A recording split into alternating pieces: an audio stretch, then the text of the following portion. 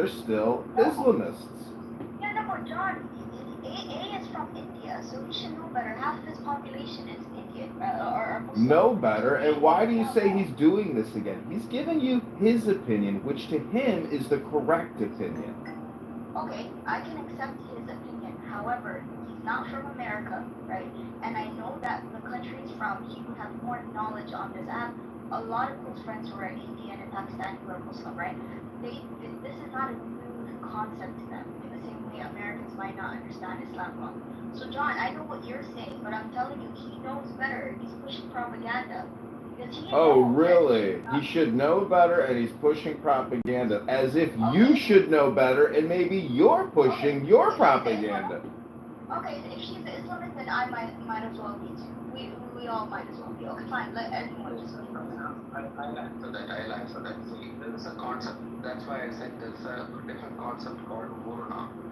Muruna means temporary suspension of. 1 second, I'm coming. Temporary suspension of what you call Sharia law to fool the infidels. I'll tell you an example. ISIS gave a dictate. They issued an order. Those in the West can mingle with the infidels. They can drink alcohol. They can have more, and then to fool the infidels. And when time comes, they can actually attack. This is called lone wolf attack. That is the fool. There was an incident in Europe wherein a person converted to Christianity. He actually took baptism. He 1 second more. He took baptism and he was a regular active. He went on a stabbing spree.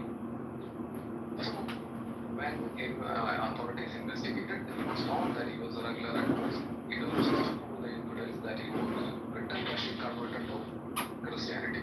So what do you think about that?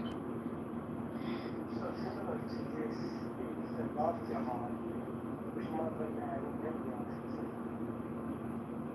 engage in behavior pretending to love Hindu women, and they marry them.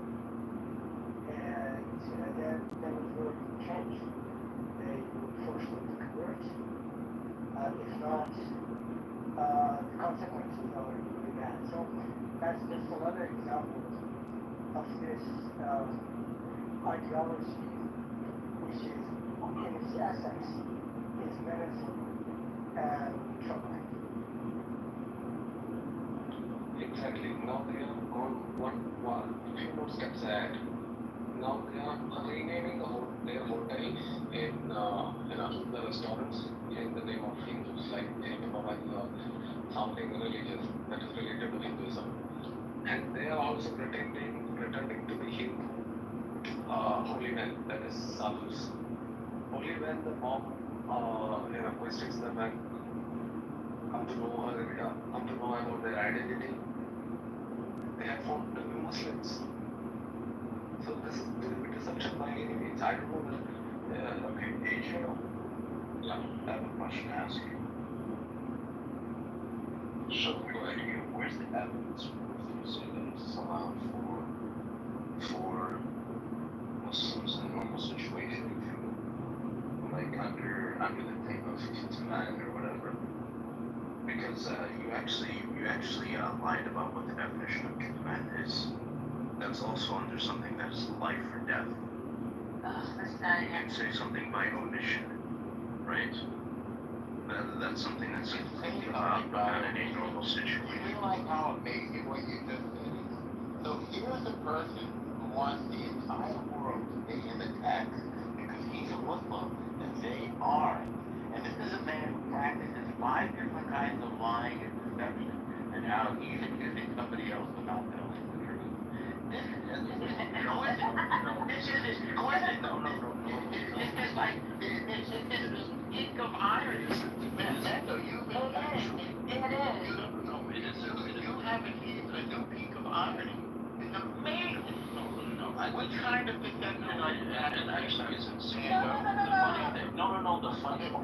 This is unpicking. Is that you couldn't even address my point without muting me. Oh no, we did invade you, but you just never know. No, he didn't. That's what you think. Because when I was in the middle of it, he decided to use going on to Changing the subject. I was going on to ask AJ what his evidence is in regards to making Mr. Haddad on things like pork or alcohol. He will have no evidence for it.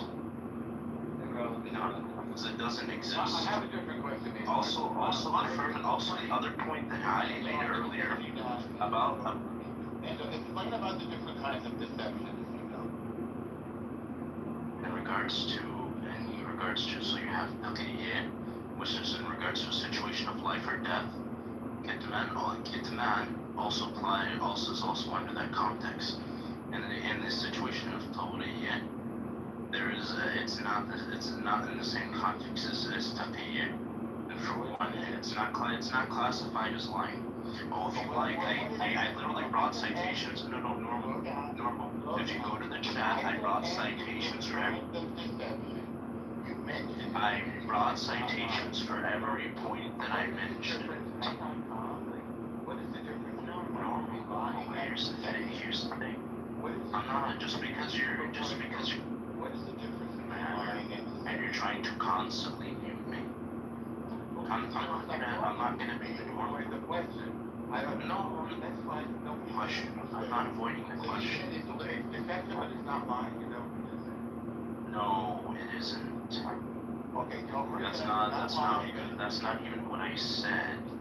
Yeah, it is. I said that Kitman falls under the same type of ruling as taqiyya. The Sunni version of this, the Sunni definition of taqiyya is different than what Ali is used to, for example. Because Ali comes from a Shia background. And the Shia understanding of taqiyya is different.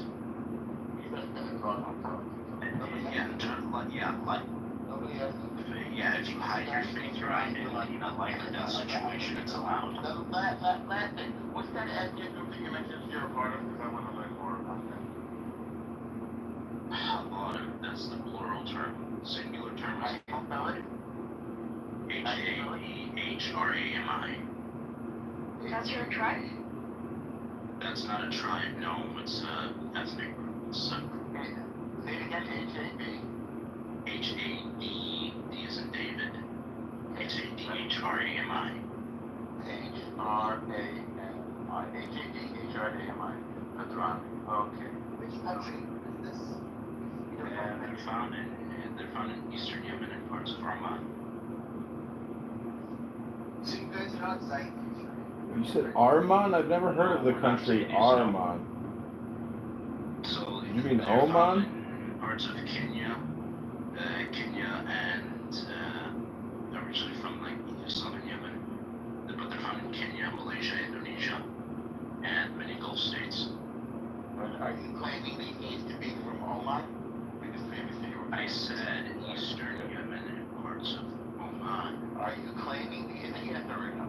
Are you I claiming just said, I told you where they're, I literally told you where Are they're you from. claiming these days to be more? What you're trying to do is you're trying to literally, like, even the Saudis in the comments are laughing at you. Because before you were Armenian. Are you claiming to be from Oman? I said Oman and not Armenian. Sabine, I never mentioned Armenian. You used to be Armenian. I never said that. It's different. I never said I know your last, I know your name before. I was never. But From Oman to. Okay, Sabina, what was my No, name? hang on a second, Mando. he used to claim, Hang on. yeah, Armenian. Wait a second. Are you claiming to be from Oman these days, Mando? Sabina, like if Are you claiming to be from Oman these days, Mando? I said that, do I need to keep explaining it to you? No, are you from Oman? Yes or no? Yeah, in terms of where my family clan is, yes. Your family. So they stretch from Puebla. They stretch from eastern Yemen into So are you from Oman or not? You're not from Oman. I think you answered the question. Yes. Yes. Okay, where are you from? Is it okay? learning deception. We're learning a lot about it. No more. Listen, I said wolf up. We're learning a He's lot doing about tequila. He's doing tequila. Yeah. Sabrina, I'm not ready to be. This is Takia in action. Takia Clown House. This is practice. Yep. Like, Sabrina, like, relax. This is not to be. Everybody is wrong. Nobody would ask a Just question. because, no, I'm literally people who are geographically illiterate. No, it's about you where you're from. You wouldn't answer. I just said, do not look up, okay. What did you just El say? normal. I'll let that go through the talk. What did you just say, Look up the Mando? What did region. you Okay, just look. say, Mando? What did you just say? I just said Lofar. Okay, you're from Lufar, right? No, Lofar. Dhofar. Look at what that is. Okay. So you want me to guess where you're from? No, it's not guessing. Anyway. Yes, okay. So thank you for participating. It was really good. You're a man of mystery. You're too mysterious to tell us where you're from. I get it. Said where? Okay. Well, it's Lofar okay. is a region, Western Oman. Thank you. Can you ask him a question about He's gone, Anna. No, I just said that because no matter what you ask me, that's some other kind of crazy answer. Anything clever. This is again maybe somebody was supposed to explain this to me. It's a particular kind of confusing question. You ask the question and then he talks to Sabina, then he says, did you hear me? Then he says, I told you. Then he says, you're too stupid to know. Then he says, use Google. And he just answer a question. And he said after a while. This is also, I think, a conflict between civilizations and cultures. There's literally no way to get a straight answer. Sorry. He's trying to get back up. Let's have somebody else because he's just deadening to hear such brain dead avoidance of a simple conversation. You know, even if it was something to I have these concepts of perception, like examples, it makes his answers or non-answer question. So again, it's a problem. It should be believed or not. These concepts of perception exist. So that becomes very problematic. Must because these are knowledge of perception exists actually several kind of ways in Islam. And so there becomes this problem, and nobody will believe in theory onwards just because of these perception concepts in Islam. I mean, I can't think of any other world religions that have embedded, multi-layered deception practices. You know, I can't think of any other world religion that has that in their system of belief. What will it take to get itself? I think the Quran itself. What will it take to get Islam to undergo, to self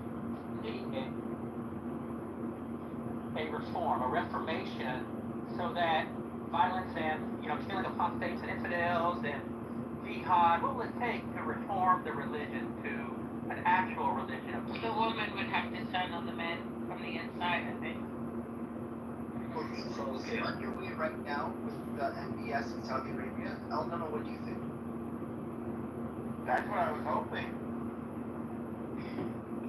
Also, let's not exaggerate MBS's, presumed kind of leniency towards women.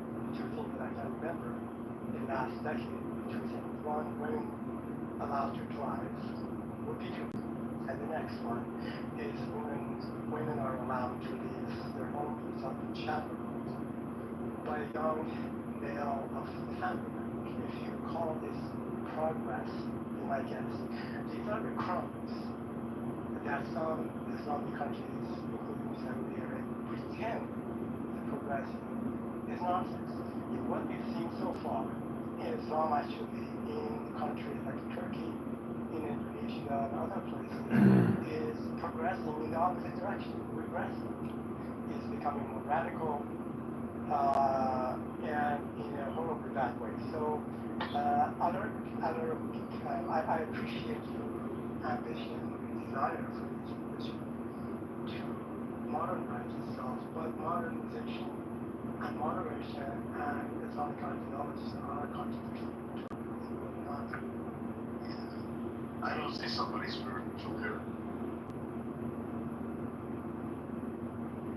Hate to dump all this garbage on you guys up right now, but like I said, she's a great person, but it wouldn't be respectful to her, to women as such, when a guy goes with a woman that he doesn't respect. This can't be that way. No, I totally get it, and don't apologize, I asked. I actually have to head off, but Shabbat Shalom to everybody, and I will catch up with you later. Yeah, thank you for your,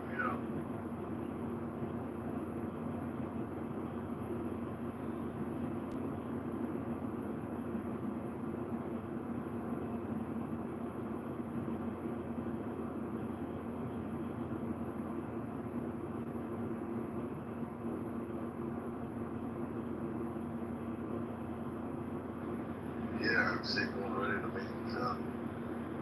Got anybody out there, Jefferson Park? Nice Polish girl.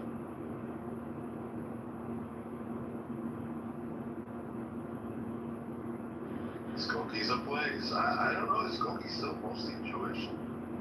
Or at least considerably Jewish? They still have my delis that I like over there?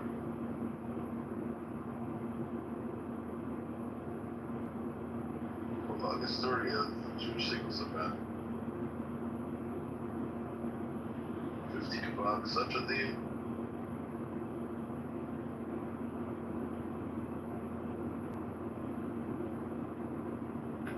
Example, I never had to live, obviously, as a Muslim woman, but I feel like the younger generation of Muslim women, they want to work, they want to have more freedom, they want to be able to have love relationships and not have arranged marriages and so forth.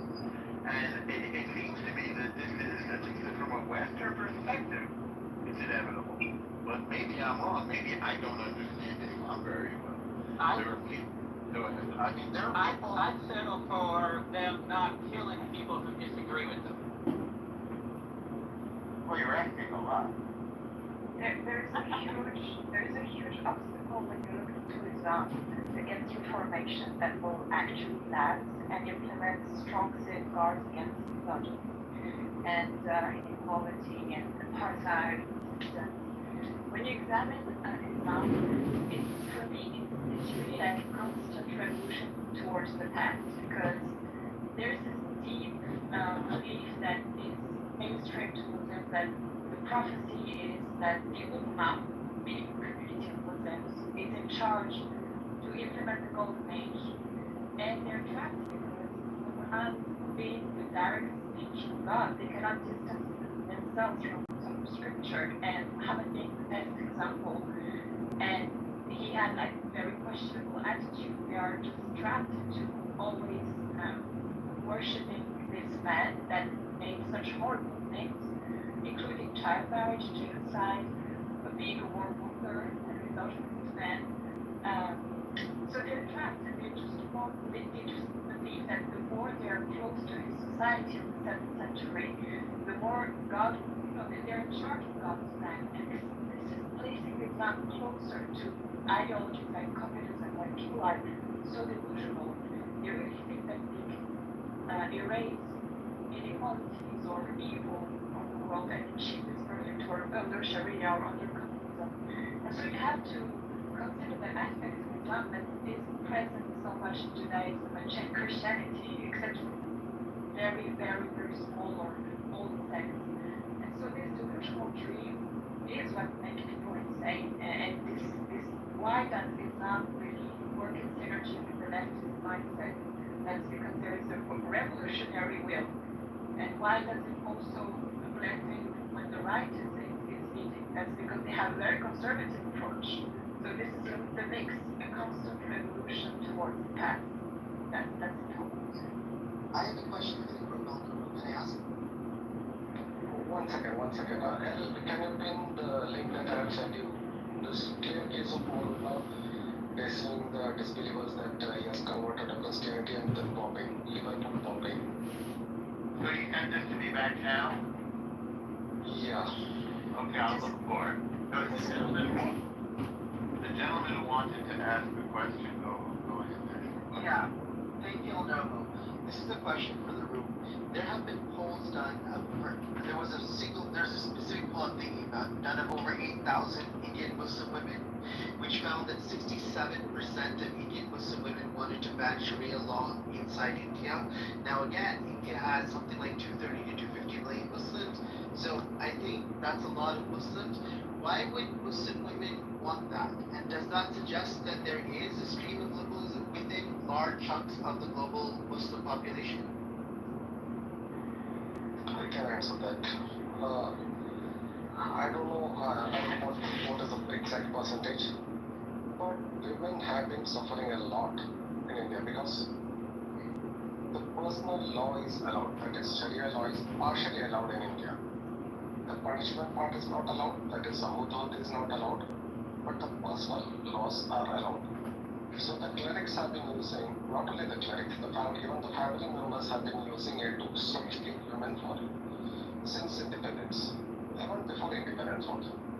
If you go to the courts, you will find a lot of divorce cases where they are not getting any maintenance, and even property, even the division of property, the first claim to property of, if I'm a woman, my father's property would be divided among his relatives, and only a part of that would be given to me.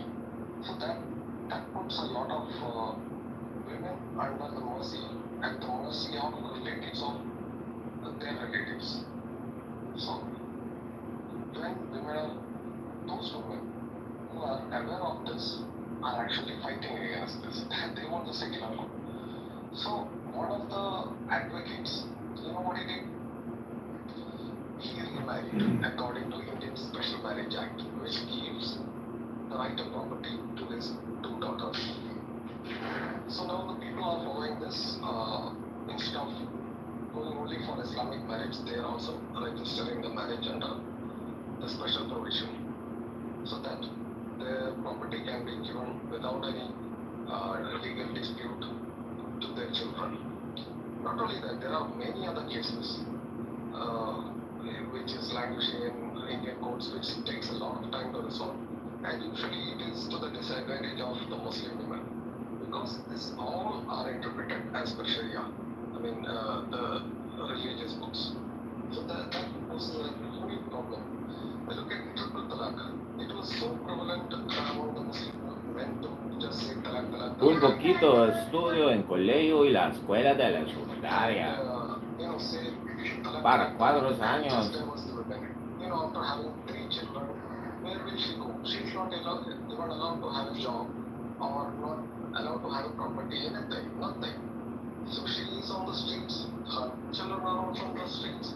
Now she married someone else, and then these children will be abused by the stepfather, and abuse goes around, and they will not be raised as a good citizens. So definitely women are getting educated. They want to do away with this Sharia law. Yeah. So here's a question. Why isn't this the case with UK Muslim women, where there is far more support for Sharia law than there is support for Sharia law in Muslims who don't live in the UK? Some of them are confronted to Sharia law and they know what it is, and some of them in the West, they're sensitized about it, and when they see horrible facts about Sharia in other countries, they say, those countries are not real Muslims, and it's not the true Sharia. We believe the true Sharia where women will be happy no matter what. That's the double speech that they have. Communists. Oh, that's not real. Exactly. That's not real. Exactly. Saying it everywhere, but it's still winning. One thing that I've listened to a few people that I don't know have degrees or whatever and stuff, and they can talk about this at length. Another thing is that there's actually quite a societal divide between Muslims and everybody else in the UK. I think that part of the reason why it's specifically second generation children of immigrants are born into Muslim families. They're actually much more extreme than even their parents were. I think part of it is because they feel like outsiders. in the UK. Literally what I feel like is happening. And so they actually find a lot of their identity when they're coming of age in Islam. And that's why they're becoming more extreme than they are where, like, you know, in Saudi Arabia, they're like, the youth are all like leaving Islam en masse, right? So yeah, I really think that's a huge part of it as well. Is there a contrarian in the room who actually can support or, you know, espouse Sharia and tell us about the beautiful, wonderful benefits, you know, that people can enjoy? Like, is anybody here an actual supporter? Not a supporter, but I can explain why people like it. Because it's totally designed for Playboy men. I mean, it's totally designed for players. Other than that, go ahead. I would like to ask Sabina a question. Are you from America? Okay. So, okay, I'll ask a question about Ilan Omar. Ilan Omar once claimed that, you know, Islam prohibits interest on loans, isn't it? So your student loans will carry no interest. Can you explain me how she gaslighted the people? Because I'll explain after that. Can you explain how she gaslighted them? Sure. Yeah. He's asking that how Ilhan Omar has said that there should be interest on loans, right? Yeah. That she's made comments like that. Yeah, to me is he saying that's the Kia or is that politicians? Because Biden said he would get rid of all those student loans too. Every politician promises to do something. No, this is a different thing. What he's talking about is Ilhan Omar saying to get rid of interest itself as a concept. I understand that, but politicians make promises like that. Like Biden said that he would get rid of student loans altogether, not just the interest, the whole thing. That's what he's promising. Like, claiming that she does that is Kia. One moment, sir, hold on. She's a politician in America, right? So you're arguing that when she does it, it's the Kia. She's not even a develop, like. No, he's arguing that it's Sharia. That it's a form of Sharia when she says it? Yeah, abolishing interest is a Muslim concept. That's what Okay, hold on. This is what I don't understand, right? And this is why some people do understand in different geographical locations, right? What's happening in India is not the same.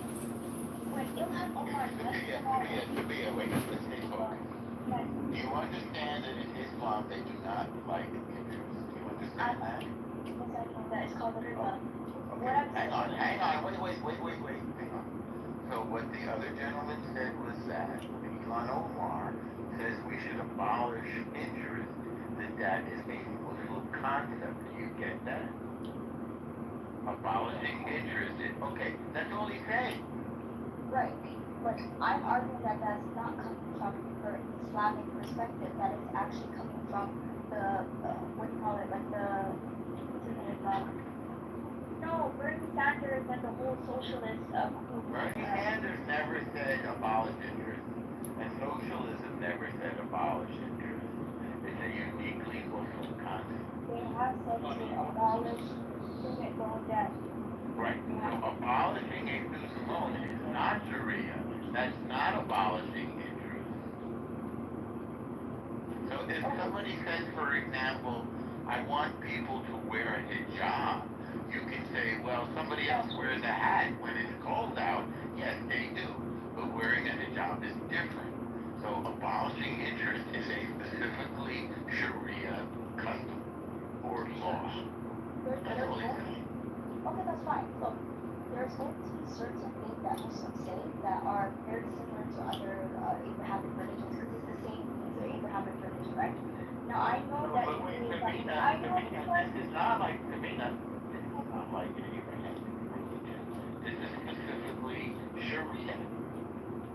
And Sharia is part of Islam, correct? It is Islamic law. Okay, so and Islam is not an Abrahamic religion? that's not relevant to what we're saying. No other religions talk about getting rid of incest. Elon Omar, who is a Muslim woman, suggesting that we abolish interest is a Sharia idea. Okay, and I'm asking, guys, and that's all I'm asking, to acknowledge the fact that yes, she's Muslim, but also acknowledge that she's from Somalia, and Somalia never had Sharia law. She's never lived under. Not the question, but you do understand My answer is that she's not abolishing like. interest Okay. is a Sharia idea. Sure. And nobody else has ever said that, except for her. Okay. Not Bernie, not Biden. Okay, so hold on. The nuns wear head coverings, yes? Yes. Normal? Okay. Yeah. So is the peg implementing Islamic law when it tells them to cover their head? Not in that case, that's different than interest. Oh, so there's overlap. Hold on, so that means there's No, overlap. there isn't really any overlap. She's the only person that ever suggested that. So are you denying that Elon Omar suggesting that we abolish interest? Are you denying that that's a Muslim idea? She doesn't know. What the Muslim idea? What do you think? No, hold on. Can I respond or?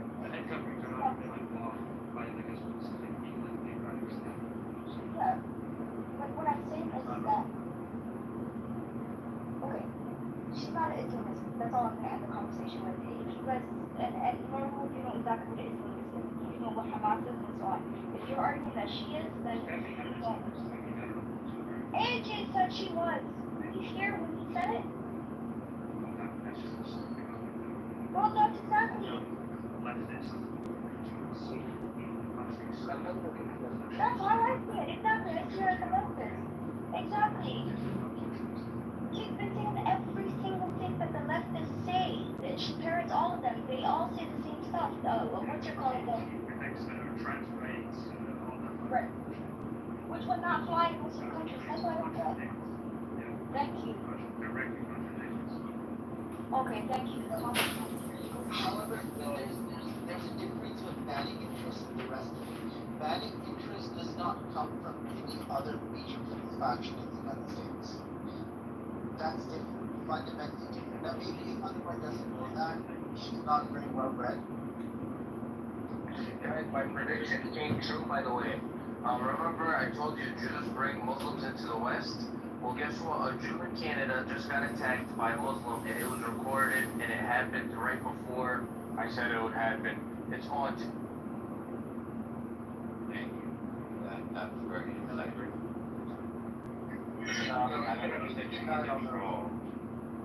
It's 24 hour. It's 20 hours old. It shows a Jewish man, and I think his daughter's about 5, and this guy is beating the guy up. The girl, his daughter's swearing all over the place, something like that. Oh yeah, I've seen the video. It's pretty fucked up actually. This somehow is trying to blame Jewish people for bringing Muslims in, which is like something kind of like a Aryan nation, you know, like KKK, like the Jews are destroying society by bringing black folks or by bringing Muslim folks is a particularly virulent form of delusion. It's nonsense. Stupid.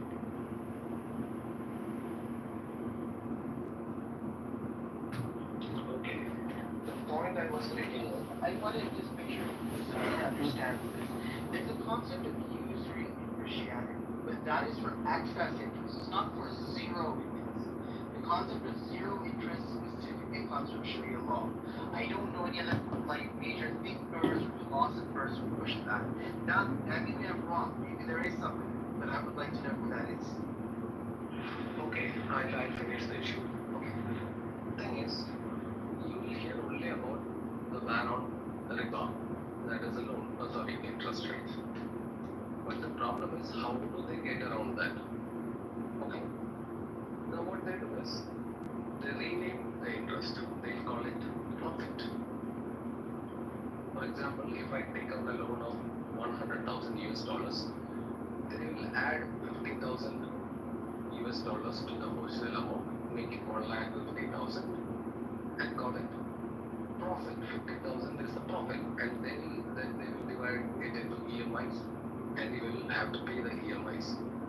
And the Muslims themselves are complaining that this is more than the usual interest rate they would have to pay. See, initially they will never say about this. And you know what? If I was talking to a banker and he was saying that we are getting a lot of deposits because the Muslims are not taking interest because they don't want interest. I told them, do you know what the other part says? He said, no, we don't know. See, the other part says this is a real trap. When Muslim is investing in a company or in a bank, you're not giving him interest, but you have to pay him a portion of your profit. So what is the percentage of the profit that you have to pay out? It is defined. So if they ask for 50% profit, you have to give them because you are not giving them interest. So this is the kind of trap that we will do. They will give nice sweet promises. When you're trapped, then they have your back.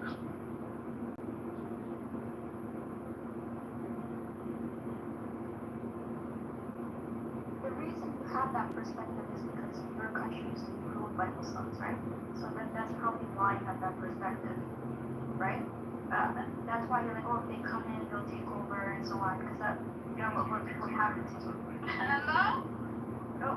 No, but that is what happens. They were ruled by Muslims.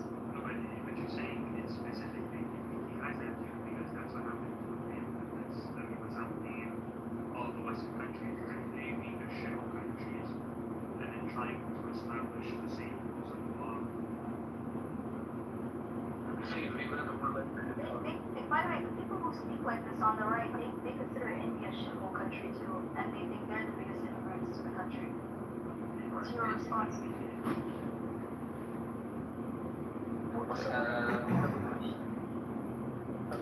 Every country was a shithole country at some point, and then became something, and then went back to being shithole, and then became something, and went. It just comes and goes, and it's crazy. No, it was a shithole too. I think it was America a shithole country. Are you serious? You don't know how bad things can be. I'm dead serious. When was America relative to the rest of the population? Compared to many places in the 1800s, 1700s, 1600s, it was a shithole. 1800s in America that was like You're talking about the proxy war that the Americans and the French had on the land? That period you're talking about? You made a claim. You said America. Yeah, but in the late 1700s, America was not. When that was.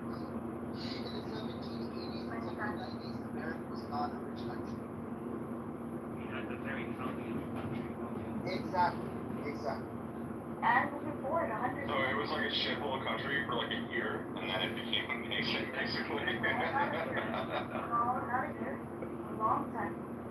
Going back. I would actually say that the reason why the U.S. has never been a shithole country because since its inception, it has had the Constitution, which has actually made it so that people can't get away with as much. I know that there's a lot of corruption in the U.S., but nearly as much corruption as to like what's happening in the UK, for example, or what's happening in all those shithole countries, So I would actually say that it was never a shithole. Sabina, I was just reading the Constitution yesterday and the day before, and it is actually a rather complicated document in terms of reading it and being able to comprehend it. It's rather complicated because it takes in hundreds of years of English legal history and theory. So there's a lot of thought that went into those rules. And so I'm just wondering, do you think the Muslims also have, if there is their set of rules, is it as complex as the Constitution? Yeah, I would argue that the Quran is a very difficult book to read. You have to learn Arabic. Yeah. Oh, I can't read an English translation? I gotta read it in the Arabic? You have to learn. No, you can learn. Was he asking me or? Okay, never mind, John. You can just ask Simon. One second. Quran is very comfortable and understand, and you're saying it is very complicated. You're putting against Allah.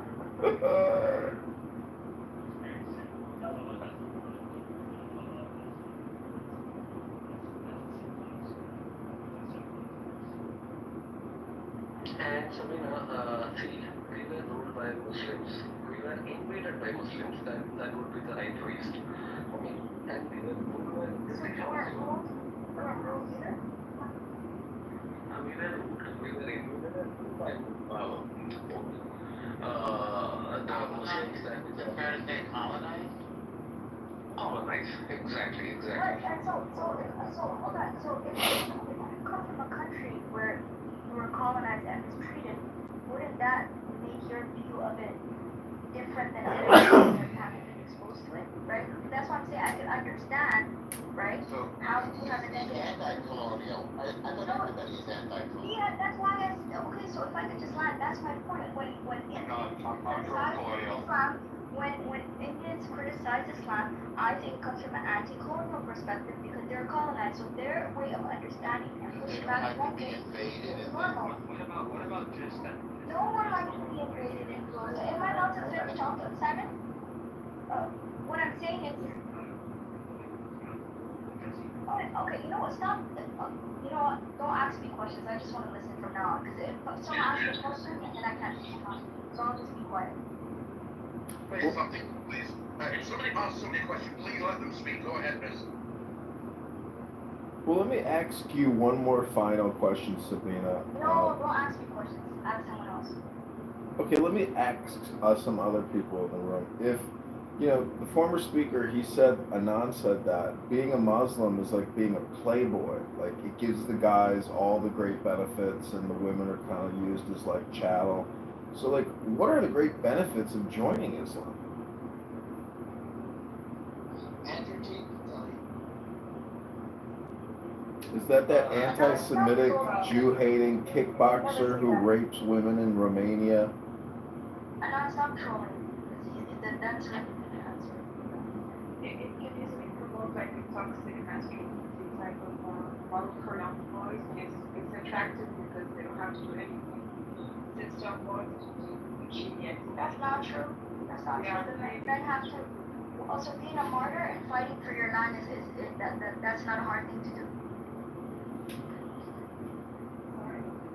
If the Muslim men are supposed to protect their country and die as a martyr, that's an easy thing for a man to do. That's easy. That sounds like a cult of death to me. You're making this word. Okay, and Israel having forced conscription for kids to be in war all the time is also a cult of death, you can say too, correct? No, that's called democracy. That's not called... So how come they don't have a choice? Why is it forced conscription? Well, they actually do have a choice. They can do social work instead. Okay, perfect. No, okay, you have every right to defend your country, right? But if someone said to you that the kids who are fighting right now in Israel, that they don't have a hard job, you would get upset, right? So don't think that we're because if they have to fight for their country and they die as martyrs, that's a hard thing to do. Don't say that it's an easy thing to do. They don't die as martyrs. Why are you making up shit? Why are you lying on You Very can talk die as about a martyr. Anyone can die as a martyr. nothing? Yeah, you can. Do you read Hebrew? You said you have to read Arabic to know the Quran. Do you read Hebrew? No. That's called it would attract evil people, gothic people. There is like between polygamy, you have the right to beat your wife, your wife is your possession. As a man, you have to fuck much. You just have to be a man. Don't forget pedophilia. To be a man grants you like so many advantages and privileges. It's just it's implausible and obvious. Yeah, I also want to point out Israeli conscription and Islamic sort of martyrdom are nothing alike. I mean, Israel's drafts protect its people from actual threats, and they train soldiers to survive and defend the country, whilst as used by extremists about seeking death to harm others, one defends life, the other destroys it. So the comparison is absolutely ridiculous. Right, the suicide bombers.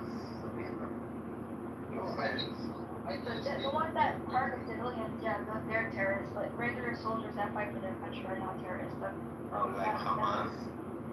I never said Hamas. Well, Germany's were refugees, they were occupied the land, we give them shelter there. But why do you talk about Muslims now? What about all the Muslims that were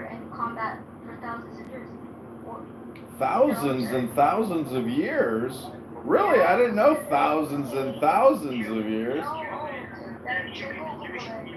The Jewish people are, the Jewish people belongs to the land of Palestine. There is no Israel anywhere else. That's why I'm here. If you are talking about the killing the people because they're You should look at your book, Father. Hang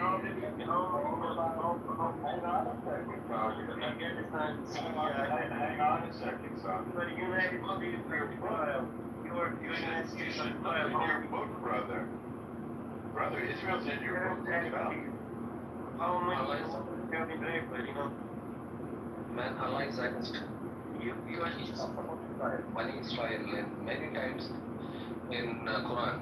And I would like to answer Sabina on the Indian issue. See, we have been colonized by both British and the Muslims. So we never kept grudge against British. I was pissed off as a Christian, as an ex-Christian. I was pissed off British more than the Hindus themselves. But they don't remember. They don't keep all this grudge against Christians or. And what happened? The Muslims. It was not the British who divided the country. It was the Muslims. In 1934, they asked for they asked for a separate country because they said that we cannot live with the polytheist. They got two countries which they said that we'll make paradise out of it. What is the condition of Pakistan and Bangladesh? They're shitholes, much more shithole than us. Yes, we are a third world country. We are very complex, and we are progressing. We are a young country. And it is too complex, unlike other countries, it is too complex that it will take some time to get our act together. I agree with that. But we do have a space program. And see, the problem is now the Muslim population, there was no total population transfer to Pakistan. Those who voted for Pakistan stayed back in India. We allowed that. If it would have been any other country, they would have kicked them out. And now what they are doing is now their population has increased. Now you know what happened in my country? The Muslims took out a procession and a 10-year-old kid, I don't know whether he is 10-year-old, less than that probably. He has actually called for genocide of Christians and Hindus in India. He called for genocide of Christians and Hindus in India. This is the condition of, this is what Muslims are doing in my country. And other things that they are doing is they drove out Kashmiri Pandits from Kashmir. 3 lakh people are refugees in my own country. Those are Hindus. And they are not allowed to. 500,000 non-Muslims were kicked out of Kashmir in a matter of days in 1990. That's what they were directly. You know what announcement was made from the mosque speakers? Leave, convert or die. Really, chilling. This was from mosque. This is happening in the free India. Okay?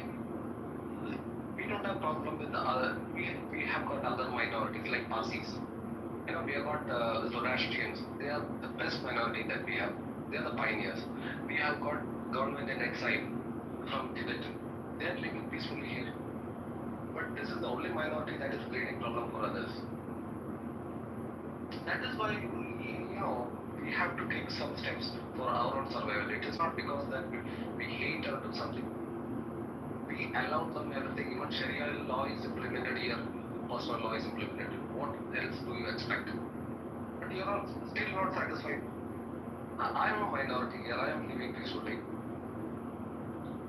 Believe me, if you are peaceful in India, you can live a very good life. Nobody is going to snatch your women or nobody is going to snatch your property.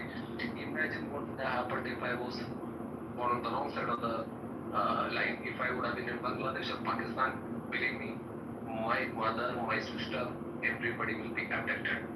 There will be always a threat of abduction.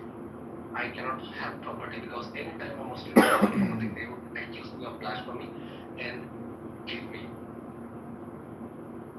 Even in conservative areas in India, I had beef, like in the Hindu majority. I used to have beef.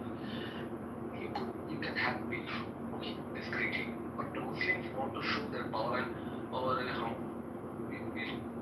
cut open your rubber cow and show it to, like promoting. That is when problem happens.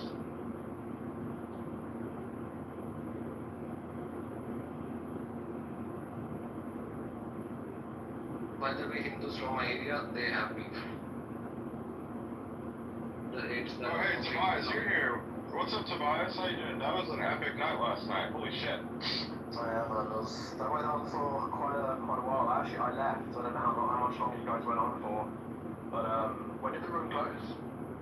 It didn't close until like 4 o'clock today or something. Wow, it's crazy. Yeah, or 3 o'clock, yeah, something like that. I don't know leaving, but yeah, that was epic. Yeah, and fucking hell, that was like, yeah, it was just fun. Thanks, man. Yeah, the first time that really happened here, that was epic. Oh yeah, no, absolutely. Tobias, I have a question. Actually, here, give me just 30 seconds. Yeah, as long as AJ, that I've always felt that I know that most Indians are like good, hardworking people, and they're shaped by their sort of culture and faith that actually value respect and tolerance in their community. And Hinduism, which is obviously the majority religion, teaches good principles, very much connected to like non-violence and harmony. The country's challenges are obviously made worse by many decades of aggression and terrorism from Pakistan, but the people continue to live, work, and build. So I think earlier the comments about India as being a shithole, I think actually that kind of ignores the reality of who people actually are and what they stand for. Well, I'm not saying that the people are shit. No, I'm not responding to you, Simon. I was responding to. Was it I directly said India was a shit? Was I? Alright. I mean, like, again, but like that doesn't exclude, like, I would say like Nigeria is also a shithole country, but like Nigeria people are extremely hard working. So it's not to discount like the actual people themselves. Yeah, it was. You weren't the only one that said that. It was also that lady, that Muslim lady earlier, where she said it in a way that was directly not for the reasons that you said it. That's what I was mainly referring to. I lived in India. I loved India. I don't know. I had a great time when I was there, so I don't think it's a shithole country. But so Tobias, my question for you is, what do you think about all of the protests going on today in like every city in the UK? Do you think it's gonna work? Do you think people are done with it? What are the It's going on. They're migrant protests essentially. All over the country. Small towns, big towns, cities. Yeah, I was kind of watching the news earlier, and they were like kind of going to all the different cities, kind of like interviewing people, and it's like so it's in at least 40 towns and cities, but I think there's a lot more going on because I saw them in my town too when I was in town. It was smaller though, but yeah. What are your thoughts on this? It's getting pretty crazy here.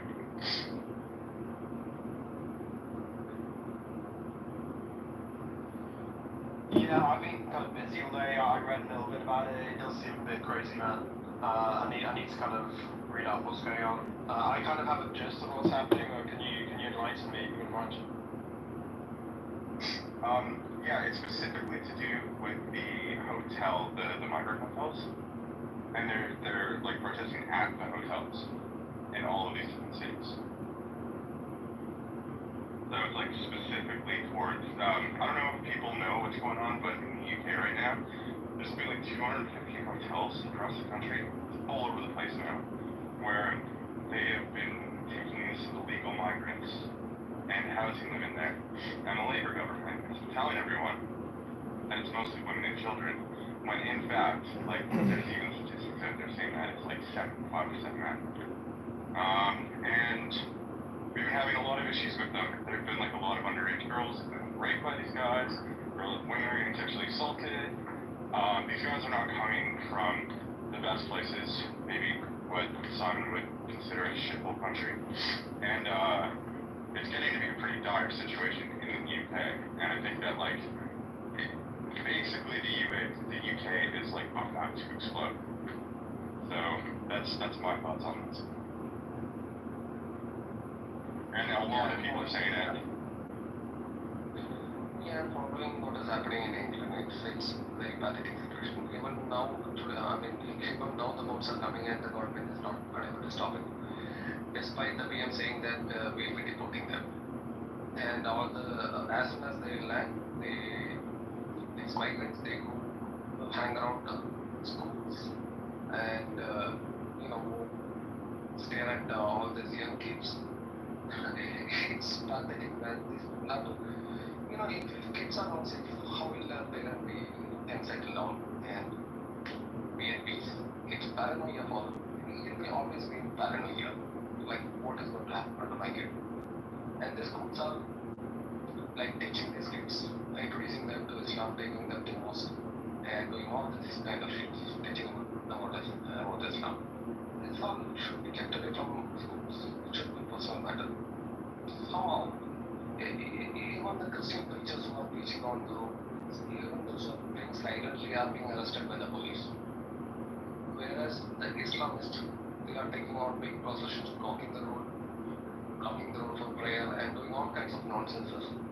Nothing is happening to them. Absolutely nothing. Well, yeah, so what I will say is that I think part of the outrage is obviously that, like, women and kids are at stake now in many of these towns, and they're putting them in little towns that, like, some of them are even outnumbering the actual, like, main population of the town.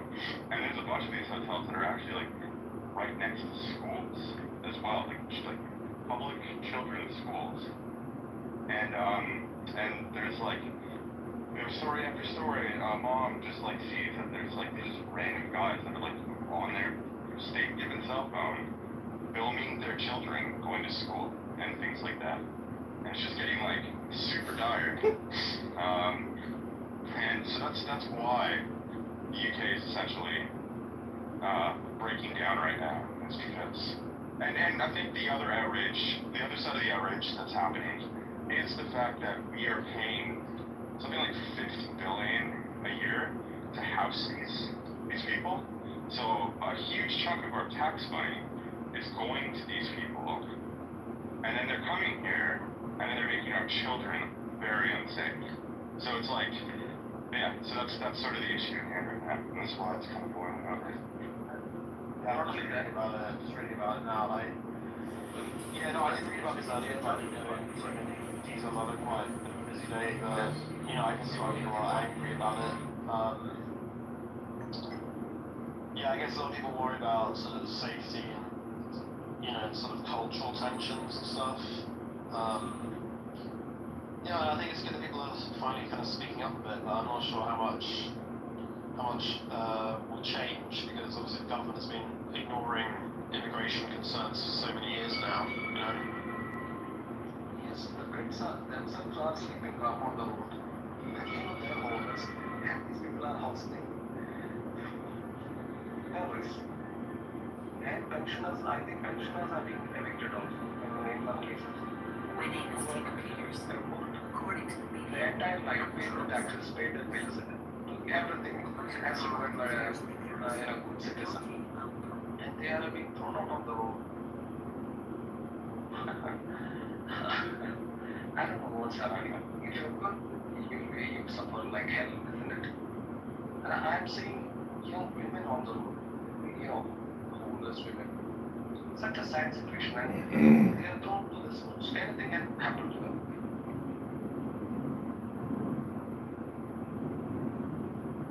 Yeah, I mean, one other big thing that happened that has people in arms is that, one thing that specifically happened that has, like, veterans in arms, for example, in the UK, is the fact that there was like a government-funded veteran housing estate that they kicked all of the veterans living there out to rehome migrants, like boat people, which is pretty outrageous as well. It's like they care so much about those people that they're willing to, like, throw their own people under the bus day in and day out, and allow children to get raped, allow women to get raped, allow weird fucking things to happen. Like, I don't know if anybody saw the viral video that happened yesterday in London.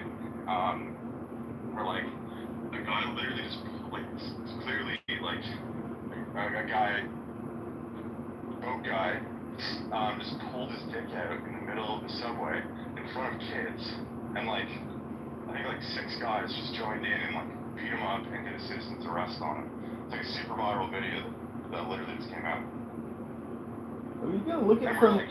Can't you see it from the perspective of the Muslim man who's 28 or 32, living in a hotel in a foreign country that he's never lived in before? He just came out of a war-torn place, and he's angry. He's not feeling that great about his situation in life, so he might take risks and opportunities that violate the law and are antisocial behavior and are just destructive. I'm just saying, what is the perspective and the attitude of the migrant living in the hotel in a major Western city? So I could kind of disprove your point. So actually, the majority are not coming from war-torn countries. They're actually coming from countries where there's no war going on currently, and they're being called for essentially economic migrants. And yeah, and like so it's not they're not coming or they're coming here to get free money essentially, because I'm all for saving refugees, getting people out of war-torn countries. If people are unsafe, I would say that the UK, now that it's the rape capital of Europe, I would start to say that women and children should probably start migrating out of this country and go to a safer country. But yeah, a huge portion of these guys are not coming from war-torn countries. They're coming as economic migrants because the government is giving them money, giving them free housing, giving them a cell phone, to get a weekly allowance, and most of them are ending up with permanent residency in the country. How many of them were sent back? Almost none. Almost none. What's the process? How long do they wait for decisions made? Well, there's so many people that have come into the country, the courts are backed up by about 2 to 3 years. So it takes about 2 to 3 years now to find out if they can stay. I think something like 90% stay, and they get permanent residency. And at that point, if just say they do something like rape a child, at that point, they can just rip up their other passport and say, well, I don't have that passport anymore, so you can't deport me from this country. And the other thing that's outraging people is the really lenient sentences that are happening to these people.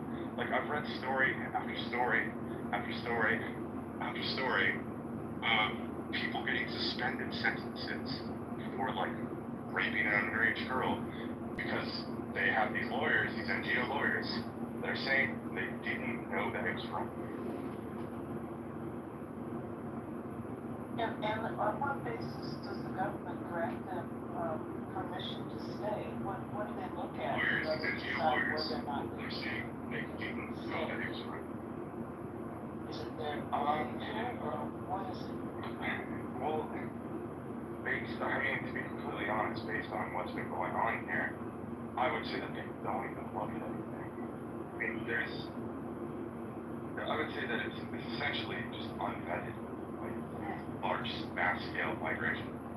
So there are people that are coming here that have, like, rape charges, for example, or murder charges in the previous country, and they're not checking them. So there's all these people that are in the country now. I mean, one of the things that's, like, really scary, for example, is that the previous Tory government hid an entire Afghani refugee program from the public, and without us knowing, some obscene amount of Afghanis came to the country, and they put a complete media block on it. And it's turning out that a lot of these Afghanis just applied for the program that did not work with the UK Army or the US Army, and we're working as interpreters.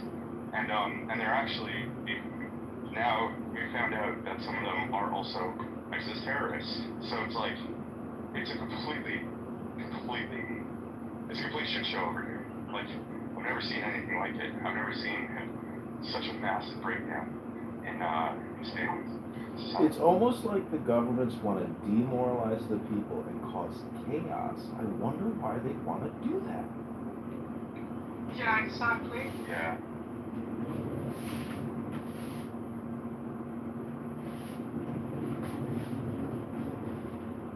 I mean, you do realize the only way to rule Clown House or, Clown World is to destroy Clown World or, to essentially divide and conquer.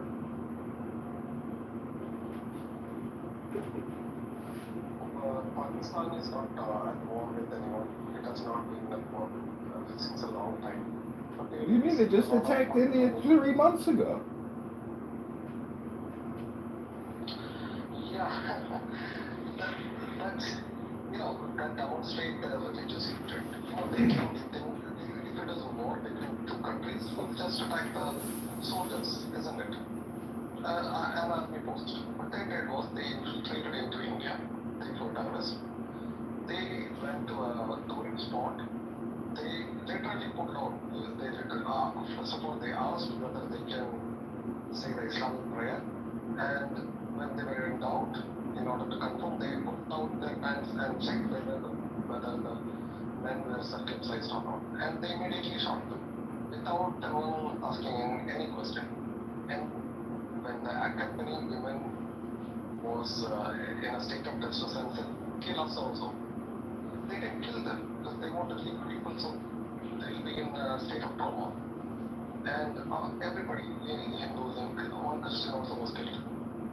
So this is the religious hatred. We don't, there is no other problem other than religious hatred. I would like to inform the room that there is a Islamic prophecy that says that they will conquer India. It's called Ghazwa Hind. You can just type on YouTube Ghazwa Hind and you'll find hundreds of videos that prophesize this. They're already ready for this. And there are people asking, when we conquer India, what will happen to all the Hindu women? Whether we'll marry or whether we'll keep them as sex slaves? This is the kind of idiotic question that they are asking to clerics. See the kind of indoctrination and the kind of hatred that they have against others. And even the children are so indoctrinated that a video came up.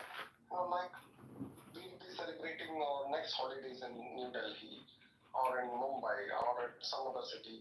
You know what that implies? That implies that Pakistan will conquer India and they will either convert or kill all Indians. And even celebrities. That's another, we love the Pakistani cricketers when cricket happens.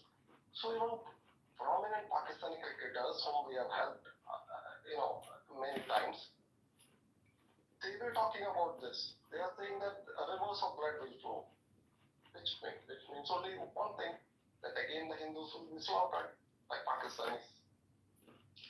They believe in this. So it's not Islamophobia or any bullshit.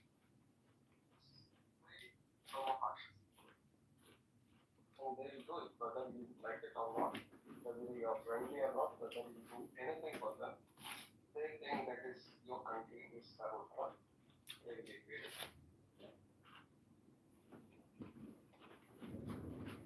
From a Western perspective, importing high testosterone young men that are polygamists and militant in nature because of religious and, theocratic programming, it's not desirable because it causes more conflict and more concern and more work on behalf of the new host country.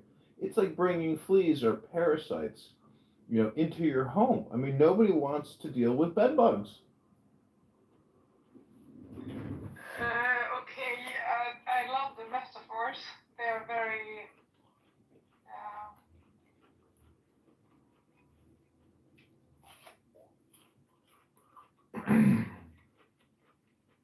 No, but I just think that they were a little bit small, maybe, but it's okay. The word you were looking for was creative. I just want you to land. I want you to hit that nail on the head, though. John. Not quite there, bro. I can see what you're saying. I just wish you were like there.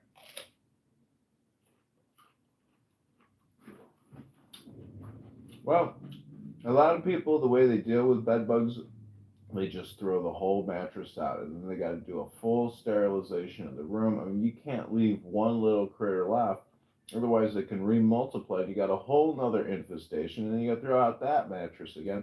It's a lot of work dealing with bed bugs. Are we the bed bugs?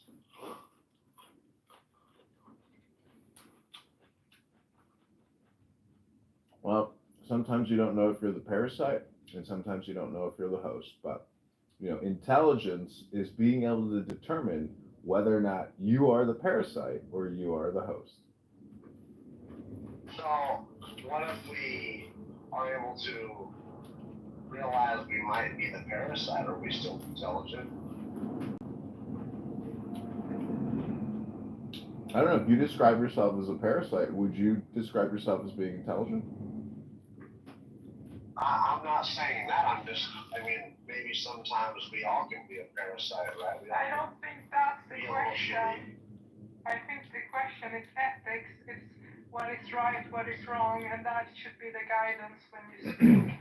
So if we don't have any guidance, we can talk shit about everyone, we can start a genocide or anything. I just think that we should have our manners in place, that's it. Agreed, but when your government and your local elected official imports thousands of Muslims into your backyard without even telling you, there's grounds to be a little upset with your elected so-called democratic leaders that are destroying your that is accurate. That's accurate. Yeah, sure.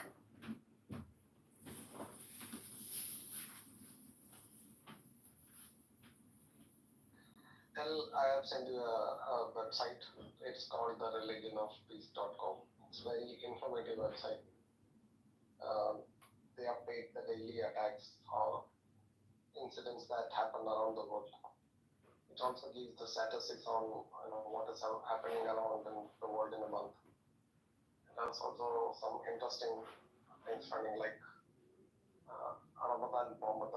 During Ramadan, the number of kills that Muslims make is given a statistic. Hinduism. Now that's religion of peace. There we go. The guy who killed Gandhi was a Hindu. Okay. Sorry, I couldn't hear you. Okay. I said Hinduism.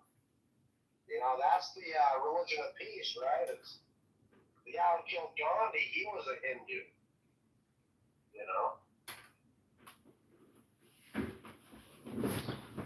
You're saying that the guy who killed Gandhi was a Hindu?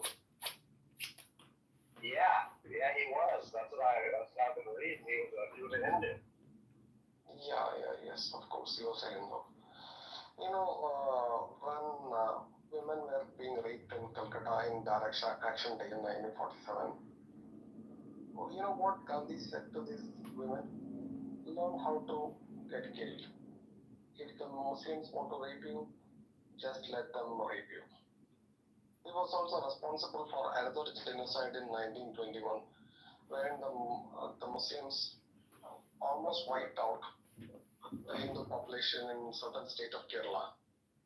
And all, including Annie Besant, was criticizing him.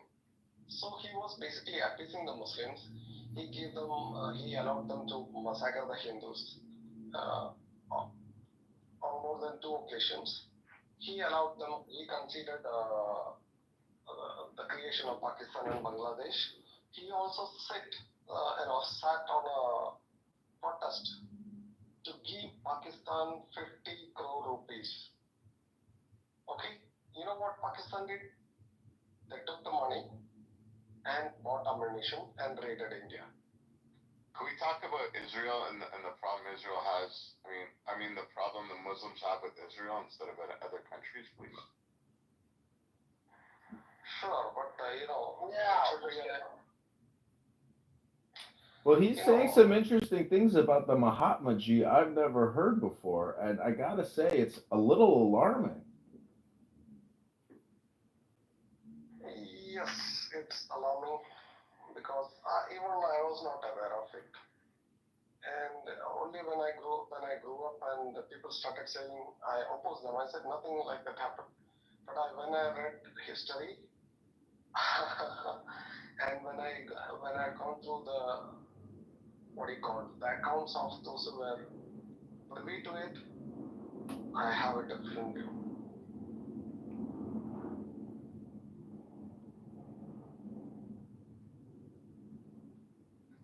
Maybe yes. I was gonna ask if one of the mods can reset the room and we can start this party. So it should not just concentrate on Israel because people will think that this is happening only in Israel and you are to be blamed. When you show them that it is happening all around the world, that only then will people realize that this is a global problem and this ideology is a problem. Otherwise, they think this is just a land dispute. I agree. So what is it in Islam that gives them this, I guess, feeling of superiority, or I can do whatever the F I want to do? This is, when they start off in madrasa, that is the Islamic schools, they are totally brainwashed. They have said everything. Like one of my friend, he did not have any much outside contact with other people. So he was told every day that Islam is the most perfect religion. It is perfect according to science, and there are many scientific facts in the Quran. And this has a certain effect on people. Okay. Then there is a Spartan lifestyle. In this madrasas, you are abused. You have to get up in time. If you don't recite the Quran, you are thrashed mercilessly. So it is a Spartan lifestyle. And sometimes even the food is very scarce. You get abused sexually in this madrasas. You can get corporal punishments. You can get severely beaten up. So where do they vent the anger? That is when these imams redirect the anger towards the non-believers. They not teach it directly initially. They'll say, Allah doesn't like shirk. And who are the people who commit shirk? Yes, it is the Jews, Christians, and here in India, it's majority Hindus. Whom do they worship? They worship the cows. And all kind of these tropes are fed into their psyche. This act, even if they don't mean it, it'll be in the back of their mind. Like a guy was describing an incident wherein this guy has never seen a Jew in his life. Okay. So both this Hindu and this Muslim was traveling on a bus. Suddenly, a foreigner alighted the bus. I boarded the bus. And he said that he's from Israel. While conversing, he's from Israel. And the Hindu guy was describing he has never seen a Jew, and this Muslim friend also has never seen a Jew. But immediately the Muslim got angry.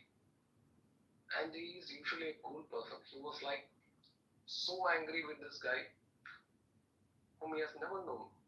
And he wanted to thrash him, but he knew the consequences. That's why he was keeping his cool. I would like to narrate another incident, very funny. Okay. Like 2 years back, a cleric was saying that we should not have fruit juice. Why? Because the juice aligned with the juice. It is the invention of the juice. Imagine the kind of tropes they are making up and distributing. It's very funny. But at the same time, it is also tragic because there are people who believe it, idiots. They've been conditioned that way, and they have this control mechanism. Everything that you do is controlled. If you don't go to mosque, people will notice and they will ask you, did you come to mosque? You cannot lie because there will be others who will corroborate the story. And if you don't come, you'll be like ostracized, and people will like physically assaulted if they don't come to mosque for a long period of time. Did Muhammad decide to call? Did Muhammad decide to call Islam Islam because they want to like slam all religions and slam all other ideologies? Is that the basis for the Muslimic, or the Mohammedans is Islam? No, if you not need a video, I got a video. I can play. The lots don't like. Yeah, mine. Yeah. I'll read the context 1 second. I have mine. You might? Yeah. Who's that? Yeah, you're not a mod. Okay. Yeah, I'm mod. No, you're not. Okay. Yeah.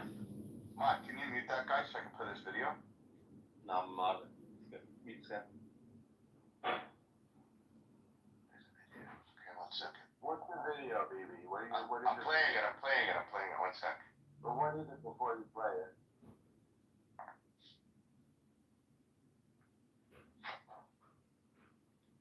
Muslims living with Hindus. Problem. Muslims living with Baha'is. Problem.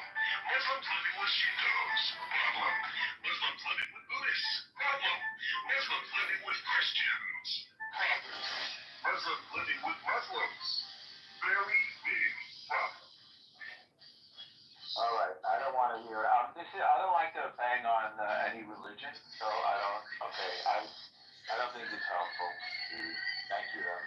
It's not banging on a religion. It's stating the facts, and then the video wasn't even finished. I understand. I muted it. I don't want to. It is banging on Islam. You're saying that Islam can't live with anybody. No, but you didn't let the. Okay, never mind. Not gonna argue. Yeah. If you listen to the full context of the video, they leave their country to go to another country, and then because they didn't like the country they left, and then they turned that country into the country that they left. It's like a woman that getting plastic surgery all the fucking time. You can't keep her happy, even God can't even make her happy.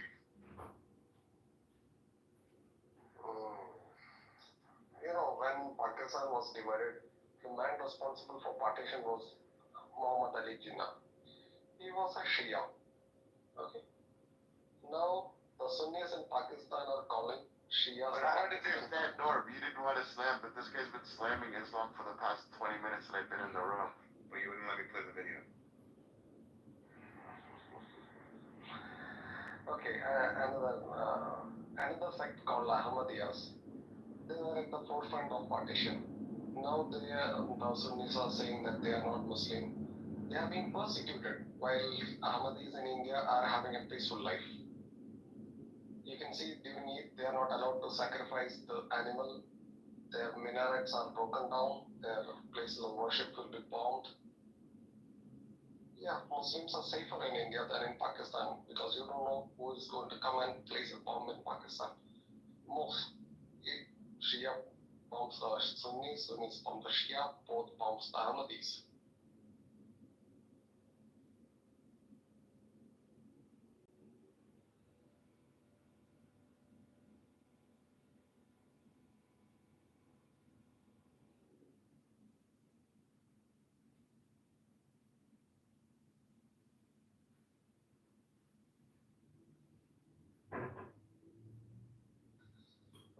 Well, Scotty has put up another room.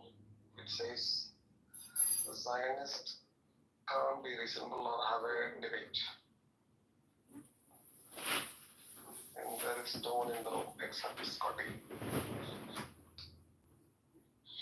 Oh, there's another live going on, is there? Mr. AJ? Let me check it. I have one. I started an Islamic, Mohammedan, Muslim nonprofit so I could help spread the joy of Quran to more Muslims and more potential Muslims. I figure get ahead of the curve before they control the marketplace. Okay, now can I play the video? Tobias? Ruben chick? But he's asking that. It's BB. Yeah, you can play that. Play whatever you want, man. Yeah, I'll allow it. Okay, and then I'll moderate you, CBB. One sec. thanks, and then I'm gonna read the context off this because it's pretty interesting. But yeah, 1 second, guys. Thanks. I think it's important. Problem. Muslims living with Hindus. Problem. Muslims living with Baha'is. Problem. Muslims living with Shintos. Problem. Muslims living with Buddhists. Problem. Muslims living with Christians. Problem. Muslims living with Muslims. Very big problem. So this led to they're not happy in Gaza. They're not happy in Egypt. They're not happy in Libya. They're not happy in Iran. They're not happy in Iraq. They're not happy in Yemen. They're not happy in Pakistan. They're not happy in Syria. They're not happy in Lebanon. They're not happy in Nigeria. They're not happy in Kenya. They're not happy in Sudan. They're not happy in Morocco. And they're not happy in Afghanistan. So, where are they happy? They're happy in Australia. They're happy in Belgium. They're happy in France. They're happy in Holland. They're happy in Italy. They're happy in Germany. They're happy in Spain. They're happy in Sweden. They're happy in Denmark. They're happy in the USA and Canada. They're happy in Norway and India. They're very happy in England. Loads of welfare benefits. They're happy in almost every country that is not Islamic. And who do they blame? Not Islam. Not their leadership. Not themselves. They blame the countries they are happy in. And they want to change the countries they're happy in to be like the countries they came from where they were living with.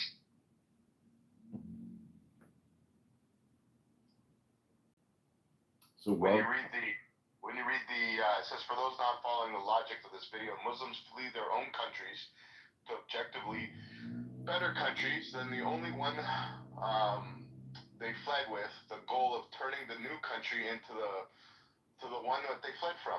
No logic, but it's their religion that tells them Islam is to take over the entire world and enter every house. Many other migrants flee countries that are not Muslim, but the difference is that they assimilate into the countries by respecting its laws, but becoming more like the people in it, sometimes for the better, sometimes for the worse, but they do not have an end goal of turning it into the place they came from. That would make zero sense. Well, you can't put the blame necessarily on the people that want to make their new host country like their former bad host country, because it's really the leaders of the Western countries that are letting them in to begin with. Those are the most guilty, in my opinion, of all, of this whole dynamic. It's the people in the West that are letting these Muslims in. I agree. And why do you think that is? And you're a very intelligent guy. Do you think they're doing it because of votes? I think it's clown world. It's a wokeism, and they are trying to malign and destroy their own country in order to essentially maintain power, which you could say is votes. No, they're doing not just for votes. They're doing it because these people come and work the jobs that you would not work.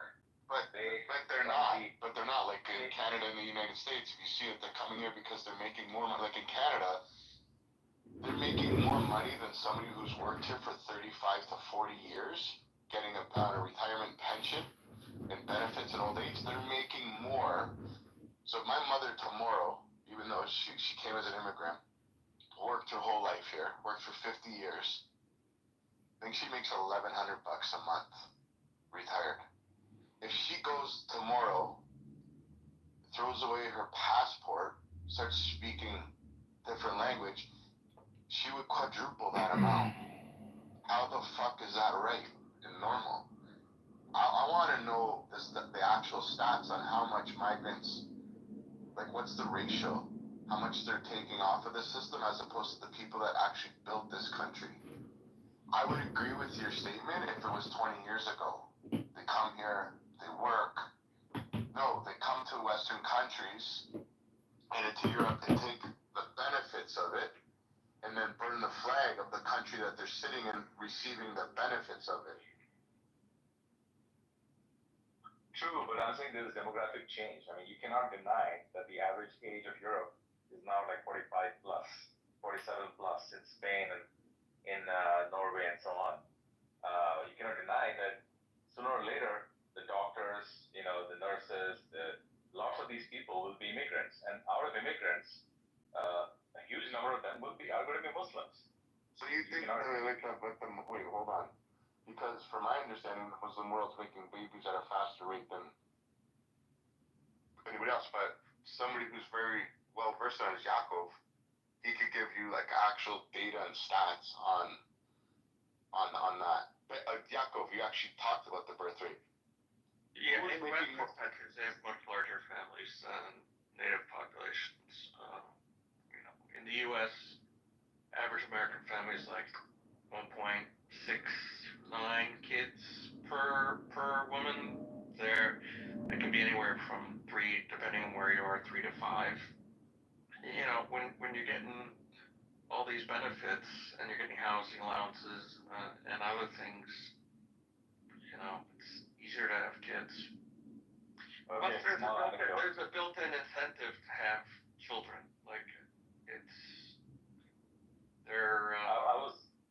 they're taught, more kids equals, better future and quicker path to taking over. Absolutely. Quick anecdote. I was in a cab in the U.S. and the guy who was driving me was originally Palestinian, right? Who lived in Egypt. And he was telling me, I just happened to ask him, like, what do you do? He's like, I have a business. My sons run it. It's a mechanic shop, garage. And he's like, I have a good business. I'm like, okay, cool. He's like, yeah, I have 5 kids in America, 5 sons. All of them are supporting me in the business. I'm like, wow, that's a lot of children. Oh, he's like, that's nothing. He's like, that's nothing. My cousin who lives in the West Bank has 125 grandchildren. 125 grandchildren for one man. Because he has 15 kids and 125 grandchildren. I think he was exaggerating, I don't know. But no, but that goes back to the average age of 45 and older. I believe it's way younger. The thing is, like, trying even living somewhat of a decent life with like 15 kids and like fucking 125 grandchildren. It's like, there's no, like, if you're living in poverty and you're just having sex and kids, it's like, okay, cool, like, there's nothing to aspire to. But like, when you're living a somewhat decent life, like a Western country, like, you don't want that many kids simply because like your standards of living would be drastically. But why not? If the government's giving you benefits to pay and you're living better than somebody who's worked there their whole life. But the problem I see with the problem I see is I don't think it's the problem of having 15 kids. I think the problem is when you're in that country receiving the benefits of the 15 kids and then you burn a flag of the country that's giving you the benefits. I think that's where the big I wake up and I know the median age for Muslim Americans. I don't really care about that. The median age for Muslim Americans is 34, compared to, depending on what sector you're looking at, anywhere from 39 to 48. So they are significantly younger. So you can compare 34. Actually, the best way to compare, best two numbers to compare is 34 to 48 median age.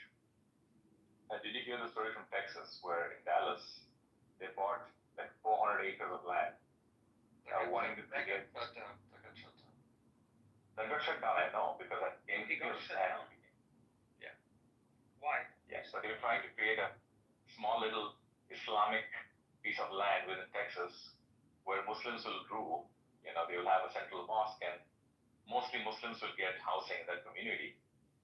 And they were trying to create a small little Sharia law. In Texas. So the way they got around doing that, and I don't know how, I have to look into it, I don't know how Governor Abbott shut it down because it's a local land use issue. But he claims to have shut it down. But the way they got it, you can't just sell property to Muslim Americans. It's just not allowed. What they did do is to say, there's essentially it's a homeowners association, and there's a common fund that you have to pay into, and a large percentage of the common fund goes towards maintaining, I don't know what the Muslim word is for mosque, but the masjid, I think is what it's called. So a lot of that goes to masjid. Thank you. So like Christians, Jews, or anybody, probably don't want to be surrounded by all of that, and B, don't want to be supporting that financially. So it's a cute way of gatekeeping. And I think legal gatekeeping. And I think the problem is that I think 90% or 99% of the room wouldn't care. They don't have a problem with any religion as long as the religion is not impeding on your life. Or like I don't see many other religions where they leave the country that they're in, go to another country and try and rule the whole country and make everybody their religion and don't want to contribute to society, want to make their own society. I think that's where the big problem is. And I think the elephant in the room is who we all see. So that's where the big problem comes in. Like Look at Syria and the Islamists in Syria. They're throwing Druze off of cliffs that they just murdered. I mean, it's a murderous overthrow of the governments and the locals. It's submit to Sharia or die, and you're lucky if we don't kill you, even if you do submit to Sharia. Yeah, and where's the outcry? Where's the rooms? Where's the clubhouse rooms? Where's the Twitter spaces? Where's the Instagram? Where's all these rooms? Where's these protests about what's going on in places like Syria? And I think there's a huge number of places that it's going on right now. Where is the outcry? There is none. They're not. You can go to Amir's room and he says, I don't talk bad about Hamas. He says, that's not my job. I don't talk bad about Hamas. So you have, and he will call people kufers, and listen, if you're an Islamist and a Muslim, like you got to stay on code. You can't break from code. Islam is a spectrum, on the extreme spectrum, there are jihadists like Al Qaeda and stuff. On the other side of the spectrum, there are people like the mayor from London, and now possibly the mayor of New York. Right, they're on the other side of the spectrum, and in between is everybody: the lawyer, the judge, the housewife having multiple kids and sharing her partner with 4 other women or 3 other women. They're all in it for the same cause. Some just directly kill you, some don't. That's it. Education does not matter. Nothing matters. Do you remember when that Sinbad or Sinbar guy got killed? The leader of Hamas, he got killed. Well, I just sent a picture of that dude to Amir because he didn't believe that it was actually him. And so I sent him an actual picture. He blocked me permanently from his room. It's like he's definitely a Hamas sympathizer, just saying Amir. Not just a sympathizer, he is a potential terrorist and a terrorist promoter. I agree. Absolutely a promoter.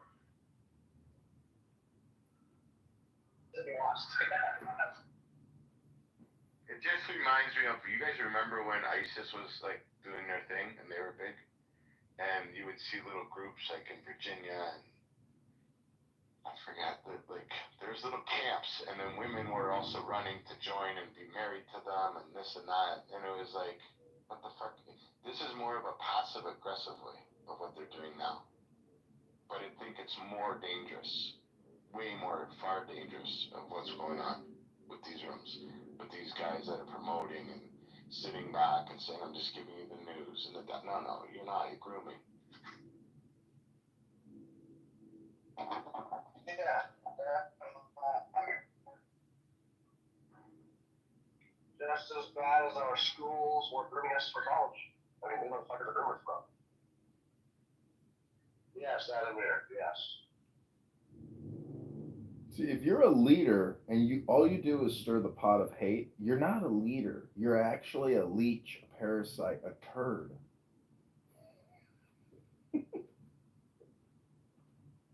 Yeah. Absolutely. Well, no, that's the problem. People are afraid to talk about Islam because they're like, oh, we're bashing. No, you're not bashing. If somebody's robbing a bank, no, but listen, that's the problem. People are afraid, right? But if we're talking about bank robbers because they rob banks, then they're like, I don't want to give bad word names to bank robbers. No, you're doing a bad fucking thing. Somebody needs to talk about you. And there needs to be more and more people talking about it without the fear of being called Islamophobic. See, Sabina will say there's a difference between Islamophobes and Islamahate. See, Islamophobia suggests that you are fearful of something that you are unaware of, meaning that you haven't really truly learned that Islam is a religion of peace and harmony and balance and stability. So you're accused of being fearful about something you don't know anything about. And when you attack Islam, you're called an Islamic hater. So this is all just political reverse psychology, and it's absolutely ridiculous. And you should be concerned not just about the religious aspects, but you should be more concerned about the political ambitions. It's a political movement primarily and deals very little with spiritual, psychological issues with regards to peace and balance and stability and harmony and love and law. It's political. It's a political movement to control you, to usurp your rights, your constitutional God-given liberties, with a new set of rules, which is the final revelation, the religion that culminates the Abrahamic religions and summarizes it in a brilliant new flash of political ideology. Wow, that was amazing. Garbage philosophy, it's a primitive philosophy. They worship death and some Islam, Western Islam, ancient buckets. Agreed. See, if they were more intelligent, they would actually be reading poetry and doing taqiyya by giving you maybe the fruits of Islamic scholars like Rumi, and that because that is a great book. But again, that deals with psychology. That to me, I've read Rumi many times. It's the only intelligent thing I've ever read that has come out of the Islamic world, and it was Persian. It was not, Arabian.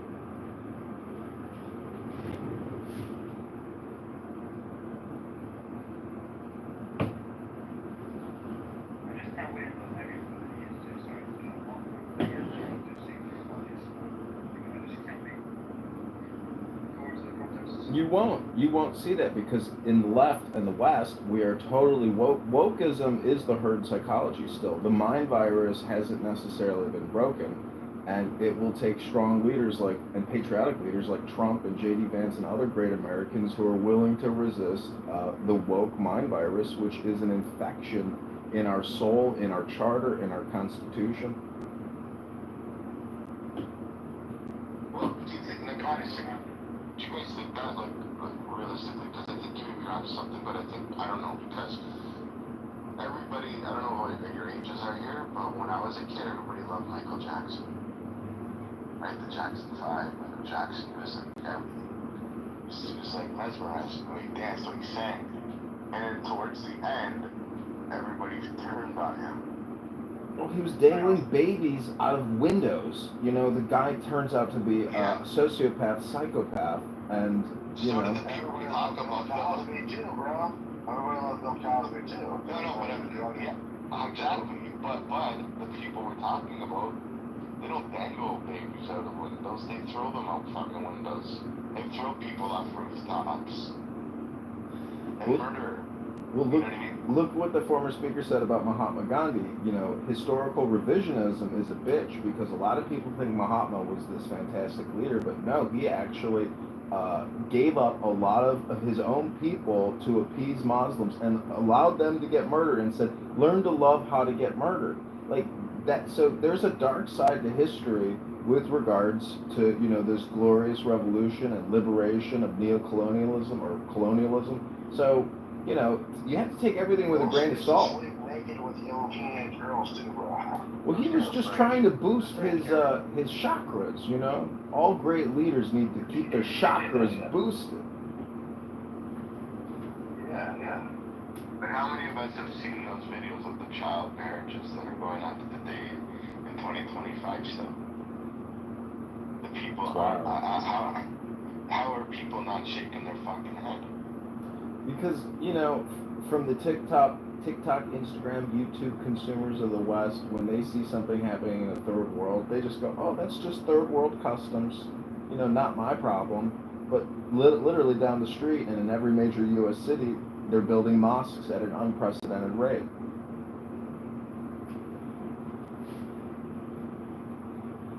That's the culture.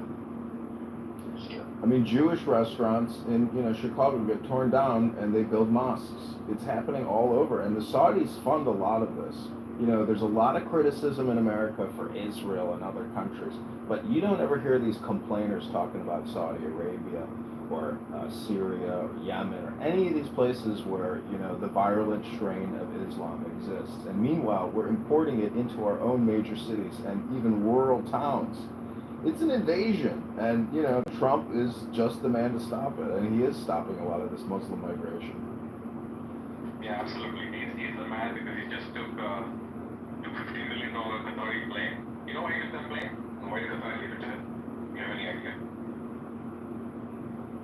Well, see, he's a smart guy. You don't kick a gift horse in the mouth if somebody says, hey, here's a $250 million toy, and people criticize it. But go ahead, Sheba, why?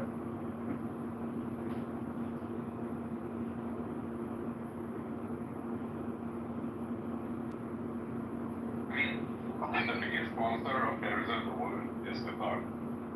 Nobody comes close. Iran doesn't come close to Qatar. Qataris are the only people who sponsor both Shia and Sunni terrorist jihadi groups. Okay? And the Qataris have a huge American base protecting them. The king leadership of Qatar is being protected by the American military. Can you imagine what we're doing there?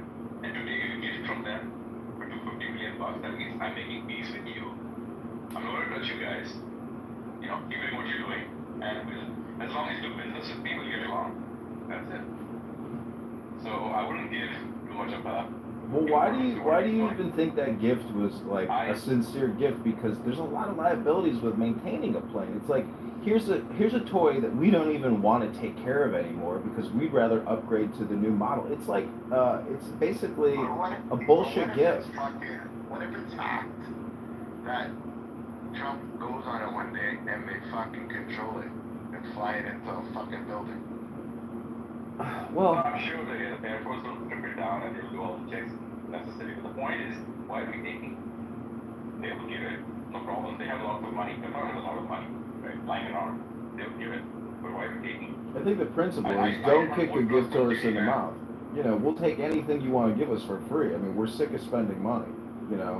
How about you give us something? The point is, it's a fucking insincere gift. It's a stupid gift. But the fact that the media blows it up and claims that he's violating emoluments and that he's taking a gift, it's his gift, it's going to go to his presidential library. It's like, fuck off. Like, keep your stupid fucking plane. But, the principle is, oh, you want to be nice and give us something? Yeah, sure, I'd love to take your gift. You don't kick a gift horse in the mouth. I mean, we're tired of paying for everything, and why the fuck not get something like that for free?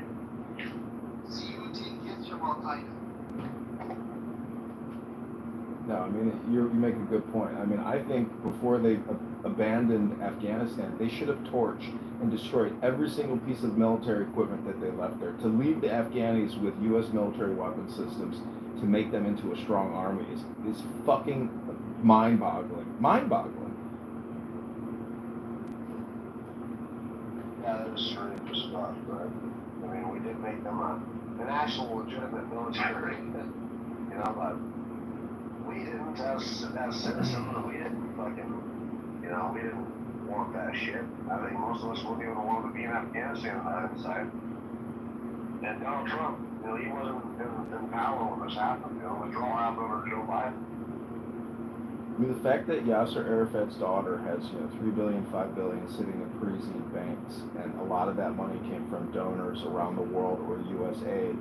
American leadership is schizophrenic in their decision making. They support both sides of wars. It's like, pick a side, pick your allies, but don't support everybody and give everybody American taxpayer, funded items. But they're probably giving kickbacks, John. That's probably why they're doing it, bro. You're just answering why would that seems so insane? Why would they be doing it? But they're obviously getting kickbacks and getting rich off this shit. Who's the newest Trump ally these days? Pakistan. The wonderful country of Pakistan is the biggest ally because Trump's family is doing business with them. They have a crypto exchange, or crypto coin they have invested in. And they're getting along with Pakistan. The whole family is in it. And the military general of Pakistan and his family. Can you imagine what's going on? Well, So, INET is a proxy of the Pakistani army.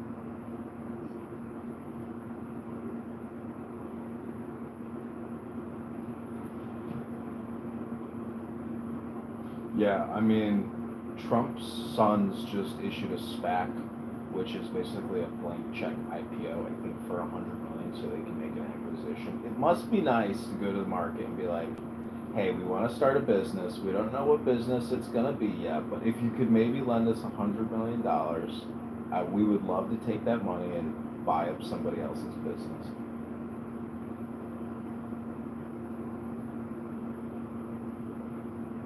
Or just gamble that money in, cryptocurrency.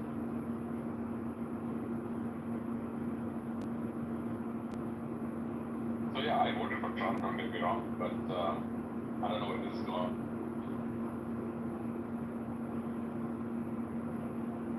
I know SPACs aren't new. There's nothing new about a SPAC. But yeah, I mean, Islam is not the religion of peace. I have the glorious Quran, and I've tried to read it a few times, and it's very difficult to read because it's so boring, and it's you can tell that it's not written by some kind of college academic, scientist or philosopher. It's really definitely written from the desert.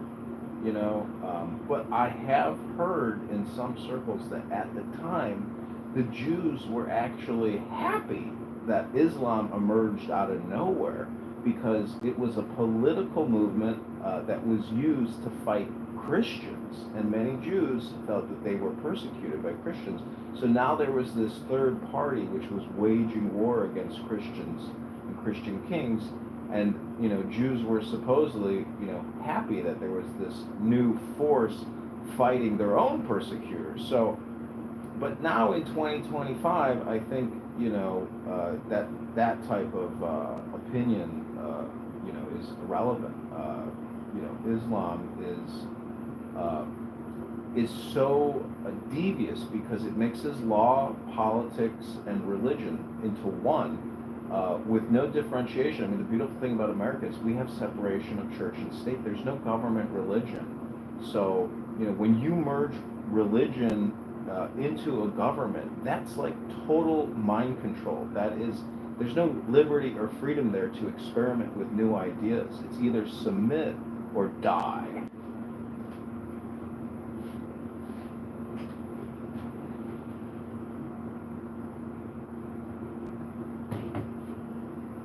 Title is fucking amazing.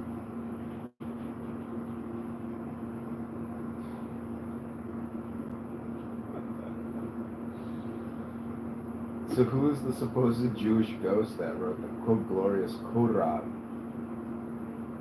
I'm wondering if they did that, if they, some Jewish guy's like, I'll do it, and he just cosplayed as a Muslim. He's like, let me make it boring. Yeah, and violent. You know what I mean? Just people. So do people like violence? Is that what's going on? Do they? Is that why it's being flocked towards? Because people need violence, or they call that a little excitement, but then they change it and call it passion. Well, because they justify it. Like the problem with the Western, the Muslim world is that like when they hear the resistance against the West, like they actually sanction it. Like and it's like to whatever degree. Like let's just say, oh, Hamas are killing Jews, or 9/11 goes down, and like these people cheer on. Yeah, but isn't there some Arab Muslim countries right now that are totally against Hamas, and people are ignoring them and saying that they're not Muslim countries now because they feel that they're traitors? I don't know, isn't Saudi, Qatar saying that Hamas released the fucking hostages already?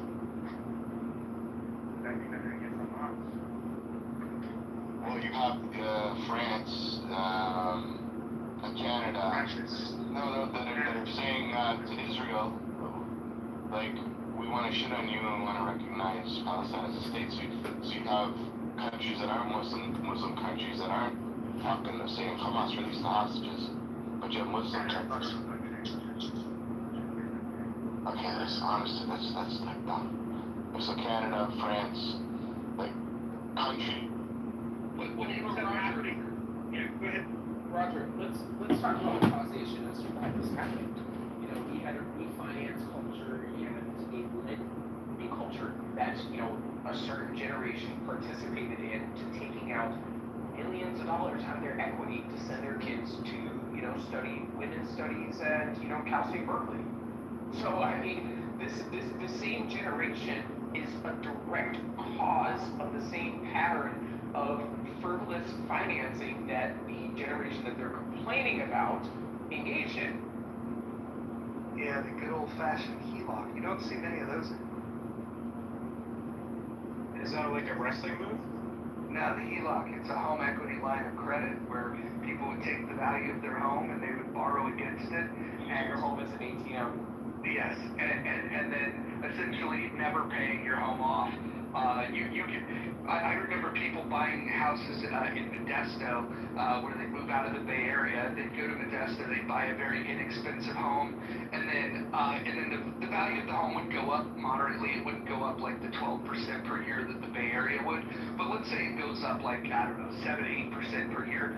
And then to Adam's point, let's say they have like an event like, oh, Johnny's got to go to college. And they're like, where do I get college money? And then they look at their home and they say, oh, I can borrow against that. And so then they borrow like, you know, against the value of the home. And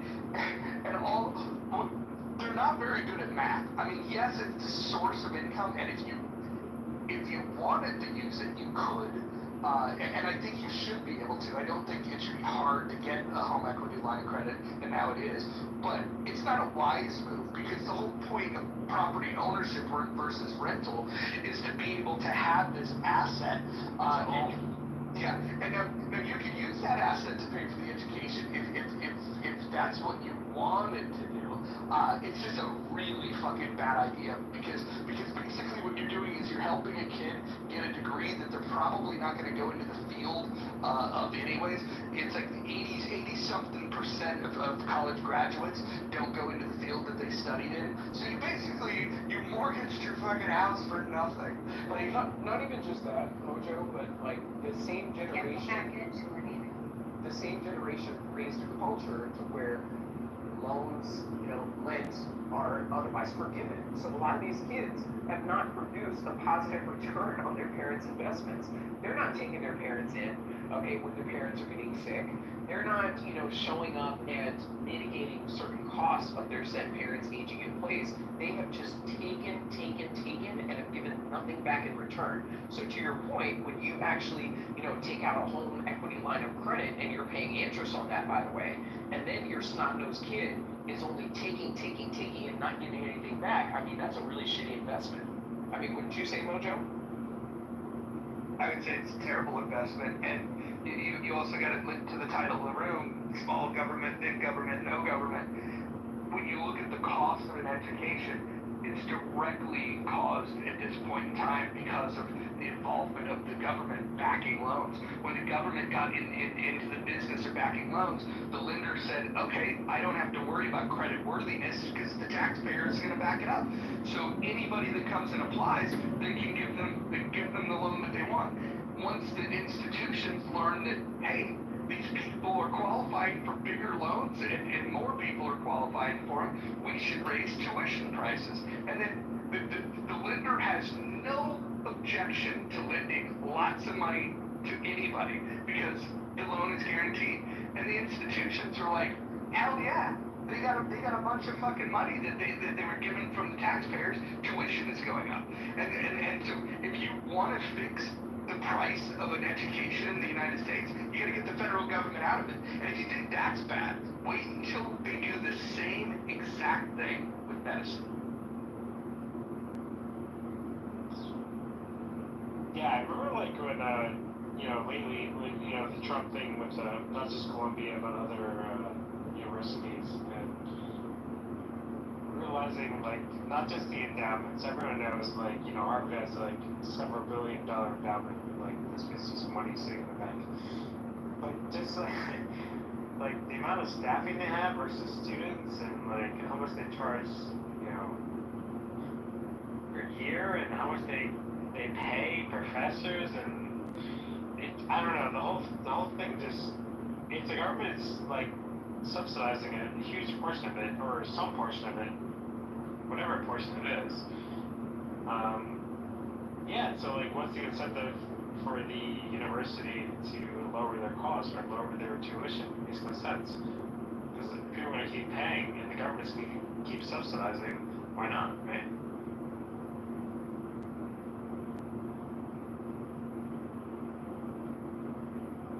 So I see the poll results, 77% prefer small government, 16% support no government.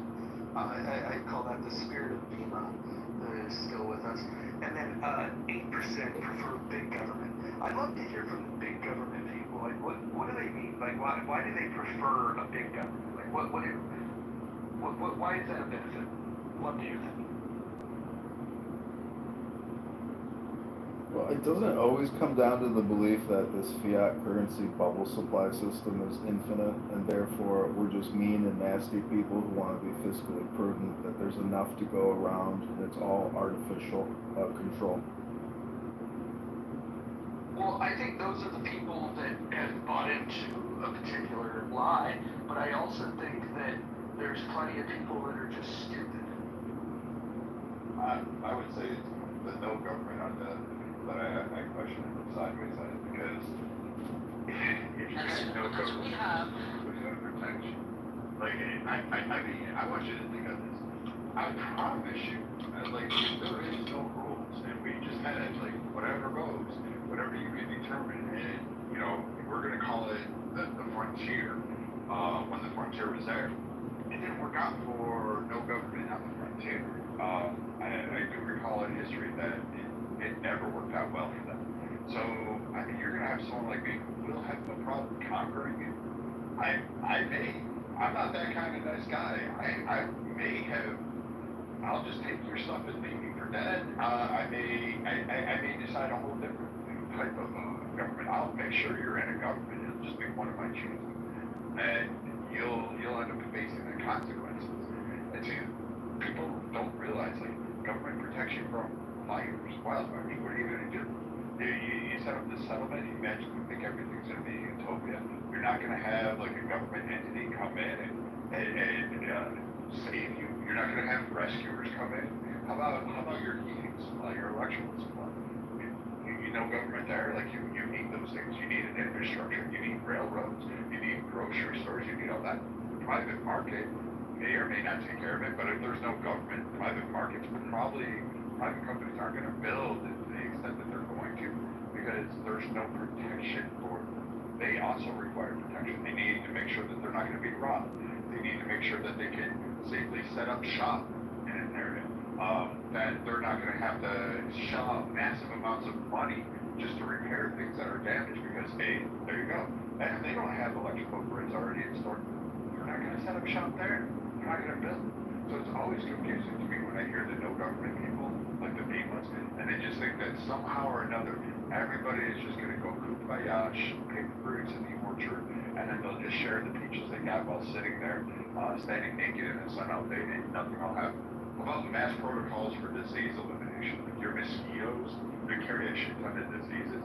You know that the U.S. and with a multitude of other state governments try to keep those at bay, because you guys can't figure out how to get standing water out of your fucking own backyards. I mean, these are things that people don't think of when they think of government.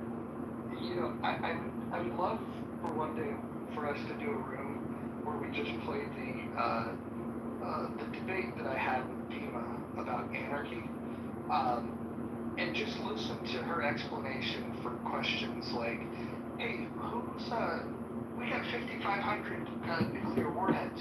Who's gonna have control of them? And her answer to that was the people. The people will have control. And when you ask, well, what people? She just said, well, whoever. The people can just have them. And you you ask her, okay, well, don't you think that the people that have them currently, like, I don't know, like if you had a nuclear-powered sub, you would probably just keep it. Under what standard would you have rules of engagement on when you would use these things? And she said that it would be up to all the individuals to decide how they would want to use them. I mean, like, when you start asking the real questions, forgive me, axing the real questions, you get some very bizarre answers, and I would encourage people to go and listen to the stream. I'll go find it myself, and I'll pin it to the top. It's very interesting when she was asked the hard questions, how she would just spin out of control. And what's interesting is that we all know that the anarchists will never fucking take over. It's far more likely that we get a tyrannical government than no government, which is why with the 75% that said small government, there's a challenge to keeping the government small. Like, it started off much smaller than it is, and it's growing, and it's growing, and it's growing. It's become more tyrannical, more tyrannical, more tyrannical. We have $37 trillion in debt, $100 trillion in unfunded liabilities, and the government has the power to levy taxes over you to pay for their spending, which they also borrow, which causes inflation, which is another tax on the people. So I think that the biggest challenge is how do you keep a government small? And Bima's answer would be, well, because you can't do it, you should eliminate it.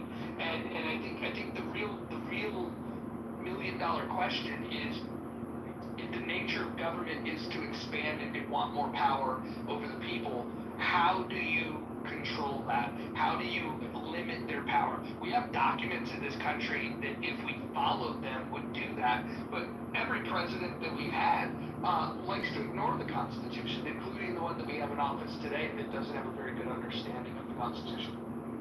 I agree with your premise on that, but like, it depends on what you mean by small government. Like, I'll say I want small power controls in the government. I want Congress to actually not be effective, take back their role and retract some of the powers that have been afforded to the president throughout years. I think that's a good start. There are certain areas, but if you're talking to me about like, hey, should the government have a smaller role? Okay, in the energy sector, taxes could probably be able to do what they want to in terms of that. But some of those government subsidies that we pay tax dollars, they go to make sure that, pipelines aren't just controlled by one entity, that they can be universally used and energy gets out there. Niagara Falls, a natural resource, powers the entire northern seaboard, northeast seaboard, and into Canada. That's a huge energy grid. That's the Kitover Dam, another one. These are central projects that without government support and spending in those areas, you wouldn't have. And I think when a lot of people say no government or I want to go back to the original, they're not thinking very well of how much like your state of well-being is actually dependent on the government. Many of you, 99% of you, would not survive in a colonial, like old revolutionary times. Like I'm just telling you, but you're not built for that. You don't know how to do it. You guys fought over toilet paper at Walmart. You are not built for having to be accountable and find and do resources on your own. So the idea that, hey, you know what, I want no government, or I don't want the government involved at all, depends on which sectors. Like, do you want it on infrastructure? Because the government, I'm going to tell you, highway system's pretty fucking good. You get from here to there. It needs work. I'm not saying it's perfect, but at least it allows for you to get your shit at Walmart across the country. You've got energy grids. You guys seem to run AC and heat. You have pools and all of this shit. I mean, you're not suffering in that front. There's no one that can't have a home across the country if they want one. I mean, you're going to find a place to live in. So you've got shelter, and you don't have to do that. Many of that is due to a lot of government backing. So it just depends, Roger, where we're going with small government.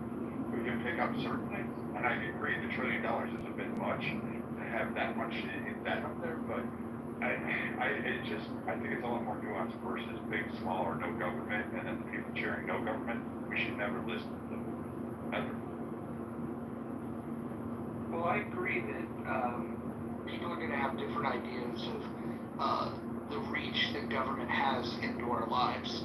I think that when I look at both sides of the political spectrum, even if you have something as simple as the First Amendment, right? You have people that want the government, they're calling on the government to ban books. It happens on the left and on the right. And I find it weird because when the left was banning certain books, the right was like freedom of speech. Now the right wants to ban certain books, and the left is saying, hey, freedom of speech. What I'm realizing is that we don't have a lot of free speech zealots. We just have people that they have preferred speech, and they want the government to protect that. If they find speech that they deem detestable, they absolutely want the government to ban it. And so I don't know how we solve this problem other than to recognize that by people having the right to freedom of speech, that means that they're going to have the right to say things that we don't like, consume materials that we don't like, and that's what it means to support free speech, is to keep the government out of that, putting their hand on the scale.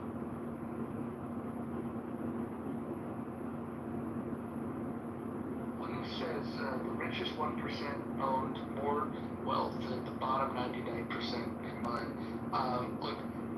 And he points to the Gilded Age with extreme wealth inequality. I don't care about wealth inequality. In fact, I think that when we see wealth inequality and income inequality, it's a sign of a good economy.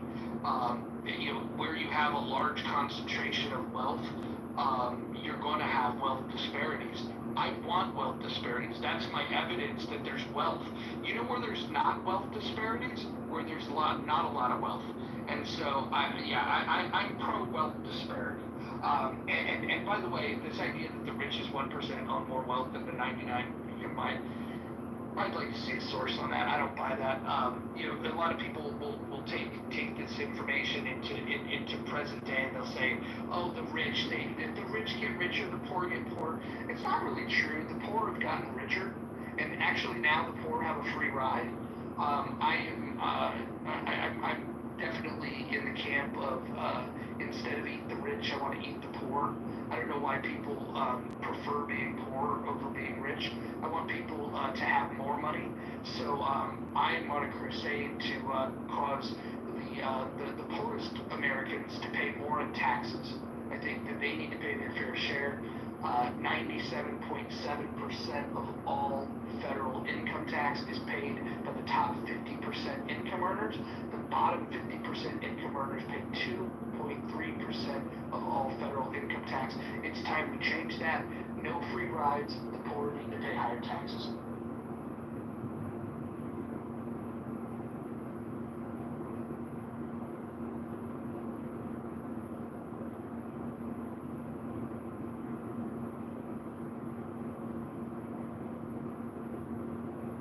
Well, it's the way it's set up. When a low-income taxpayer files, he's actually just getting a refund check or a credit from the government, or basically a wealth redistribution or a borrow and a spend from the government. So you are required to annually file, but a lot of these people also don't even file. I would say 20% of the population doesn't even file a tax return.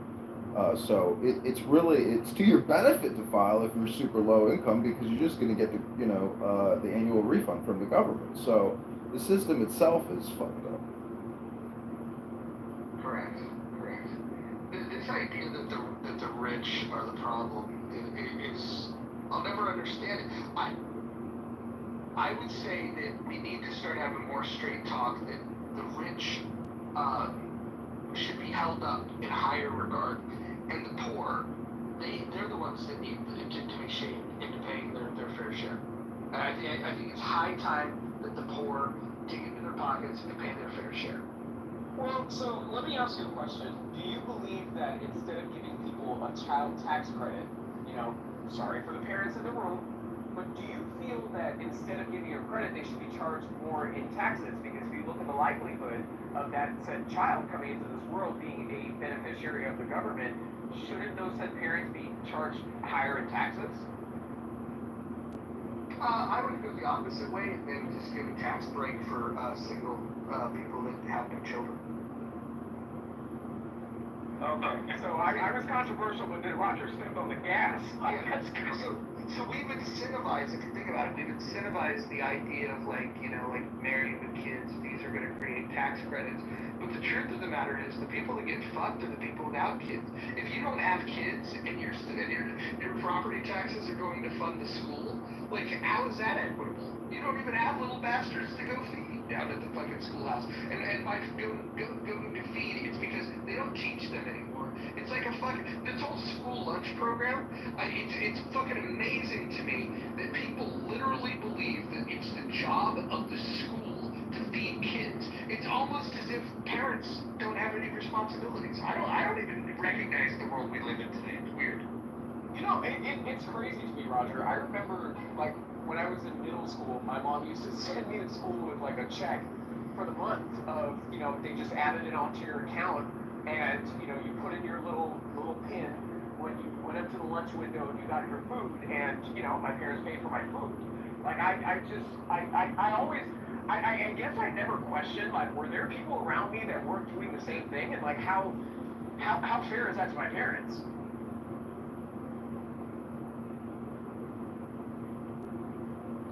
You selected big government. What do you mean by that?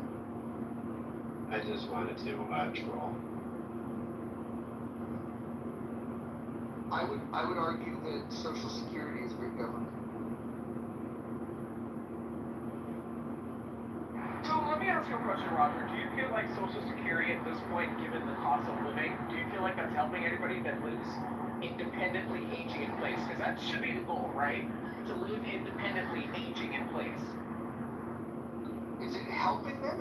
Look, there's no doubt that if you have someone that's aging in place, if you took that check that they were depending on away, that they would be in a worse state. There's no doubt about that, right?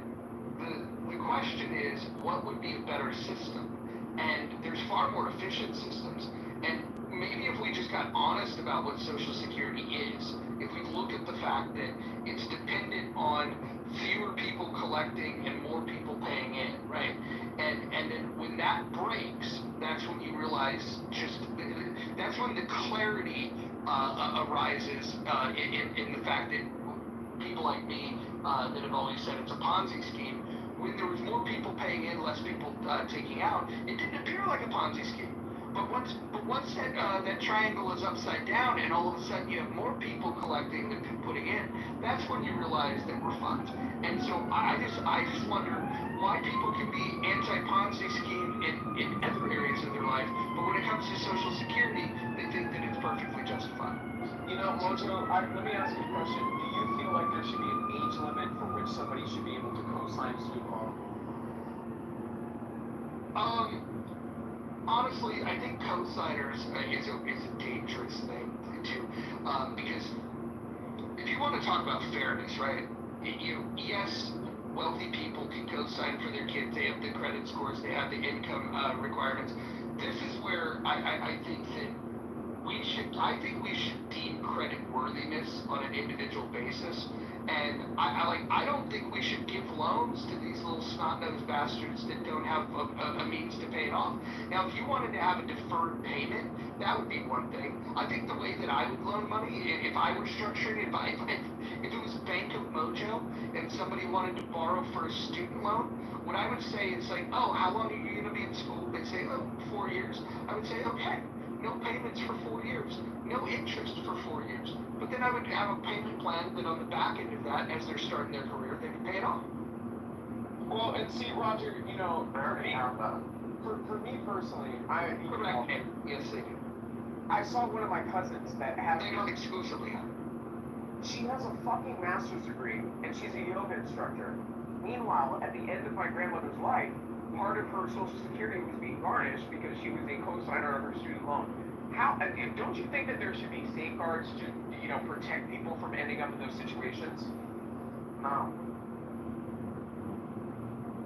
I think people need to plan for themselves, and where my sympathy for people come in would be, this is the question, like for social safety nets in my mind. What do we do with people that can't work? Not that they don't want to work. If you took an able-bodied person of sound mind, I have no desire to to construct a wealth transfer to those people.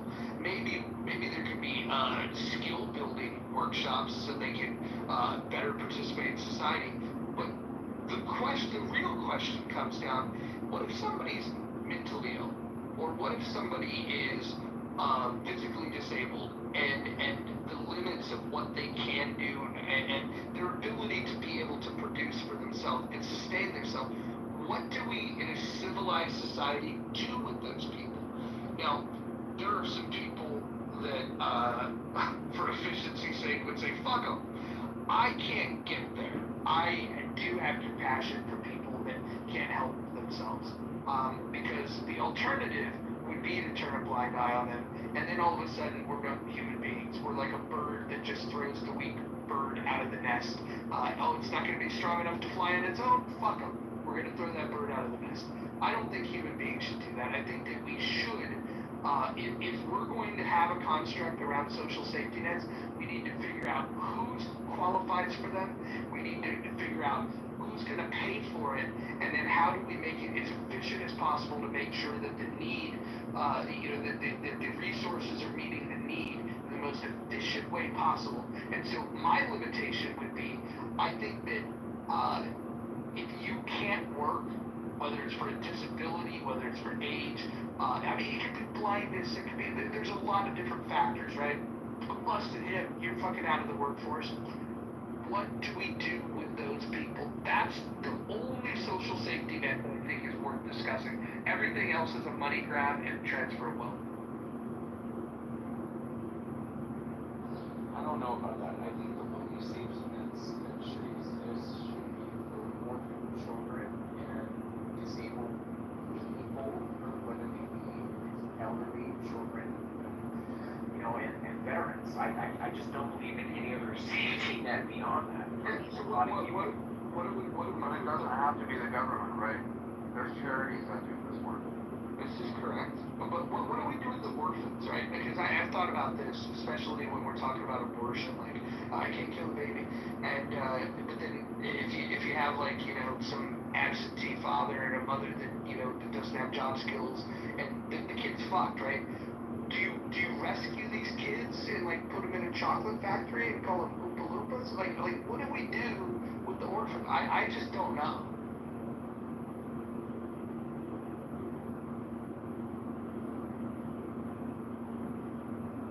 Well, wouldn't it then be at that point, there's a lot of couples right now that are unable to have children for medical reasons. They can adopt them out to those families if they meet certain conditions. Well, we've made it very difficult to adopt in this country. We've made it very expensive to adopt. And then what we've done is we've got this temporary foster system where the worst of the worst people look at children and bringing children into their homes as this money grab. The foster system, if anybody's familiar with it, it's fucking terrible. It's broken. And then the people that legitimately desire to have kids and can't have them for whatever reason, or decided, hey, there's a stockpile down at the shelter of dogs. I don't need to breed dogs. I can go get one from the shelter. I think we should think of human beings the same way. But nobody wants to make that system easy. If I wanted to go adopt a dog, all I have to do is go down there and pay the adoption fee, and I get the dog. That's it. That's it. They ask a few questions, right? But you answer it, do you have other dogs? Yes. Are you allowed to have dogs here? Yes. And that's, you need to be sure that you're not allowing pedophiles and other weirdos to grab these kids, but we have far too many rules on adoption, and if we're gonna make sure that abortion is illegal, I think that we need to figure out what we're gonna do with these kids. What do you think we should do with them, Adam?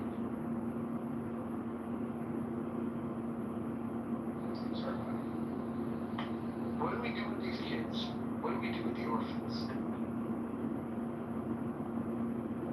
Well, I think that, a lot of the reason why a lot of people don't adopt is for the simple fact of the cost and, the legal process that they have to go through. I feel like if anything that should be subsidized by the government, it should be facilitating people successfully getting through that process when they otherwise have demonstrated that they're able to afford, supporting these children. And I feel like the schematic that's kind of used in gauging that affordability also takes into account the exorbitant cost of adoption. So I mean, I don't know. I feel like, the red tape, in terms of the overall cost, I feel like that just needs to be streamlined and it needs to be brought down. Now again, I think that every person that, adopts a child should go through a DOJ, Interpol, and, an expensive background check. But I'm just not seeing that the cost of what adoption costs today, how it actually accounts for that, and then you still have a bunch of perverts and a bunch of people that slip through the cracks. It's very strange to me. It's just, I couldn't help but laugh, and it was no critique on Adams when you would ask them, well, what do you think of, like, like when we were here, anti-abortion? Like, what about the foster care problem? What about the, all the hurdles for adoption and such? And it's, so you sponge away from his phone with that response, so it just summed it up, like, what? Like, oh, wait, what? Wait, so, I'm critiquing on Adams, but it's like, what? Oh, right, so... No, honestly, I'm at work. Hang on, I said it's not against you. Not against you. It's on the right, where it's like, I'm anti-abortion, but oh, right. Well, where are these babies all magically going to be taken care of? Where's the accountability for the fucking abuse that goes on in foster care, the horrors that go on there on the regular, the pedophilia, and just the regular abuse and starvation? There doesn't, like, where's that concern from the right, where it's like, I don't know, don't kill any babies, but where is going to magically take care of these babies that are unwanted?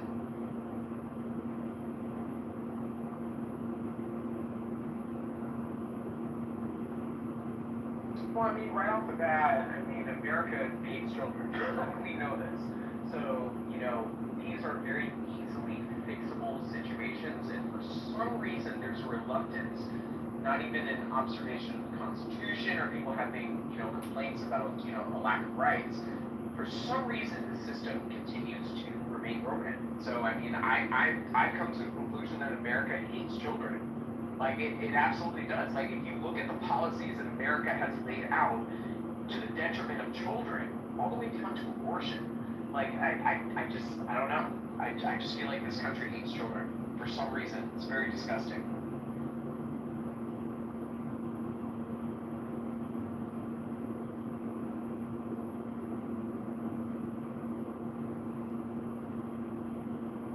So, what if we had to get licensed actually? Well, if you're talking about, adoption, technically and effectively you are. You have to go through a home study, you have to go through What about having you have to go through... How about having the kid in the first place? I mean, like, we make sure that somebody knows the rules of the road before we allow them to drive. But, like, you can just have two of the biggest idiots on the planet fucking each other and creating kids. I think part of the issue that we have is that the stupid people do more breeding. And then the smart people are like, well, how am I going to pay for these fucking kids?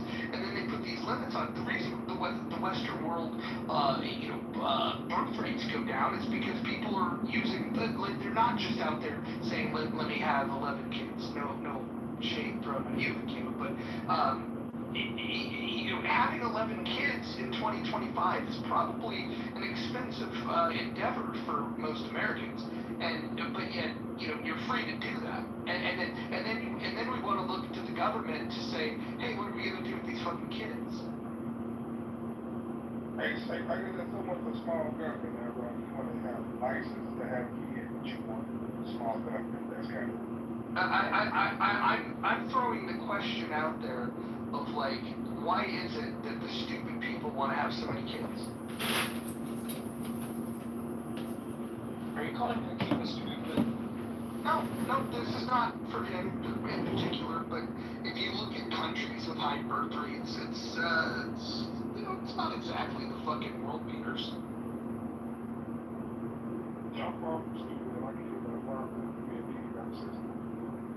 You know, Hakima actually had a This very... is not shade on Hakima. The fact that I used 11 kids might have felt personal, but it's not. Okay, 7 kids. So now we're clearly not talking about Hakima. We're talking about the only people with 7 kids. So if you want to look at like a retirement and support strategy, Hakima got it covered. Not only does he have a lot of kids, but his kids actually do exceptionally well. So, I mean, if you look at 11 kids paying $1,000 a month, you know, for their parent to age in place, I mean, I feel like Hakima's probably going to die at one of those places where the Kardashians sent their grandparents. Like, I mean, if you look at it from that perspective. Do you guys worry at all that MAGA Republicans are having kids? Yes, daily. It disturbs me that Marjorie Taylor Greene has children, but aside from that, I really don't feel like MAGA is, you know, exceptional in just, you know, being of the utmost concern in them reproducing. Sorry, well, never mind, I'm not MAGA. Well, and serendipity, with all due respect, you're not going to get pregnant having sex up against the wall. The semen's going to drip. I don't know. I had 5. I'm pretty fertile. Yeah, but you weren't doing the up against the wall back then. Or any of them conceived standing up.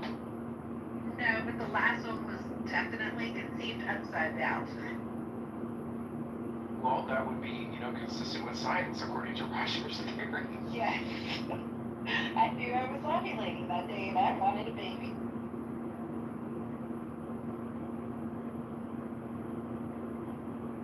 For those of you that didn't catch the reference, you have to show up every day to be able to understand these inside jokes that I will not explain to you.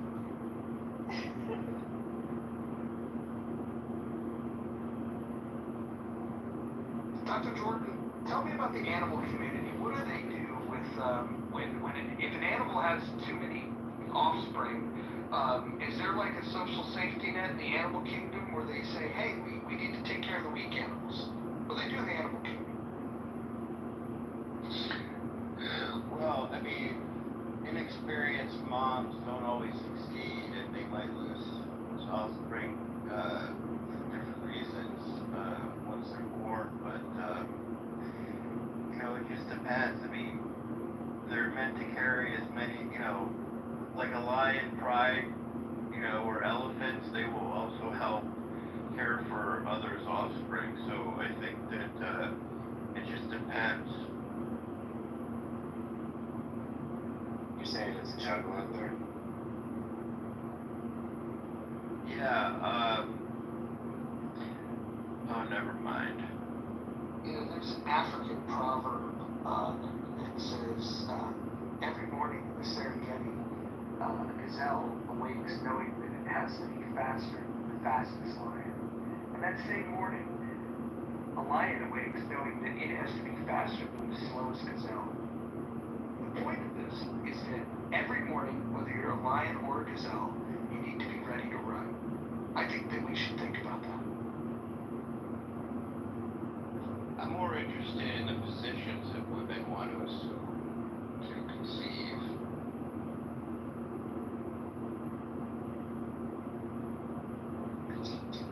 That's not allowed.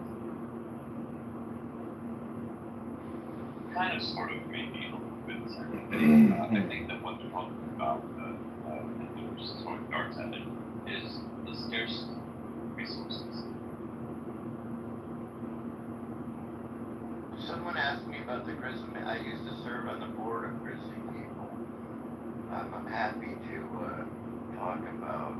We should tell a grizzly man story and find a parallel.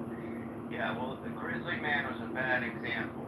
You know, a friend of mine who worked for Alaska Fishing Game once likened me a little bit to grizzly man because I used to showboat and do things, but I guess because I was credentialed, I didn't get as much hazing as Grizzly Man, who incidentally made a fortune doing what he was doing. But he would take a different woman up to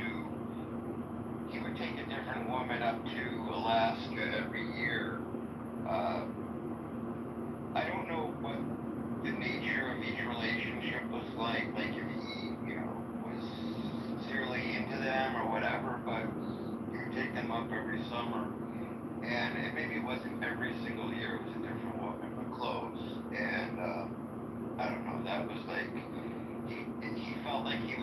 domain, and so that he was showing off. So it was kind of a really tragic story. Grizzly Man documentary? That Grizzly Man? Timothy Treadwell, whose story was featured in Grizzly Man the movie. Yeah. Okay. Because I thought, yeah, the main guy just tragically, not only him, but there's not a camera, I think, right? His girlfriend or ex-girlfriend were both involved in that. No, it was caught on audio, and I Audio, but I refuse to listen to it because I have enough trauma in my life. Would you say that was narcissistic for him to think he could live amongst 100%. 100%. You know, I know the whole story very well, and I know that, more than I should, and yes.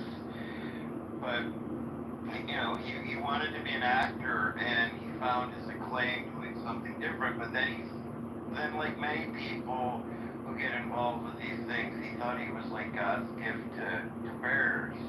And instead, he put himself and the bears in harm's way. So it was a kind of a tragic story. He struggled with addiction, right? Wasn't this was like his elixir? This was his own, being in touch with nature and God. This was the only thing that gets him sober. I think was part of his journey. Well, that may be, but the thing is that he's.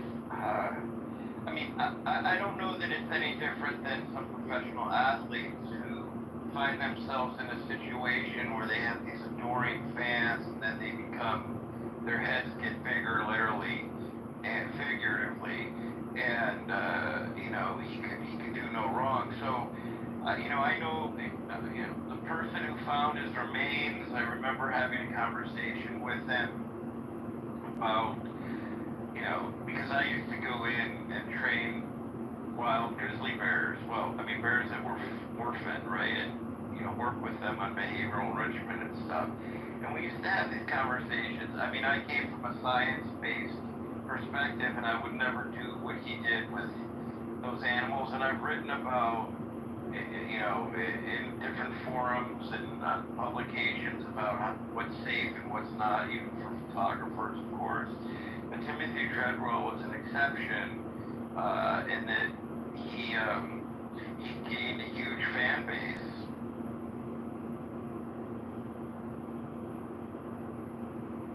And I think the footage that he took away over the years was very useful.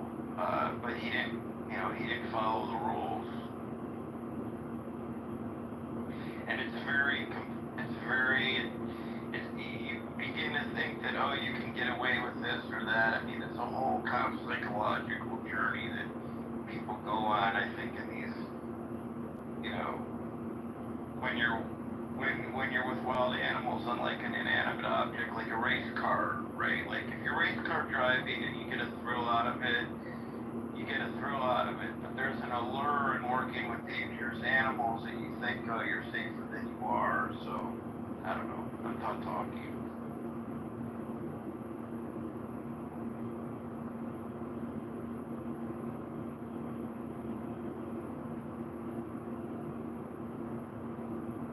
So big government's making their push in the poll.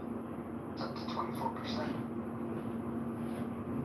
What poll are you talking about? The poll above the room? Oh, there's no. It's been there since this room started.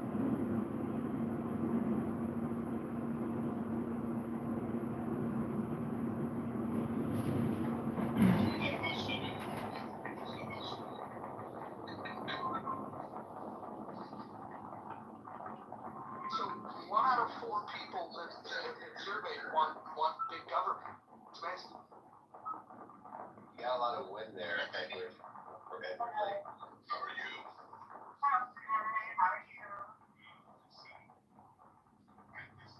Edward, you're off mute.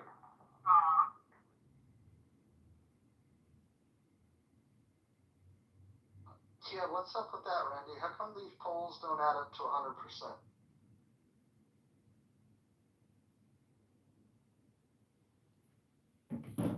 John Kitover, hopefully you'll win your race for Congress, but what do you think of this poll? Are you surprised that only 60% want small government? Well, I just asked Grok, can you please give me the top 100 line items in the annual budget of $7 trillion? So if you really want to know what big government is and what all the borrowing and spending is funding, you should probably know what the top 100 line items are in the annual federal budget of expenditure. And so it doesn't surprise me that a quarter of people are communist, socialist, Marxist, redistributionists, high taxers, because a lot of these big government people want to eat the rich, destroy the rich, and that's really the hand that feeds all of society.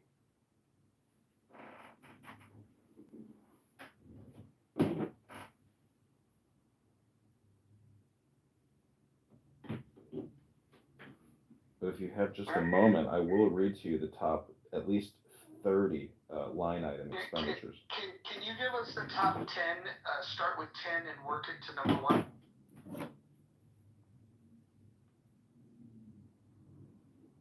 Yeah, here we go. Just give me 1 minute, I gotta find it again.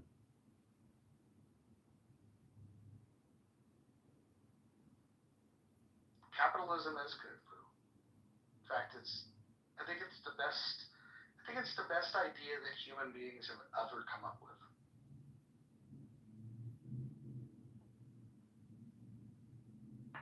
Real quick, why aren't people watching Howard Stern anymore? Because he's turned into a faggot.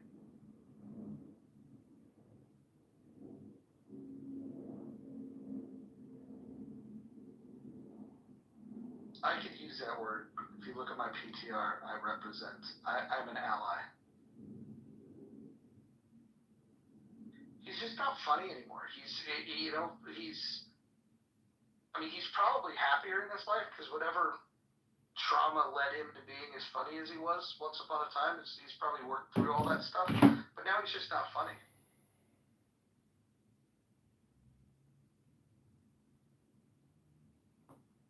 Somebody says that he wears a wig. He never evolved. Somebody said that hair is not actually his anymore.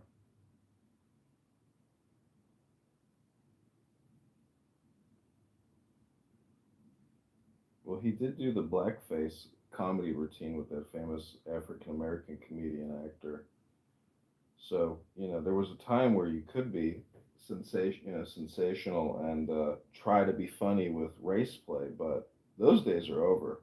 I mean, as the only Jew on the stage, I think, I can tell you that we're all traumatized. If there's a Jew who thinks that they don't have a history of trauma, then I think we need to kick them off Clubhouse because they're lying.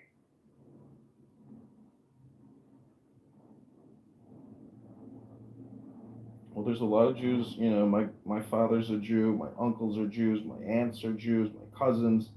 And they came over in 1900 on a boat and went through Ellis Island, and they all made a big success of it.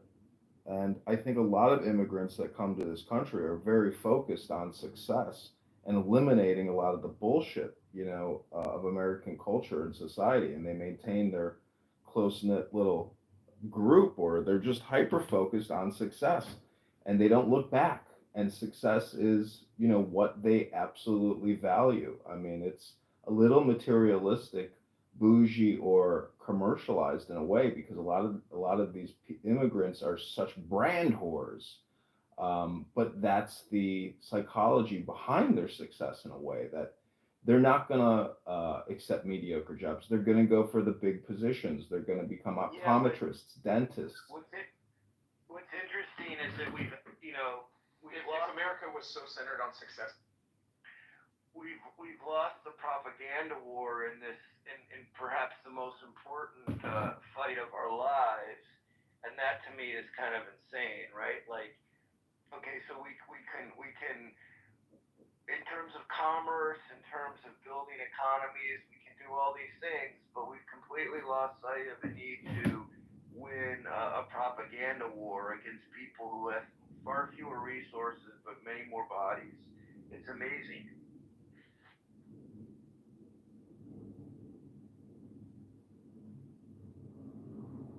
John, wouldn't you say, in intelligent immigrants coming to America look at success differently because they look at America not the same way some citizens look at it.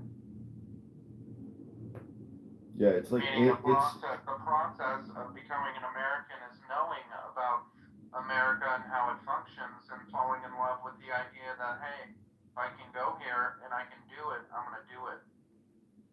it's just, I think it's just in group, out group, where you come from nothing. Like, I've traveled to third world countries, and it's honestly invigorating seeing people live in garbage, because when you come back to America, you literally kiss the ground and you say, I can't believe how other people live in third world countries. Praise God, that America is the way that it is. So when you come from shit and arrive in a golden palace, that feeling like stays with you. So there's no like degradation of your ambition. It's 100% all the way. I'm gonna go to college, become an accountant, a CPA, an optometrist, a surgeon. Like, you're gonna work your way into the highest paying fields, and that's why when you go to your doctor, you're usually greeted by Mr. Patel or Dr. Patel.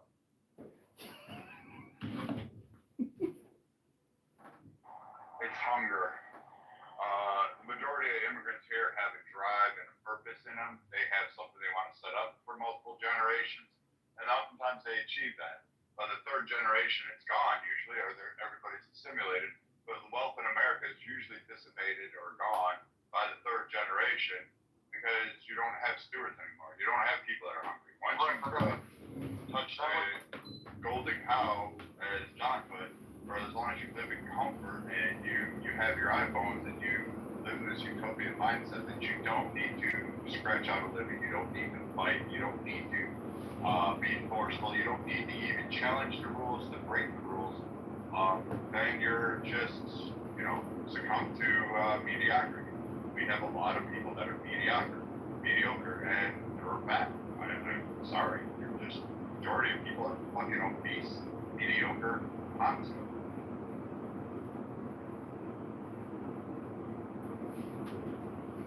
I don't know if anybody's watching this, but Ron Paul is having his 90th birthday barbecue live on X Spaces. John, I was invited to that, and I have to tell you, the last time I saw Ron Paul at the Reno Libertarian Convention, he looked good. He had to sit in a quiet room until it was time for him to come out and speak, and then he goes out and he speaks, and then as soon as he's done speaking, back to a quiet room. He's not been right since the stroke that he had on air. Did you ever see that where he stroked out while he was like on a live broadcast? No, I didn't see that. He's not really been the same. And in fact, the guy that he does the podcast with now is just like a fucking Russian propagandist. I think Ron Paul has fallen from the grace that when he was in office, I thought he was great, but as he ages, he gets crazier.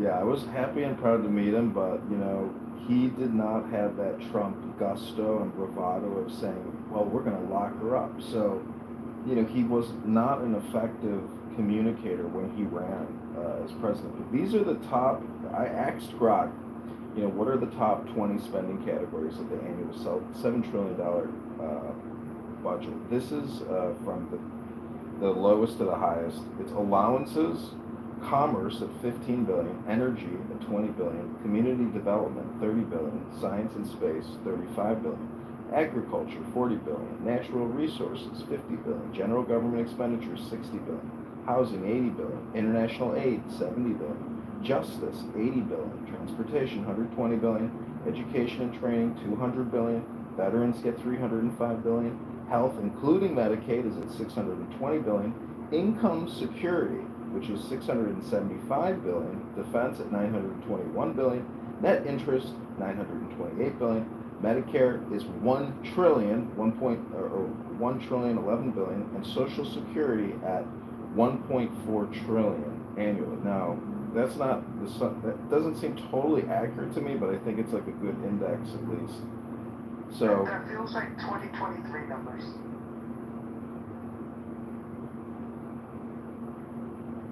I mean, it's kind of weird because Social Security and income security, it feels like that's the same program. So that would put it at 2 trillion, but they generally only report Social Security at a 1 trillion annual year budget. I think the income is digging into that. Drew into it. I think that's referring to SNAP.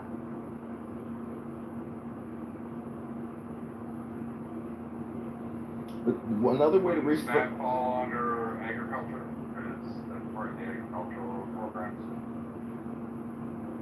Well, it's got a cash component and it's got a food assistance, so you get the you can actually get cash or food credits.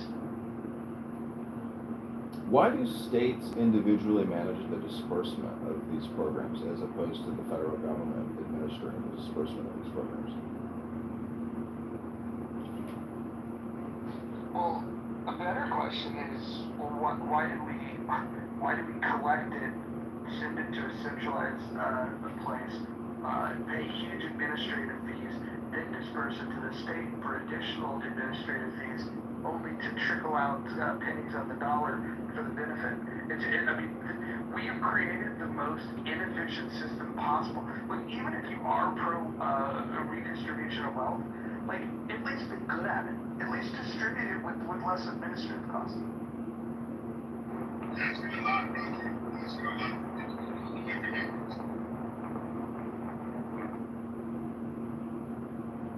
But it's almost as if that it's not important to them to be efficient. And being wasteful it feels like it's a virtue. It's not their money, their spot. So they don't really care about my decisions for years. Some of the meetings she had was complete. Think about revenue and taxpayers and citizens. It's pretty sad. All the I can't tell you this is unfortunate that we have people in government that have zero clue about finances.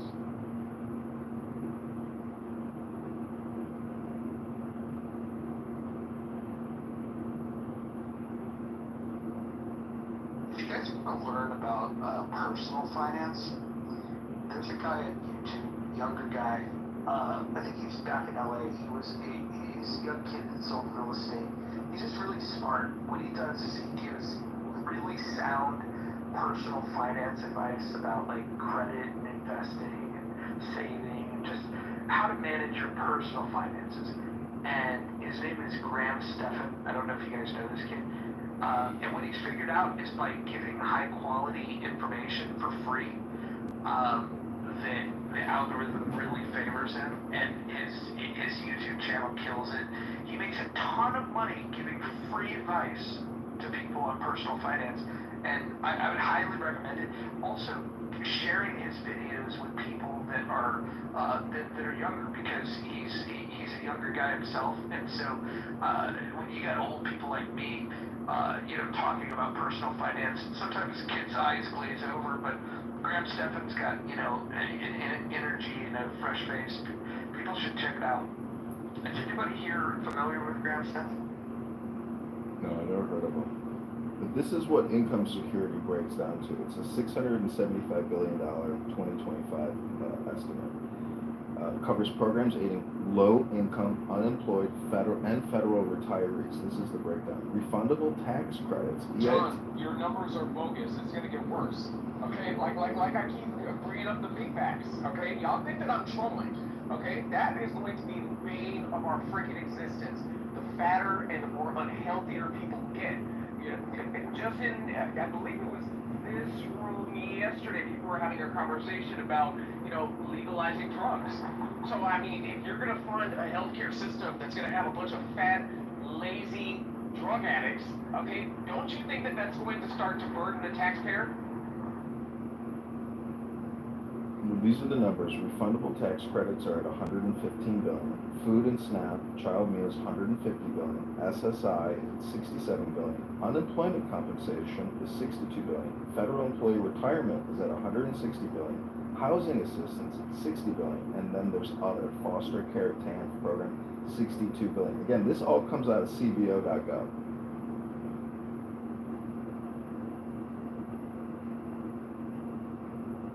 So let's revisit those numbers in another 5 to 10 years. If our country hasn't filed for bankruptcy by that time. Do you guys think that there's a borrowing and spending problem in America? Yeah, that's how people got so fat, Roger. So you have to borrow to spend. People like living beyond their means. Like that's become completely normal. Yeah. Adams, do you like the new title of the room?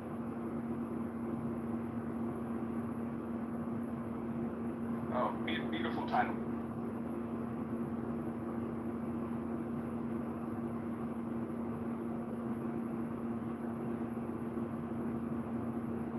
But I mean, it's a fact though, Roger. Like, the bigger the average American has become, the bigger our government has become. It's a very disingenuous game that the government is playing on its American population by borrowing and spending so much at the tune of $2 trillion a year that they're spending that they're not taking in revenue. Why can't there be some type of constitutional convention or consensus at the leadership level that is inappropriate, that to borrow $2 trillion and spend it year after year after year with no end in sight is absolutely ludicrous? Why can't we have a balanced budget amendment or a law that demands a balanced budget unless in time of extreme need such as war?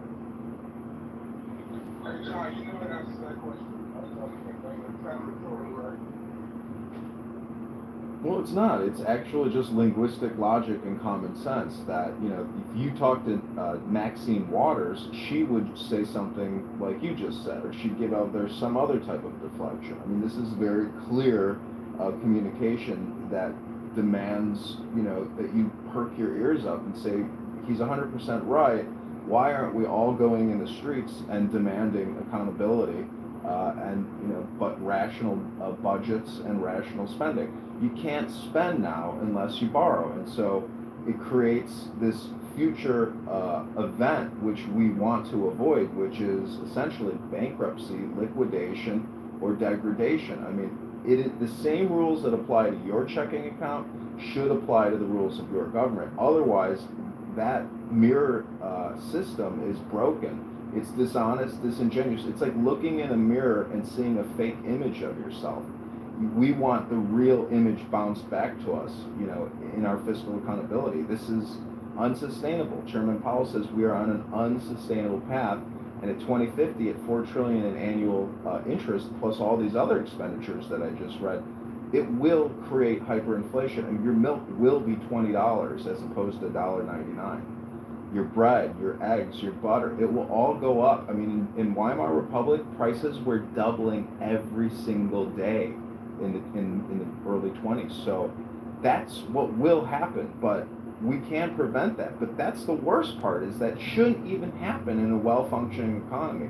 Unfortunately, 40% of this economy is completely artificial. It's all borrowed and it's all borrowing and spending. Your doctor, your hospital chain, hospitals are shutting down because Medicare, Medicaid is no longer going to these facilities. So the whole system is built on borrowing and spending, and it's shutting down part of it, but it's also continuing. I think there's as far as whatever the number is going, basically going to infinity, i.e. the dollar's going to zero.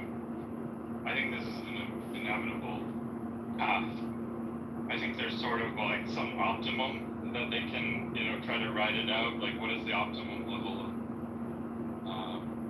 borrowing and interest rate and so forth that where they can squeeze as much juice out of the lemon as possible. But it's clear like it's all going to break down in the next 20 years. Max 20 years. And I don't know about you, but I fully intended those. I'm definitely blaming fat people. So I'm just talking to ChatGPT 5 here, and they say by 2075, 50 years from now, it says debt held could easily exceed 300% of GDP, which in today's dollars might be $150 to $200 trillion. And that's not unfunded liabilities. That would be debt in 50 years. Anybody want to comment on that? I think that's way further out than I would expect. I think it's much sooner that we'll hit those numbers. Well, I asked it for what it's going to be in 50 years. Let me ask it shorter term. Hold on. Like we're already at 120, 130, maybe more. So like doubling the debt to GDP is like it's going to come much faster than that, Roger. So no, this is referring to the 37 trillion that we have now. They say in 50 years it'll be somewhere between 150 and 150. This is not the unfunded liabilities. So if I get you that number, it'll scare you. It'll get to a number that you probably couldn't write on a piece of paper.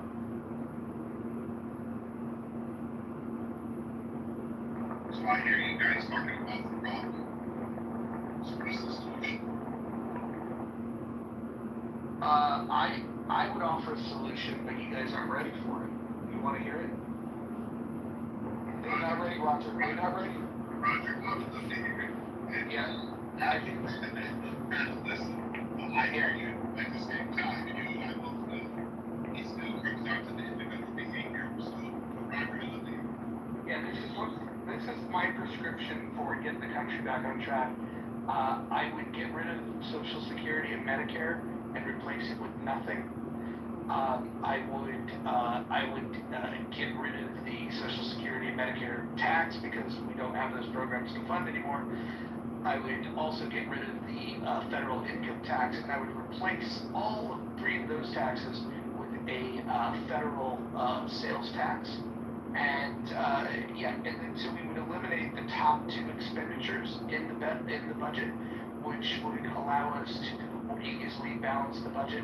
We need to fight for a balanced budget amendment, and we need to begin targeting surpluses so we can pay down the debt rather than just continue to increase. That would be my plan. What would you do with the poor's, The poor's need to be addressed this way. So if there's any poor's here, the free ride is over. You no longer get to leech off of this system that has been created to give you all of the opportunities that you're too lazy or incompetent to take advantage of. And the poor need to pay their fair share. We need people with bumper stickers and t-shirts that say "Eat the poor." We need to start telling the poor that they need to pull their fucking weight.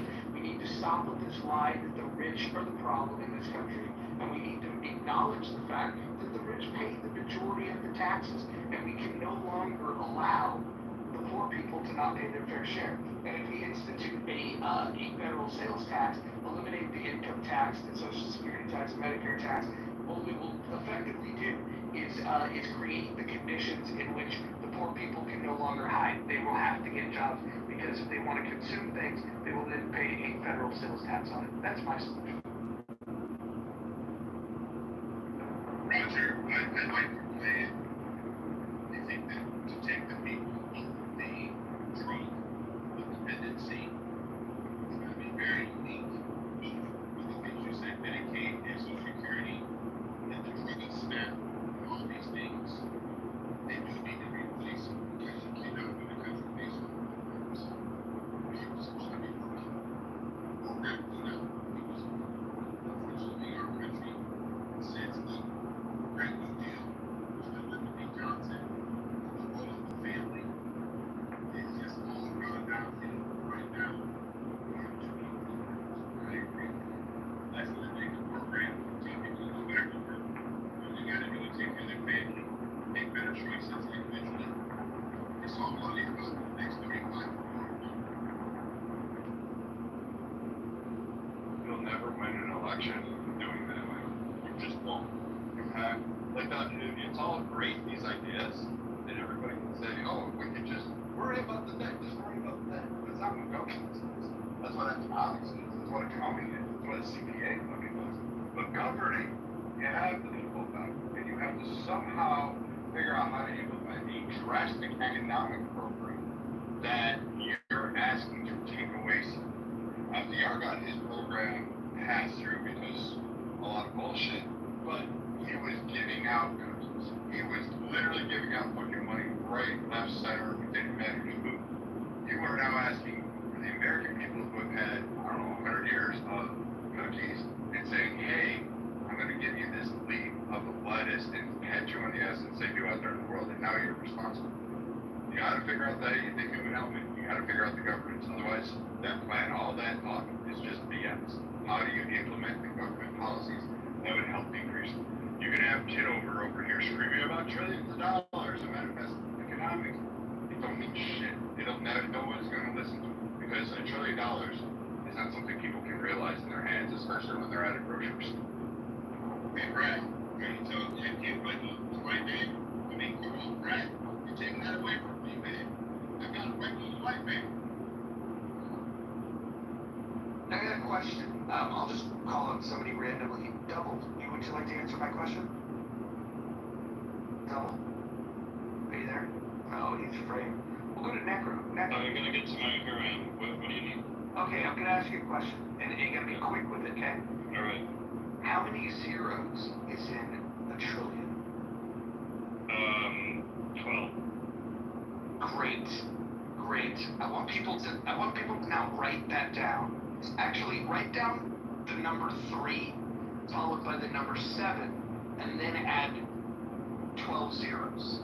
I want you to look at that number, and I want you to think about that. Now just meditate, staring at the number that you wrote on the piece of paper. That is 3, 7, plus 12 zeros. Go ahead and... He got dodged. We please not have a D3 of Necro dragging. Like, I mean, protect Necro at all costs. Like, what is happening? No, he's just an idiot kid who, like, believes Mondami's going to be the savior of the country. Yeah, that's what I believe.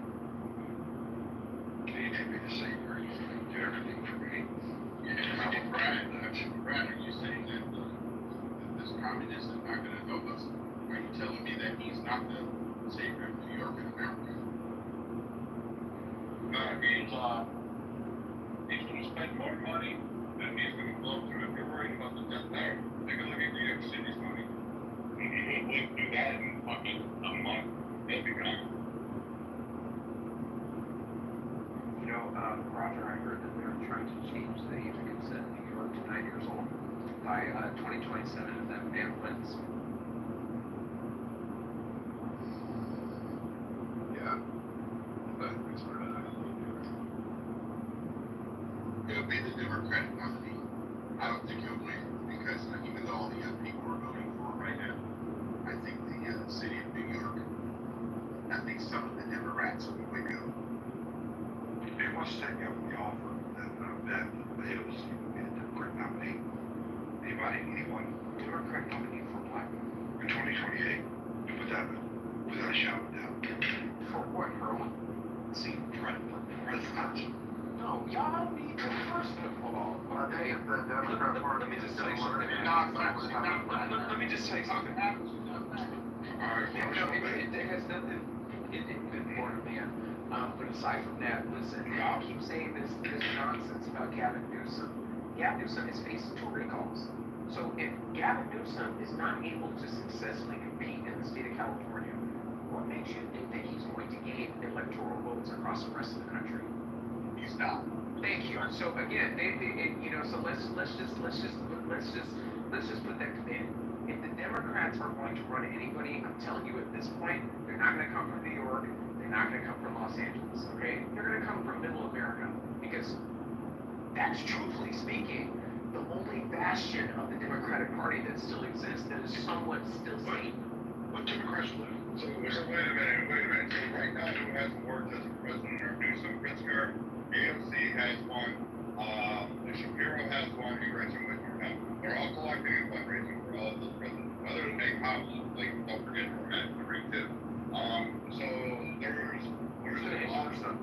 And it doesn't matter, they're throwing their hats to the ring. And it doesn't matter if they think they're going to win or not. They're the ones throwing their hats to the ring. So that's who's on the list. So, Kamala's still got that war chest going, and she's still. I don't think if Beyonce has forgiven Gavin Newsom for putting her Malibu house in danger. So like I said, who's going to endorse these people, Brad? Like, people need to stop living in this like echo chamber of like what they think the rest of the world is going. Gavin Newsom has problems in California, Brad. Gavin Newsom has problems in California. Right. That doesn't matter if fuck off. It's not going to go anywhere. Hillary Clinton would have a better shot at this point than Gavin Newsom. Don't be so sure. Hey, they're not even supposed to rest of the country be the same people who endorse AOC, relatively speaking, the same people that endorse Trump, which is nobody, and he's became president twice. Yeah. And how many people in here actually know Calvin Newsom? How many of you know? I met him once. He's a tool, and he smells like ass. It's overpowered for long. Okay. Anyone else in the room know about this particular governor or podcaster in California? Oh, the fact that he's an elite, a hair gel demon that makes it the majority of his money sitting on the lap of getting oil. Yeah, but see, this is the part that most people don't know. They don't live here. I know, but not only that, most people do not know their own state government. They don't know local. Guys, this is the challenge in the United States. It's a very, very big challenge. We have 50 independent states, guys. Okay? We do have people who run at the top of these tickets, like you said, Brad, which I do agree. All these war chests that these people have, at the same time, they have to get the consensus of the other 49 states. It's very hard. And I think that's one of the things that. Edward, would you consider Indiana middle America? Today? Yeah, I would say it is. So, I mean, shout out to Pete Buttigieg. So, I mean, when people say that they don't have anybody in the Democratic Party in middle America, shout out to Pete. So, again, I feel like they would have more success running. I feel like they would have more success running Pete Buttigieg as opposed to somebody like Gavin Newsom.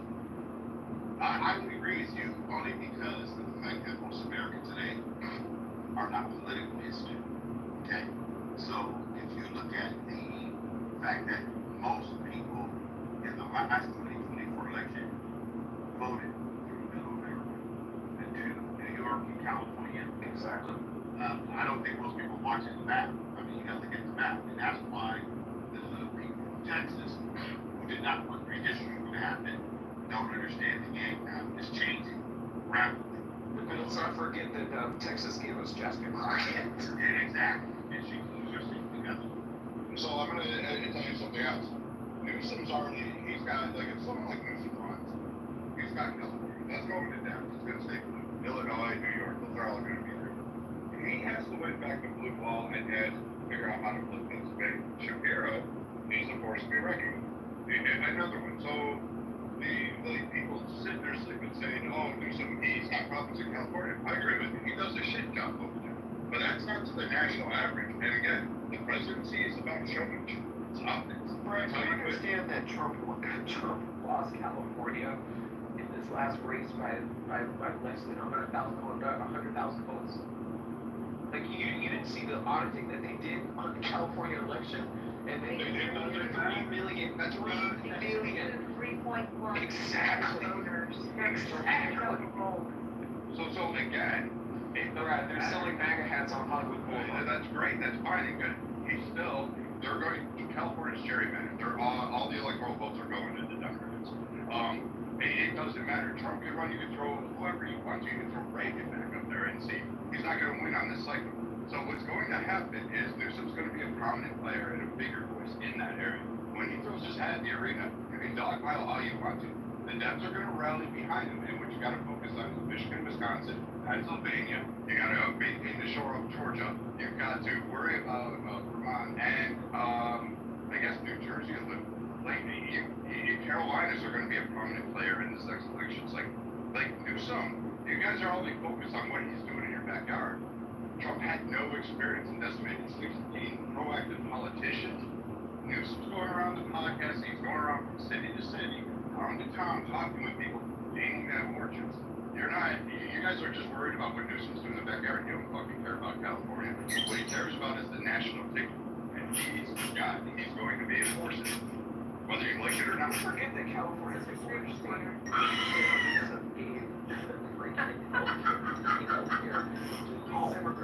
I mean, again, we're not just worried about what's happening in our backyard. Any other Republicans, I feel like, Amy and I definitely have more of a thick skin in terms of the rest of you guys that, you know, are of the same ilk as in other places, because, you know, we really have it worse out here. But when it comes down to it, you know, Gavin Newsom didn't just affect our backyard. Gavin Newsom affected national security. And he also gave those same people benefits that American people are not complaining about today. So that has a problem with national ticket. It won't matter what you think in your backyard. No one gives a fuck about what's going on in California. I don't know if I'm honest with you. I don't fucking care. Nor does 99% of the country. They're not going to be worried about it. Brad. Why are we the most populous state? Real quick, Brad. What they do care about, though, is they don't want the rest of the country to be California. Exactly. So I'm going to say this before the rest of them go up. No one gives a fuck about your local politics in California. They don't want to be like California, but they're talking about a rallying cry. Oh, I gave free healthcare. The Democrats are going to use that as a country. They have a winning message when it comes to free healthcare.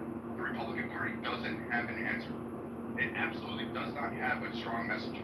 And that sure as hell isn't going to be prompted up by the J.D. Vance or whoever's going to throw their hat in the ring right now, which is still unknown. You don't have a Republican that is rising through the ether after Trump to be able to take a populist message and bend into a Republican or conservative brain. So right now, Newsom is probably the front runner I would pick today at this current juncture. Newsom is leading everywhere you get because Trump can't run again. So you don't have anybody else to counter him. Buttigieg. He's not even going to get out of the primary. He has a better track record with the rest of middle America than Gavin Newsom. Oh, he's not even winning. Dark horse, ready? Mark Cuban. Again, not running. He was endorsing Harrison, but it was to get the cabinet position within the SBA. So he is about being in politics. I don't know if it'll make him jump to the presidency, but surprising. Colbert. He's looking for a job. Is this time? It's the economy, right? And Brad, I hear everything you're talking about. At the same time, I think the blue wall did not like the fact that the economy under the last Democratic administration was the way it was. And I don't think the people in California, because we flipped 8 of 10 seats, and I think the next round, 2026 and 2028, we're going to flip a whole lot more seats. You can say you don't care about local politics in California, but most of America does. And I would say to you that the blue ball is not going to flip back the same way everybody thinks it is. The Democrats right now are bleeding hugely. And you think that just because they got a slick hair podcasting guy who got a big war checks is going to win back, meeting to, how many people voted for Kamala? Ever heard of a creature that smells like popcorn? No, really. This is the binturong, and chances are you've never seen one. These mysterious animals live in the lush forests of Southeast Asia and belong to the Kitover family, kind of like distant cousins of simids and genets. They might remind you of a raccoon, but here's the twist. Their tail acts as a thin limb. Yup, they can literally hang from trees using just their tail. Only 2 carnivores in the world can do that, and the binturong is one of them. Their bodies can reach up to 90 centimeters, and half of that length is just tail. With thick dark brown fur and fluffy white tipped ears, they've got a seriously unique look. They're omnivores, munching on everything from fruit to birds and rodents. All parties, please don't scroll. I'm just an opinion.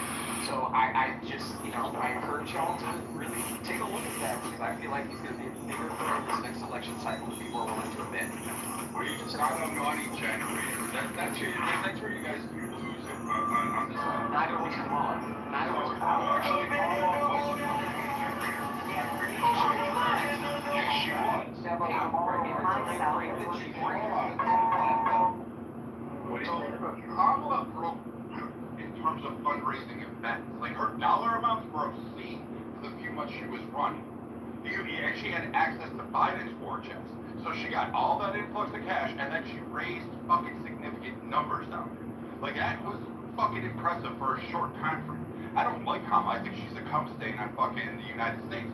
However, her political operations, fundraising generation, that's fucking massive. Buttigieg doesn't have that. Because she was a door-marked exit, the same way that Buttigieg would. Let's go back to what Kamala actually raised in 2020. What she raised running post Joe Biden was fucking phenomenal. Because she was artificially inserted, Brad. That's the part that you're not understanding. Yeah, Brad, I nervously agree with Kamala did raise, but you think she did? That was the machine. It was not the woman. There's a major difference, man. And listen, seriously, Brad, what we gotta do is to make sure that, and I don't disagree. I think Newsom can raise money, and he's doing it. At the same time, I don't think that his message will naturally go by even among Democrats.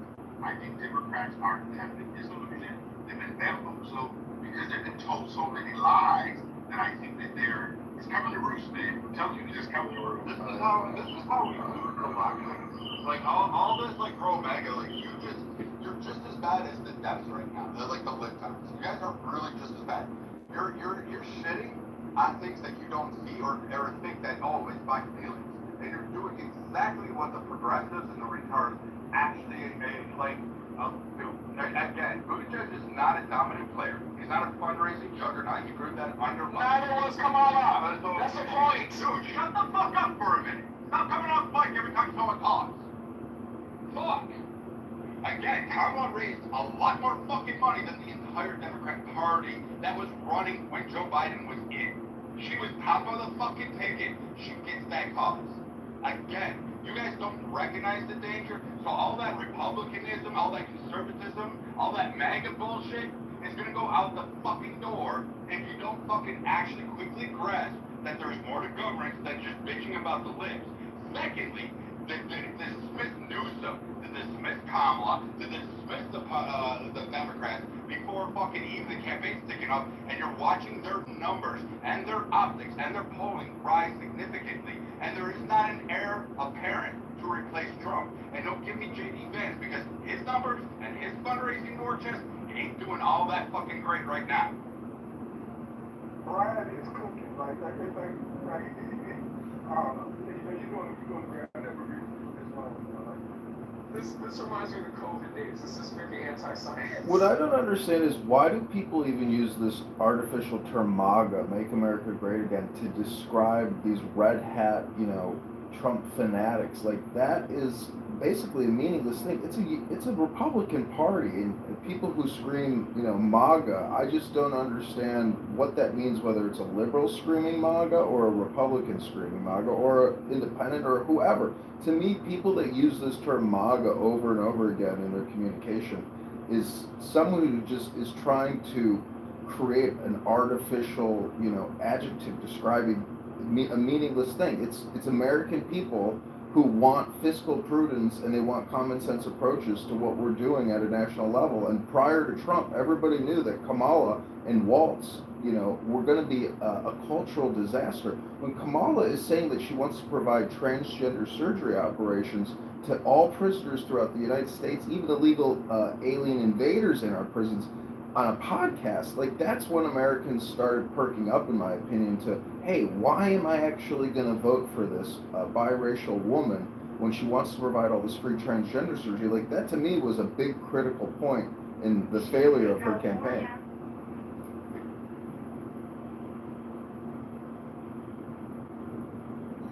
She sure did do it in California. She did. I was just reading this article here, guys. That shows that recent reports, currently official population projections by state agencies indicate that Texas will become the most populated state by 2050. It's actually looking by 2034.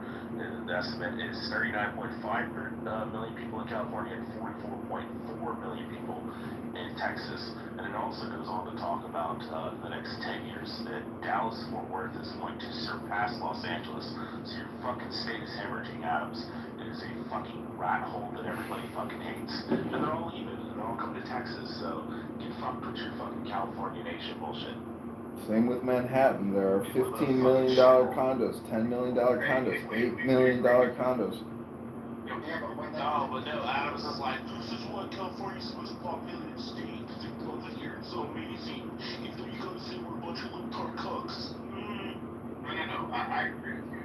And obviously, population is voting with their feet, and they're getting away from the blue states. I mean, it's just reality. But just hope that most of the people that's leaving these blue states are not coming to make their state purple. So they're they're not. Okay, all right. Well, let's hope not. Okay, because I see it happening in other spots. Okay, it is very unfortunate because we should be able to run our independent states much more properly. And also, Brad, I want you to know I am a conservative, or a big conservative. I don't go with labels. I don't care about America first. I was born an American. I will be American.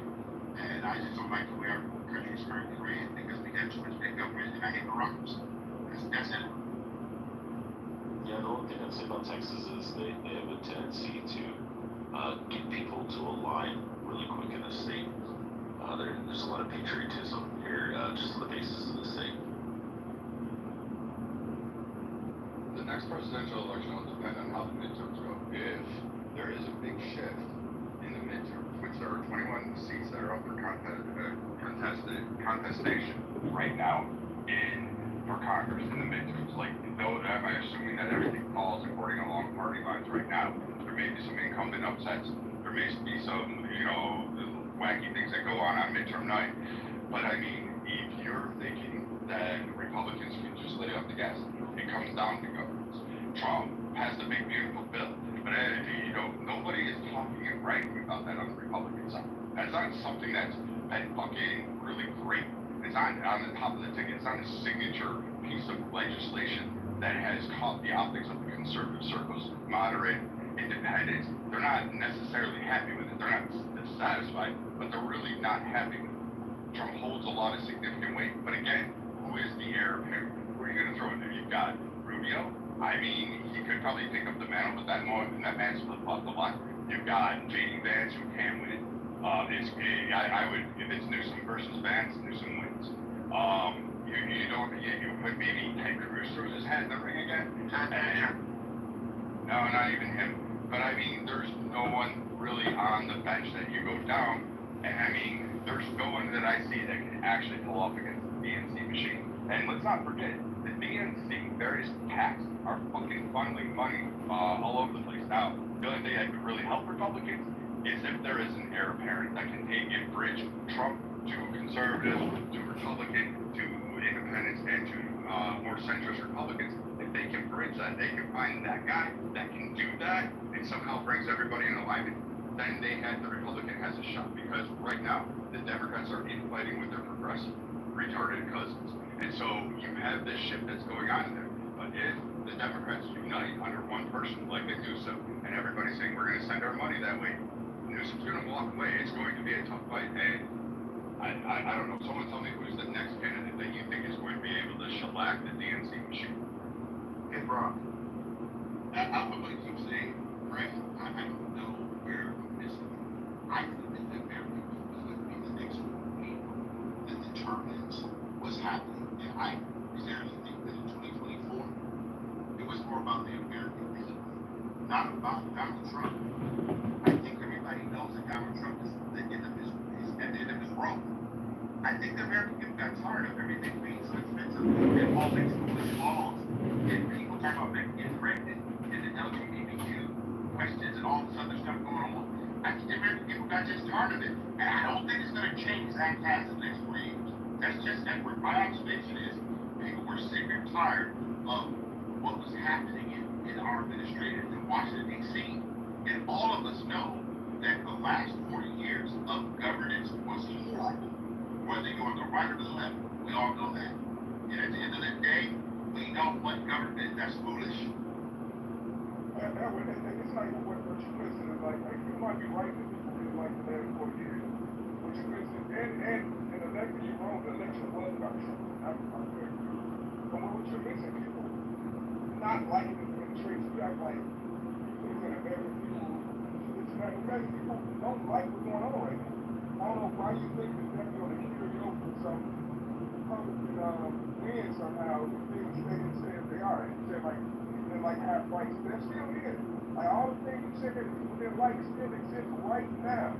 What kind of Okay, hold on. No, you hold on, like that. Kamala did not put one county in the entire country. Not one. Nikki, I appreciate your passion. I mean, no, appreciate everybody talking though. You talking about it for time. I speak one time, and you cut me off.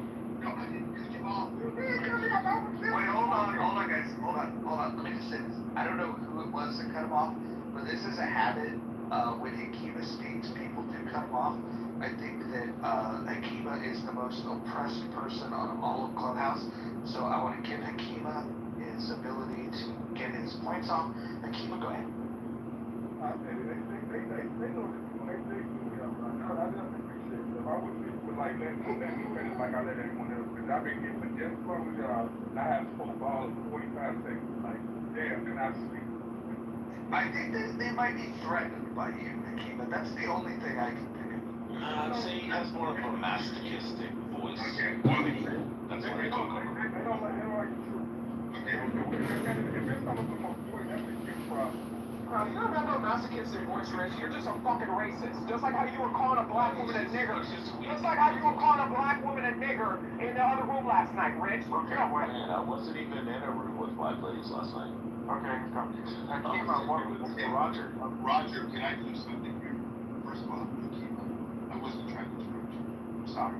Okay, you accept my apologies, sir. Oh, hold on. Before you guys do the apologies and the kiss and makeup, I just need to be very clear. We need to be very consistent about this, okay? So, rule number 7 of this house, the N-word is forbidden on stage and in chat. I'm going to bring Adams back up, but I wanted to make an example. Adams is one of my favorite people in this app, and I'm going to move him to the audience for saying it, even though he was just quoting somebody else saying it. I just want the point to be clear. The other thing I want to point out to in terms of the rules, and hopefully you guys can appreciate this one, is that there's another rule violation that happened there, which is number 9. Do not bring drama here from other rooms. So whatever happened in the other room, don't want to police it in this room. So I was only in here yesterday. Listen, I don't care. We're not going to talk about that, but I'm going to bring Adams back up. We're not going to talk about that word, and we're not going to talk about drama from other rooms. Okay, so going back, Hakima, please accept my apology. I was not trying to interrupt you in the way that you thought it was. So please forgive me. Okay? I don't know no other way to interrupt you. You're not trying. You didn't try to. But clearly, I was going to talk to you in a way that I did. And that means I was wrong. Do you understand that? I don't understand that. You can be a victim all you want, bro. It's okay. You trying to make me a victim. Do I understand that? You want making this apology. That's one of the shit. Hakima, tell us what you were going to say, though.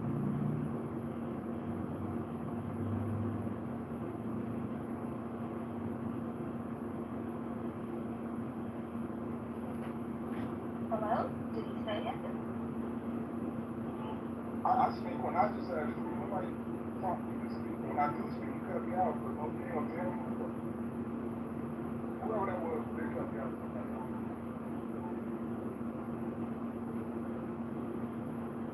You know, I live in Illinois where we suffer Fat Pritzker, and he is very slimy and very good at manipulation, media control, buying mass media, and you know, I think he's going to put his fat toe, you know, in the ring.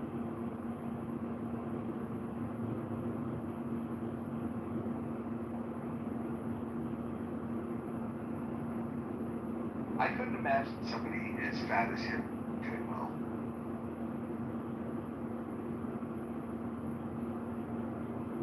I mean, he may just stay in Illinois and be a complainer and rule this state, you know, and destroy it into the ground by continually raising taxes and doing all this transgender identity therapy for students. Now, they're actually building almost hospitals into schools now. It's no longer just your local nurse. Now it's a full-on health clinic.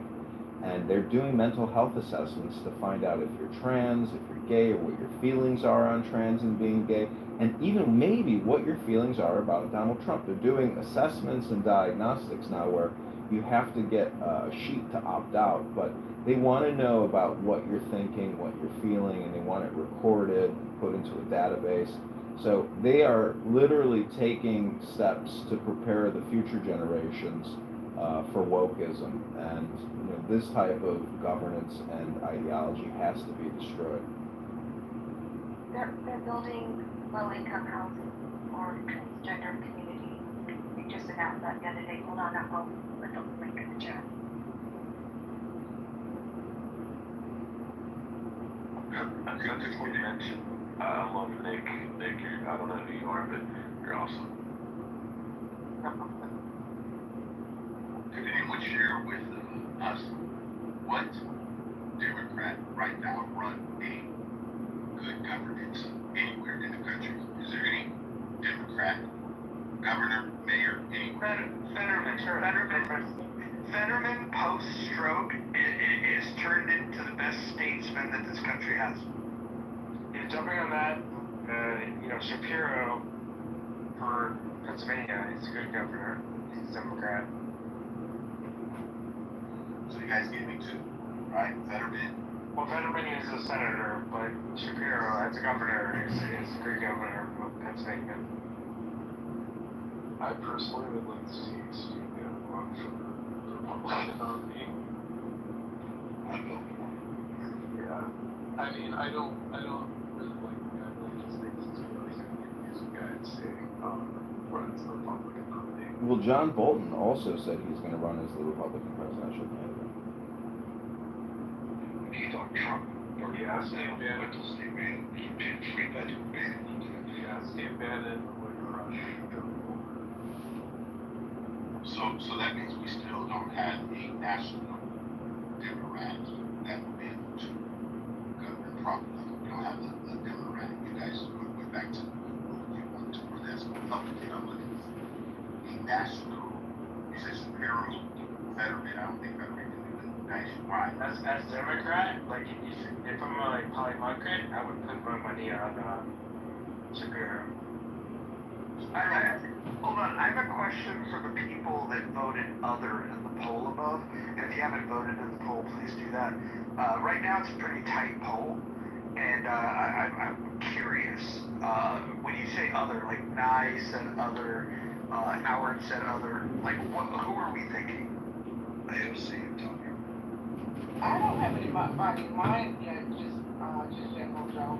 I think I stated perhaps in your space yesterday or someone else's space that I am very disillusioned with the Democratic Party.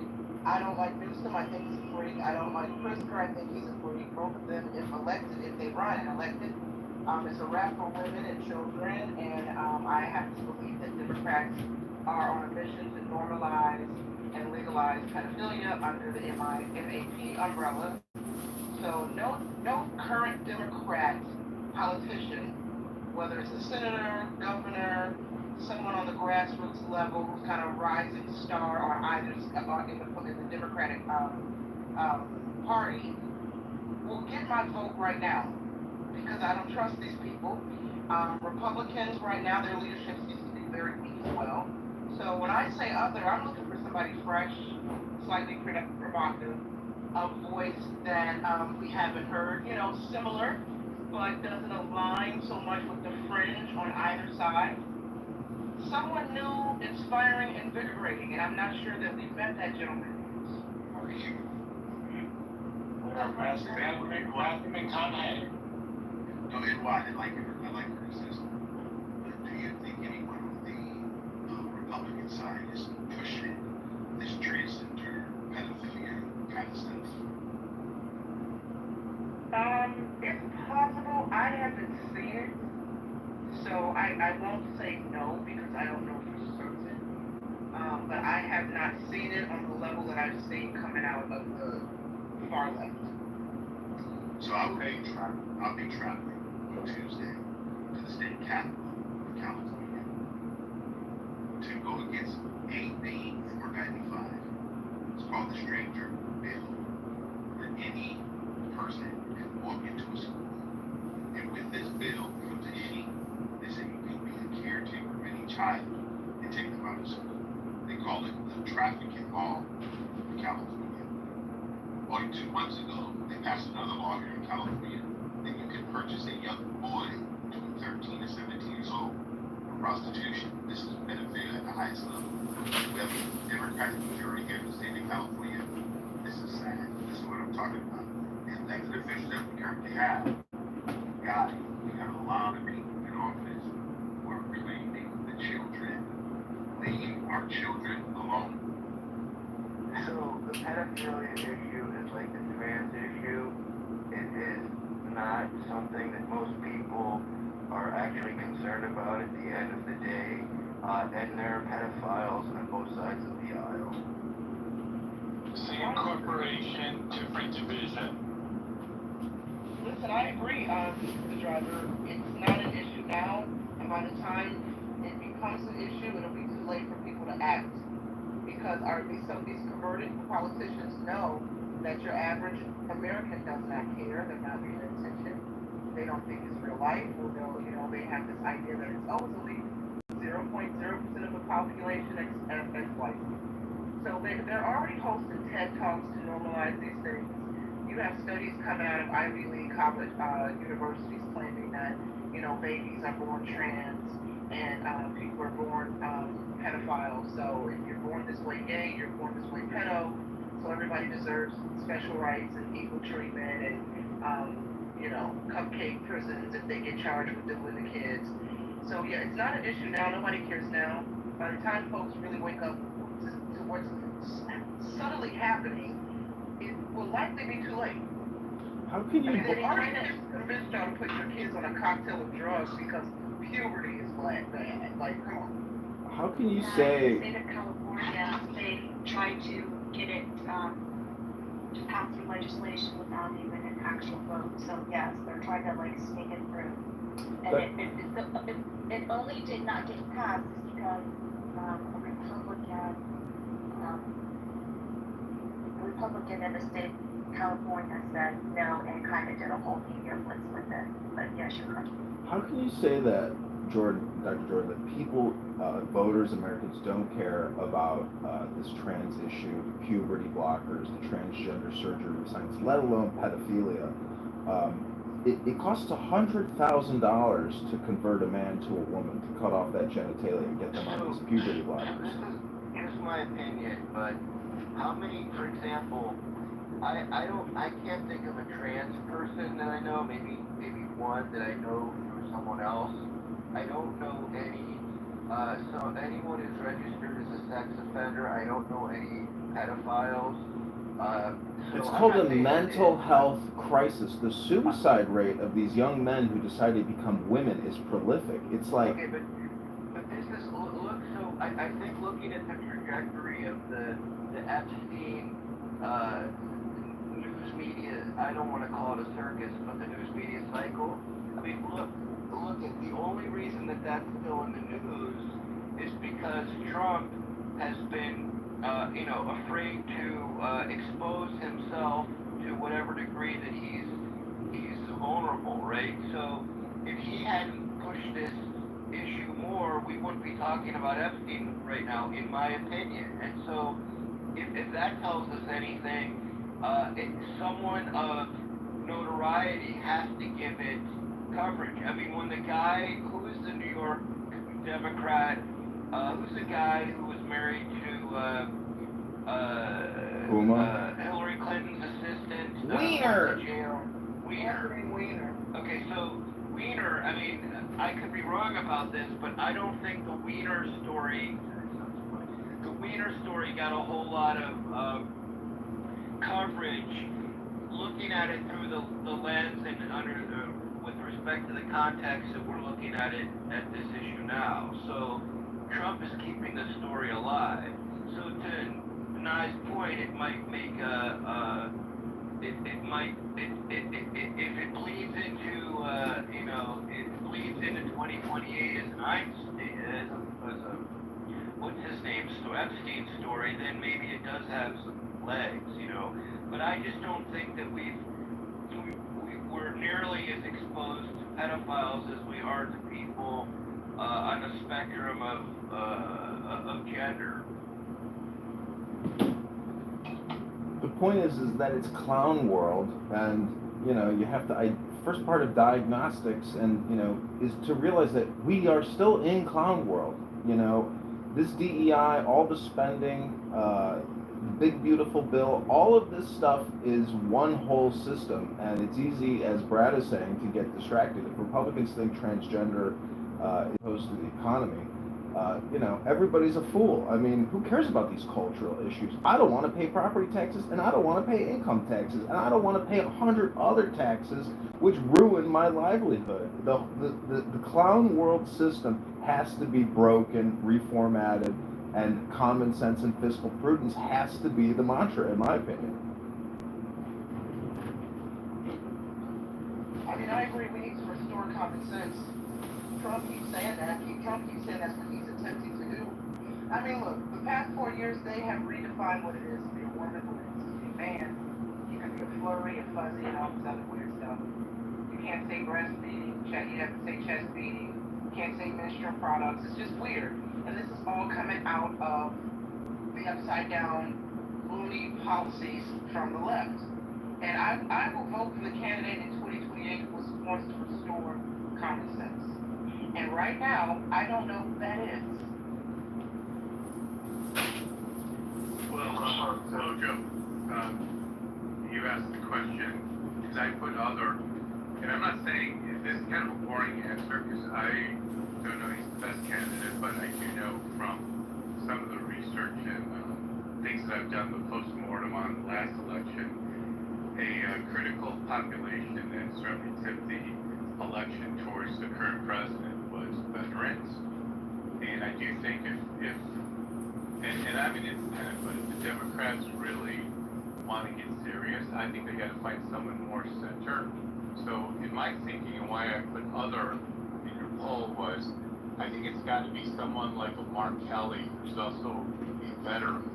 That, to me, would be something that could be at least, he may not win, but at least it could be someone that's a credible candidate. I'll land there.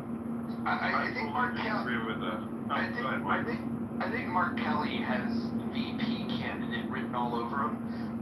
He's the type of guy that I think would run in a primary and lock up a certain voting block. And I appreciate the fact that that you dig into the numbers here. I think Mark Kelly definitely can play a role. I don't think he's top of the ticket material. So I was going to say real quick was essentially, so the Democrats have tried this playbook, played towards the middle, trying to get the independent votes, and it hasn't worked time and time again. They tried that with Hillary, they tried that with Kamala, which tried to send to the right. And I'm going to get some pushback on it, but like someone who I think might actually witness AOC on the Democratic side, someone to fire up their base, to get people out to vote, and to instill rage in the Republicans in a way that it will make her base even more exciting. They need someone that, like, the Republicans are going to the far right. I think Democrats need to cut the shit of trying to, gather the moderates or conservative Republican or moderate Republicans and just go straight for what they want. Either a Bernie Sanders or an AOC, I think should be their next candidate. Yeah, so when you look at hold on real quick, Brad, real quick. I just want to respond then, and we'll go right to you. I think that Nicholas makes an interesting point. That's definitely one of their options. I think the better option is to go to the middle. So we disagree. But the one thing that's clear is they can't stay where they're at. Their post-mortem, they know that if they stay where they're at, they lose. They know that, and so they can either make a move to the middle, or they can make a move to the left. Whether or not one of those strategies will be better than the other in terms of attracting voters, we would have to see. But if they stay where they're at, they're absolutely dead. They know it. But Brad, go ahead.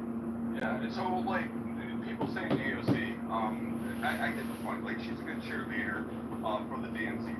She's not the biggest fun hauler. She doesn't bring in the most money. She's kind of the pretty girl that you bring on a date. She's like Matt Gates going to a bar. He's gonna have a pretty girl on his arm. That's not really where AOC is going to excel at. As a matter of fact, I don't think she's even going to be able to pull out a race against Schumer.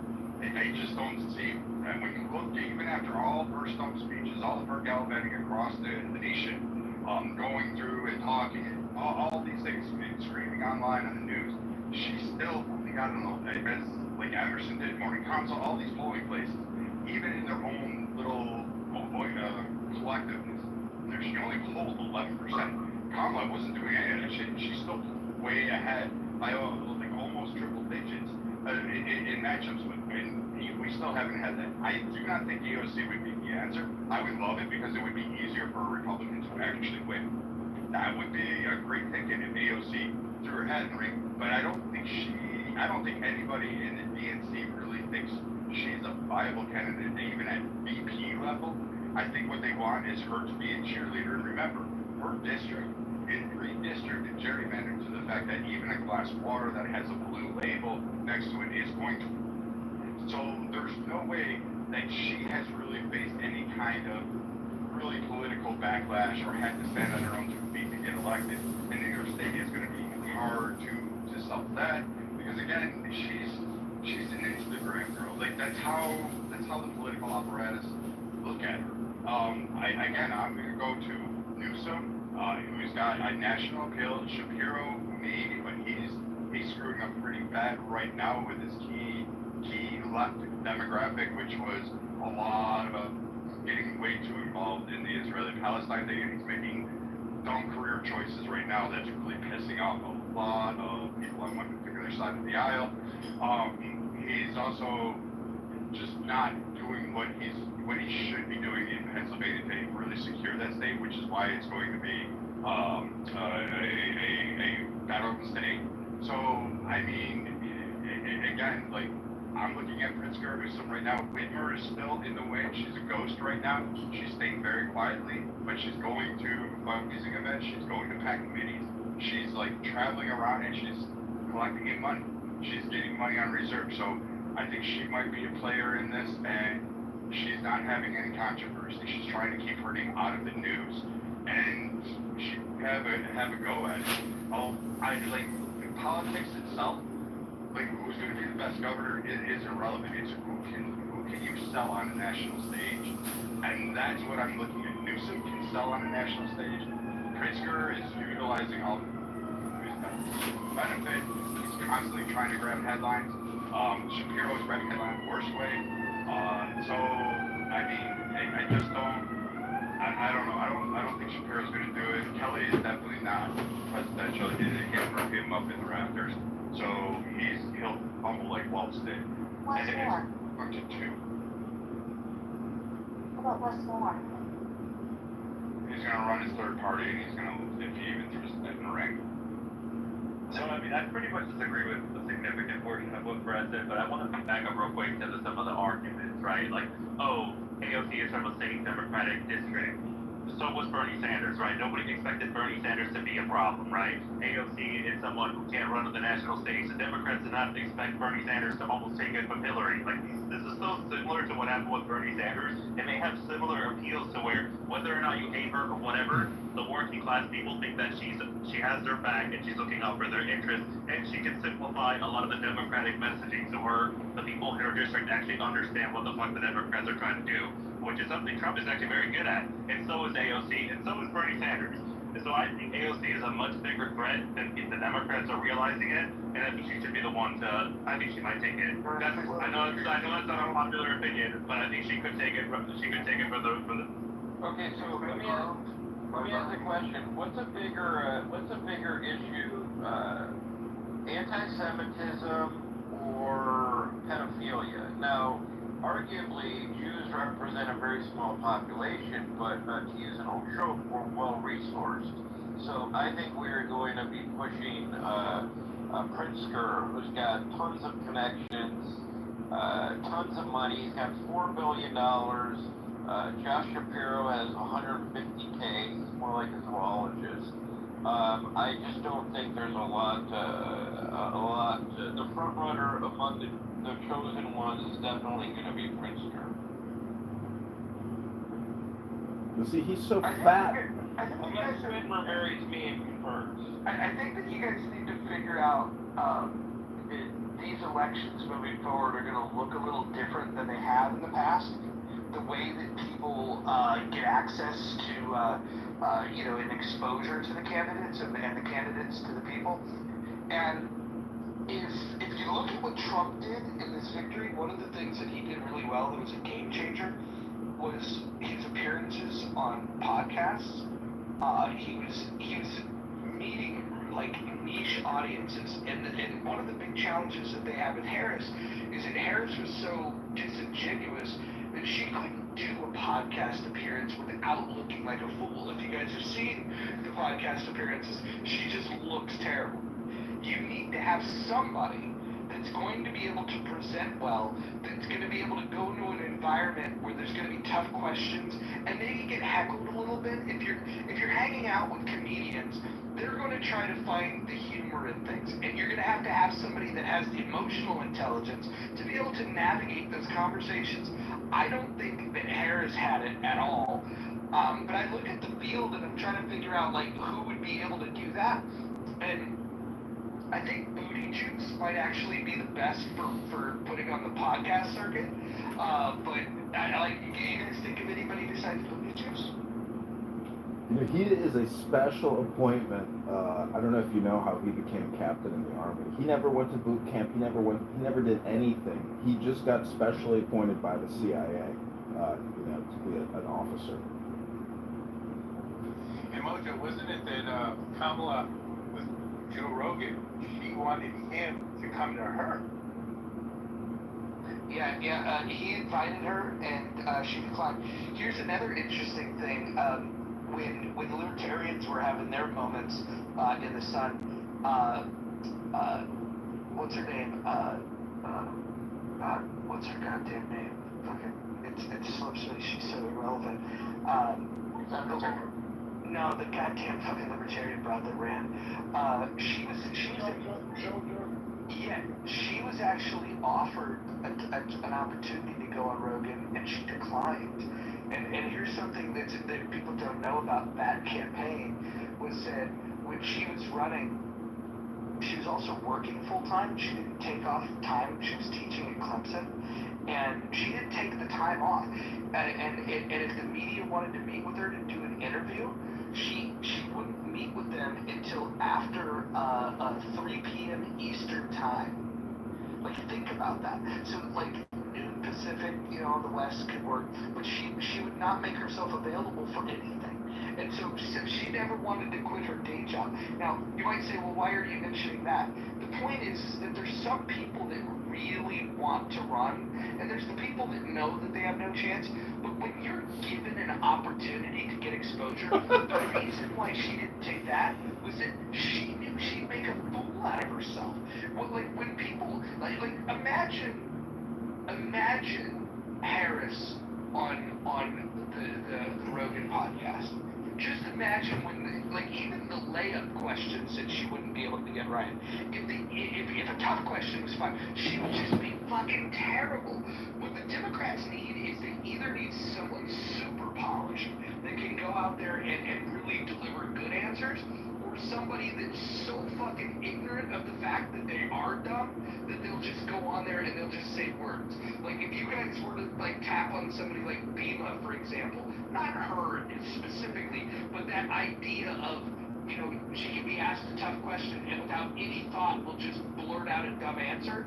That's better than what Harris would do, where Harris would try to relate to people, and her bag of tricks is to make caricatures of the audience that she's trying to connect with. This is why she makes up things like washing greens in a bathtub. I think that you kind of nailed it, right? Like, Democrats have a habit of picking, authors that don't come across as authentic. And that's where Trump actually does pretty well in. and so does AOC on my end in there, is that you think that she's not lying to you. She's not sugarcoating things. It's neither is Trump. It's actually what she stands for. She just repeats the same thing over and over again. So you believe it, right? Democrats tend to pick, like, even Joe Biden at times doesn't come across fully authentic in some of his speeches. I think that the Democrats only have to show up because look at the narrative that they get to contend with or revisit, right? Like, they can say, well, you voted for this Trump policy, you voted for that Trump policy, you didn't want to expose, let's say, the Epstein thing, it's still, still out there and lingering. I mean, it's hard to defend one's actions just as a congressional Republican. So, Jordan, here's the thing. I would love to be confronted with the idea of, hey, Republicans didn't release the Epstein files. Well, neither did Biden. The Democrats didn't do it. In fact, if there was something incriminating, the one thing we know is that if the Democrats were willing to try to kick Trump off the ballot, try to throw him in jail, and ultimately try to kill him, if there was something in that file that they thought was going to be damaging to his run for presidency, they would have released it. They didn't. And so I don't think, you think that this owns Trump or the Republicans because the files haven't been released? I think he should release them. The reason why he doesn't is because he's got friends that are on the fucking list. The other side didn't release it because they have friends that are on the list. Nobody wants to release it, and they're both guilty of protecting these fucking weirdo pedophiles. I understand, but I think with Trump, the only reason he was supportive of congressional Republicans when they were running for office was because he needed to get reelected. He absolutely doesn't have any reason to care about anyone now, and so I think it's going to be to their detriment that they backed him because he's just there's no reason for him to create legacy, just like Obama unfortunately did not really create legacy for the Democrats. So I think it's going to take an outsider to really surface within the Republican Party to be someone who can hold their own, and even someone as poorly as lacking the poise of Kamala, it will I don't know, where was I going with this? That someone lacking her poise can still take on Republicans with the narratives that have landed on her lap. I don't know how time. I don't know. I agree with your last 10 seconds. So, I mean, I think it's even simpler than that, Dr. Jordan. I mean, really what they have to do is just use the exact same thing Republicans did to the Democrats. Are you better off, at next state than you were before? Housing costs are still going up. Food costs are still going up. The unemployment rate is slowly moving up. If this continues, they can just use the same argument Republicans did and bash Republicans over the head with it and win. I think it's much simpler than that. You have to go to the Epstein.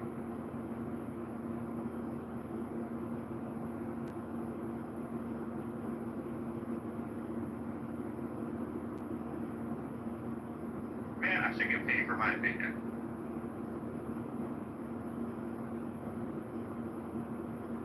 Why do you think your opinion is so valuable that you would be honored with people paying Because for he's it? a gay Mexican. That's a huge cohort. And y'all cannot take a joke. Jesus Christ.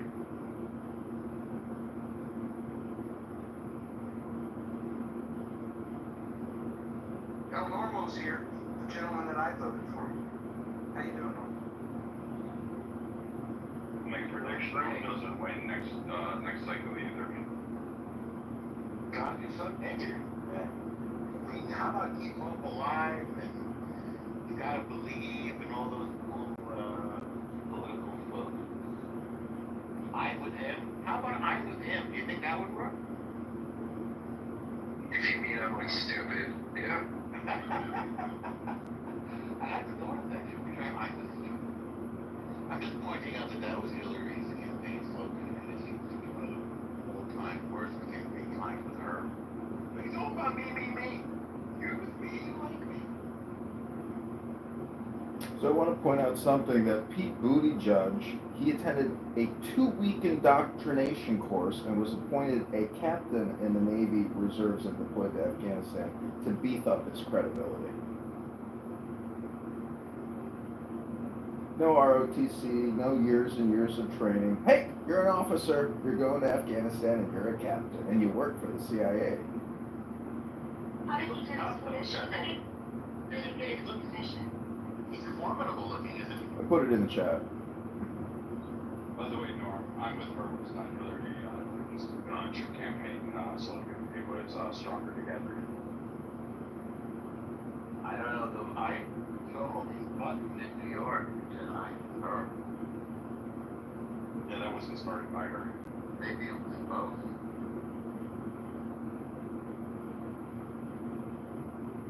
Well, maybe we can recycle that slogan in Buttigieg's runs. We can then say, I'm with her.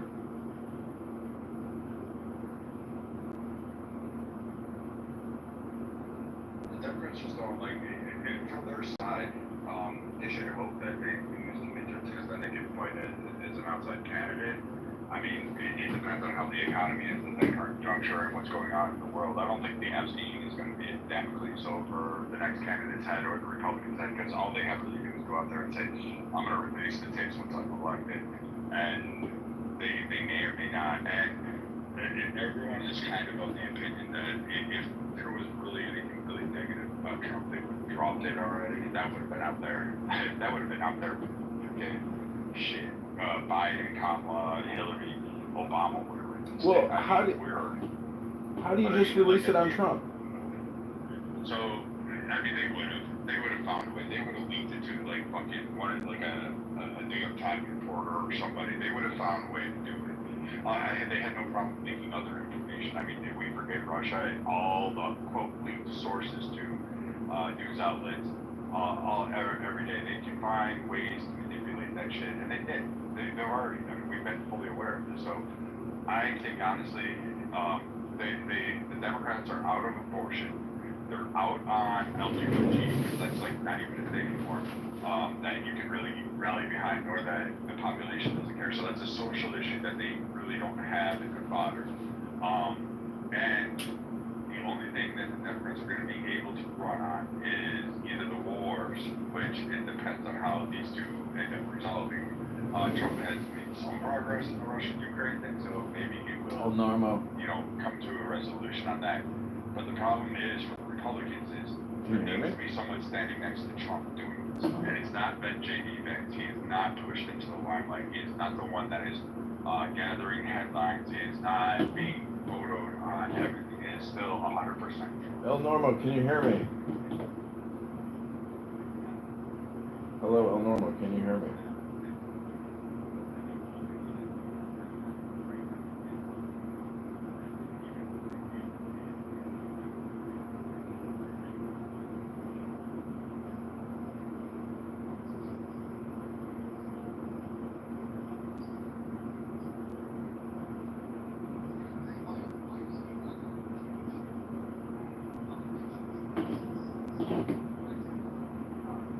DeSantis, I don't agree with all of his policies, but Florida's a better run state than many of the states that we have in the union, especially ones that are highly populated. How come we don't like DeSantis more? What's the problem with him?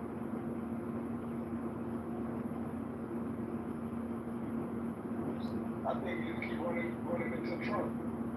Right? If Trump out the way, you might People like him and appreciate him and respect him. If you live in Florida, you thank God that he's your governor. You live in Illinois, you pray to God that people like Pritzker, have a myocarditis, from. So, I mean, but it is, I think Kim was right, it is a lot about running up against Trump in the beginning. I mean, Trump really dished him pretty good in the early term of, while they were running. So they butted heads, but, he seems to me like he's running that state in a way that, is long overdue, or there's many states that should be running their states in the same way that he's running the state. For God's sakes, he's claiming that they're going to get rid of property taxes. I was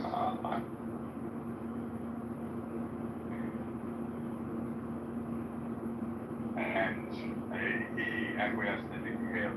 So I think he won the debate with Newsom, but I think he lost against Nikki Haley. Or national. Brad, you keep going in the matrix. Brad playing Atari? Brad, for the Terminator. Is this better? Okay.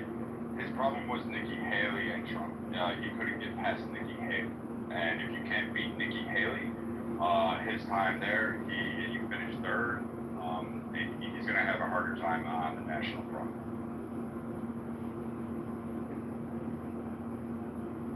So what do you think? The country wants to see more alligator Alcatrazes?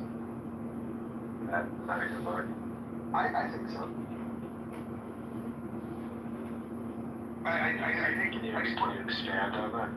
Yeah, well, you asked if the country wants to see more of it, and I think yes. I think that you can come up with clever names to try to go against, certain immigration policies, but I think that the country right now is more with Trump than against Trump when it comes to this issue. And so, to answer your question, I think yes. I think they want a big moat between the U.S. and Mexico. That's what I think.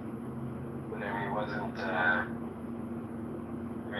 you're talking about DeSantis not being successful. It's in his state. Is that a coincidence? Coincidence, no. But let me ask you this: why is it that when Democrats talk about democracy and what the people want, that's the story they use when it's ideas that they like. But then when the will of the people is to do something that they don't like, then all of a sudden they're against the idea of democracy. And that's the part that I don't get. It's many people on the left, they want a pure democracy. They call for it pretty openly. They think that we should get rid of the electoral college, for example. But then when you find policies that are popular, Democrats are like, oh man, that's bad. And I just don't get it. They're only for this idea of democracy when they're getting their way.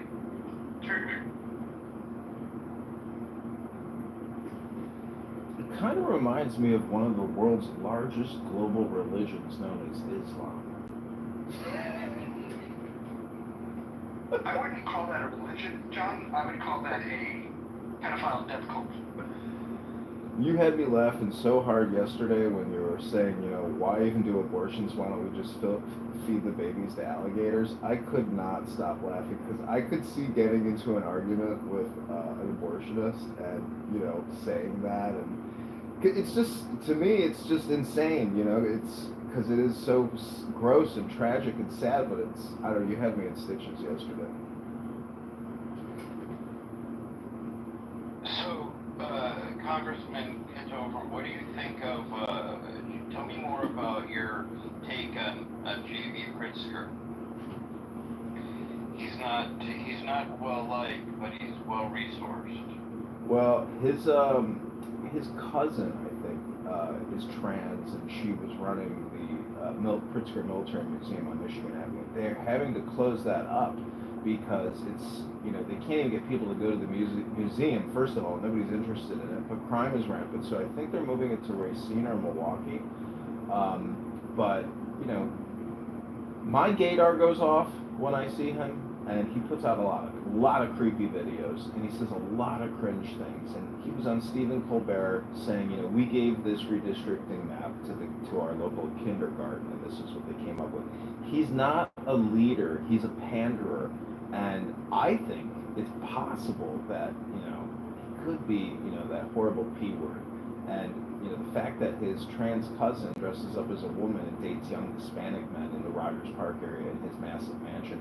People have illicit sexual lives that you don't want to know about, and have political opinions about cutting off young men's genitalia and pumping them full of puberty blockers. And so Illinois Abraham Lincoln's great state is run by Clown World. It is a prime Clown World state in our 50, state republic here. So I say be on the watch out for Pritzker. He funded the translation of the Zohar into the Pritzker Zohar edition. I love the Zohar. It's got incredible wisdom, but I do not think that these Clown World leaders read books. I don't think they have any wisdom, pragmatism, or just basic normality or decency in them. They are dedicated to creating gaslight content on the interwebs about all these woke positions, and it's really pathetic. I mean, they pick out the littlest things like J.D. Vance, and increasing the water supply in the river. It's like they pick at the lowest hanging fruit because their jobs are essentially political communication. They don't produce anything. They don't create anything. These people have never run a business. They've never started businesses. Pritzker is just a trust fund baby, and he's a fat, pathetic pig. And I don't think he has the actual physical strength to run for president.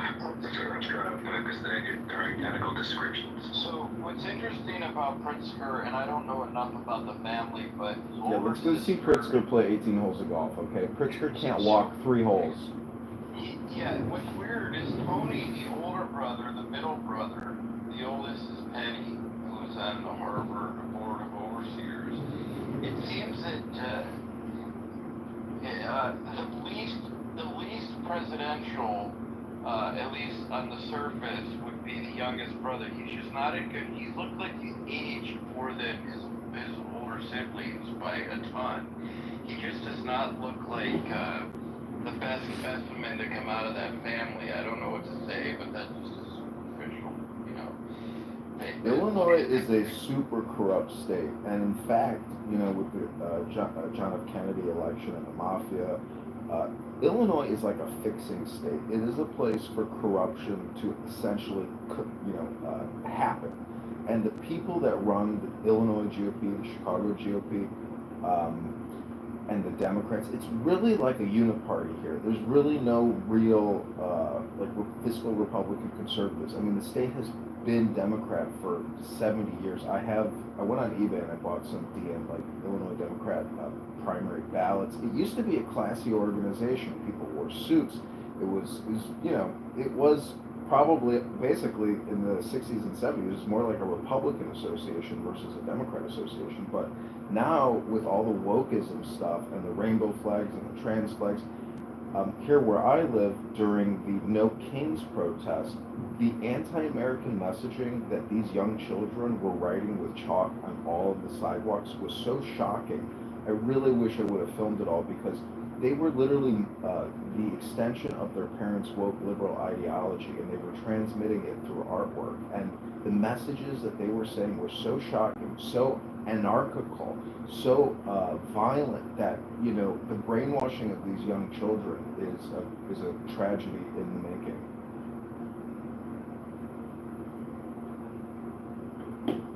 Let me tell you how corrupt this crazy ass wicked state is. Listen, I live in Illinois too. Okay. The police, and I'm not making this up, as crazy as this is gonna sound. The police brought my family blind in a house fire. We had a house fire. I won't go into it, but just know that's how deep the corruption is. How are you a victim of a fire as the doggone investigators rob your shit, steal your shit out your house? I'm done.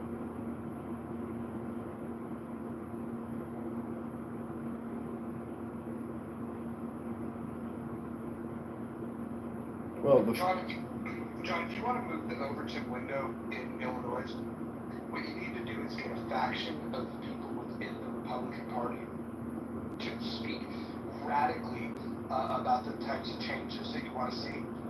You're not going to win, but what will happen is it'll make Republicans, the mainstream Republicans, look more popular. So people will run from the radicals, and they'll embrace the more moderate side, but at least it pulls them away from Democrats. That's how you shift the Overton window, is like having some radicals and then allowing those mainstream people to call you out and say that you guys are the problem and you're extremists and blah blah blah. But you just have to have that representation. If you want to see it working out, go to like New Hampshire, where the Libertarian Party and a few radical independents are saying the most crazy things, right? They want to, the things that they're fighting for are just like over the top radical, but what that does is it solidifies the more moderate Republican position. Well, when 300 people get shot every weekend and 75 die from gunfire, you could go to Kabul, Afghanistan, and no one gets shot every single weekend. So we live in an anarchical society, and the police are just looking at their cell phones in their cars. They don't want to be bothered with all this shit. So we have a gang problem. We have an alien invasion problem in this city. They've spent over $1 billion housing 60,000 illegal aliens, and many of them are tied up, in drugs, narcotics, prostitution, robberies, murders. It's like a political elite, and the Chicago Teachers Union, who sucks out 75% of our property taxes. Like the city, we're in a very dangerous place in the city because they can't keep kicking the can down the road, because Trump isn't going to give them that bailout money. And those billions they spent on the COVID-19, they already spent that money. So the city is like at a breaking point. It has given up all of its value. It's sold its parking rights to the Abu Dhabi Investment Fund. This city is strip mined, and people want to leave, and it's just like New York City. I mean, you can look at the new housing inventory that got listed in the past 30 days. People want to get the fuck away from these socialist, Marxist, Democrat leaders who are very dangerous. I mean, it's all about white supremacy, climate change, gender, etc. They are the biggest frauds and liars, and I just, to the life of me, having gone to a good school and served with good people in the Army and worked with great people, it's like, how in the world do all of these clown world representatives make it into leadership positions, whether it's Karen Bass, Newsom, all of them? It's like, is our population that shitty? Like, there's no good leadership? I don't know. It's like terrifying to know that, our own leaders are eating out our substance, lying to us, hypnotizing us, propagandizing us non-stop. Like, this is what politics is. It's hard to believe that they can get away with it, but I think the whole population is actively disengaged. Like, I went out last night, there's a bar full of 150 young people that are mostly in college. None of them are interested in politics, and they're very neutral. They don't express any type of patriotism, any type of political affiliation. And so, again, nobody's actually involved in politics. At the GOP events in Chicago, you'll never see a red MAGA hat. So there's really just not a lot of people actively interested in politics. And, it's to their detriment. I think they don't want to be associated because everyone is afraid of being maybe labeled a racist, or they are a MAGA. So, you're a maggot, you're a maggot. Like, you can listen to these rooms on this app. All they do is dong on Trump and Trump supporters. And I mean, so people want to be disengaged and separated from it. But the problem is you can't be. Like, your whole financial future is tied up in this.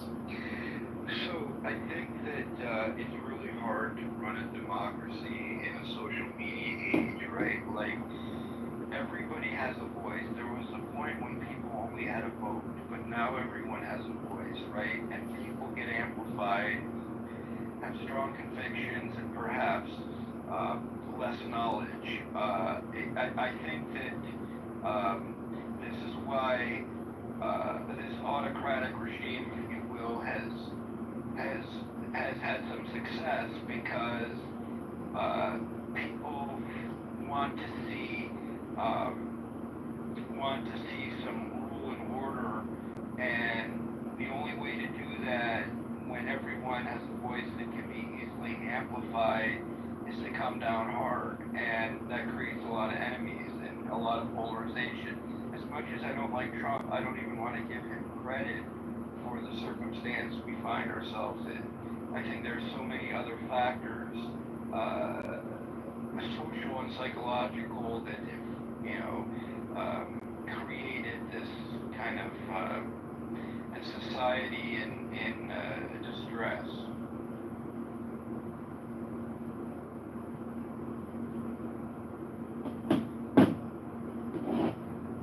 Go to the Clubhouse House Democrats, like, if you were to go into Patty, who do they think's going to be the nominee? Jasmine Crockett.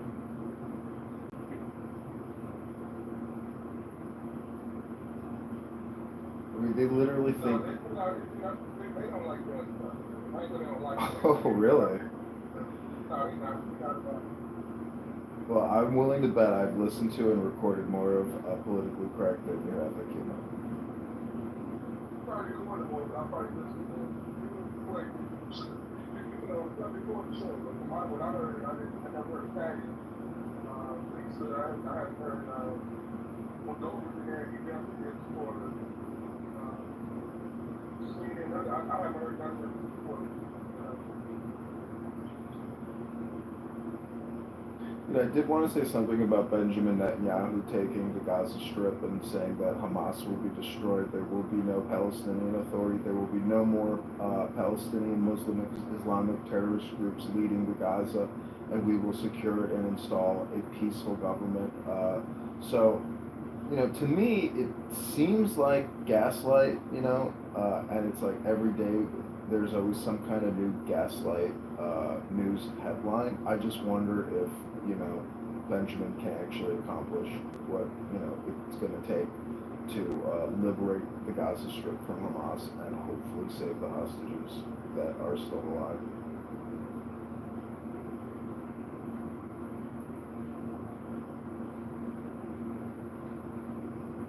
Wait, I just, I don't mean to deviate from what you just stated, but I just want to go back to something that the Jasmine Crockett point. Jasmine Crockett said in an interview a couple months ago, maybe some of you guys saw it, but I had to go refresh my memory. I'm reading this from New York Post.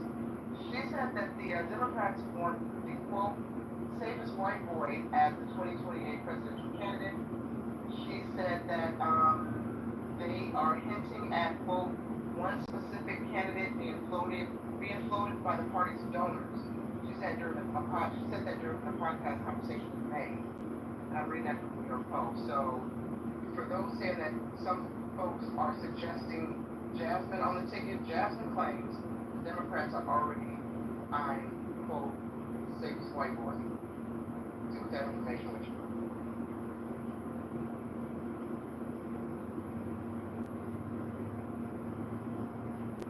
I mean, that's the thing, is you can make outlandish statements, all or nothing statements, extreme statements. You can lie. I mean, there is no limitation to gaslighting.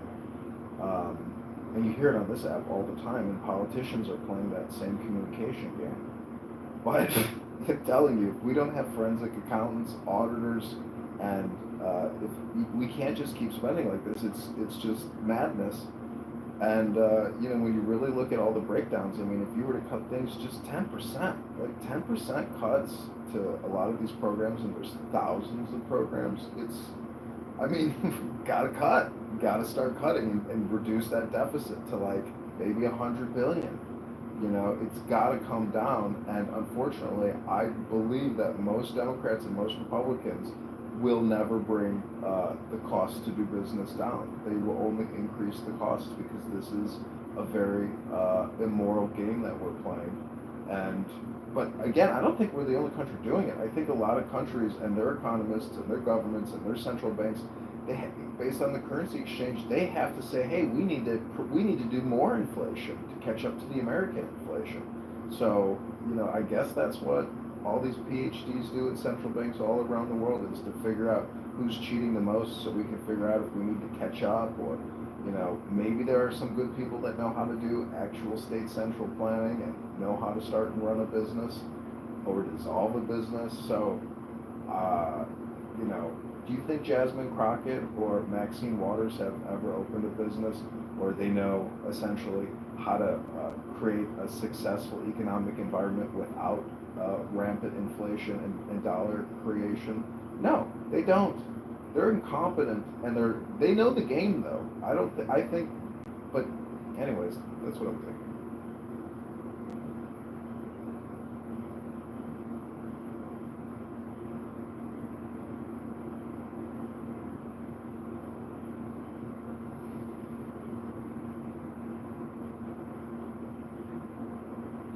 Do you think when Trump leaves office, the national debt will be lower than when he got into office? No, it's going to go up 2 trillion every year at a minimum. So that's 8 to 10 trillion in additional debt. And if it's 2 trillion added at to 37, I mean, it's going to be 45 trillion, 48 trillion by the time he leaves. So how is that an alternative to the big spending that Democrats would give us?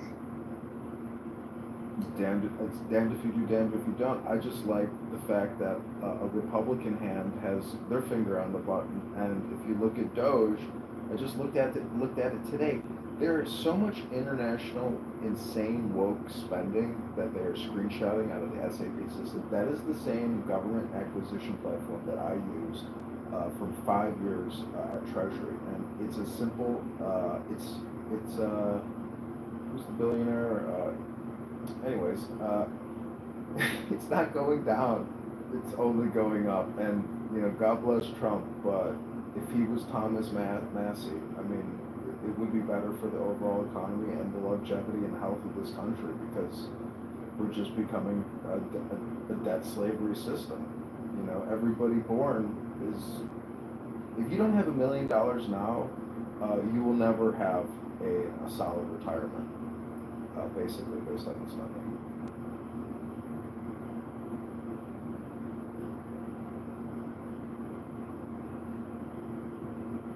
Well, you could still build wealth. You need to have some incredible attributes and create value or understand the markets and directions that they're going to go. We were talking about it earlier. I won't mention the stock again because I don't want to be accused of having too much information. But there's a move that will be made on the 12th, it's a Tuesday, that I think will create wealth for a lot of people. So it's gotta follow the trends. You can make money in an up economy and down economy. I think if Gretchen Whitmer converts to Judaism, she has a very strong chance of winning. Well, I would give her an advantage. I will vote for her. I just think Pritzker has $4 billion behind him.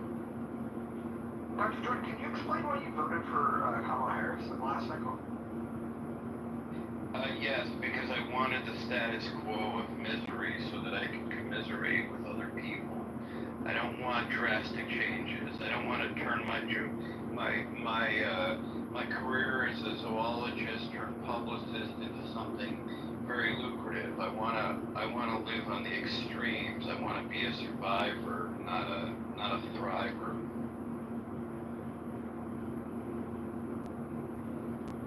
I like to complain. I'm Jewish, and if good things start happening to me, I'll have less reason to complain.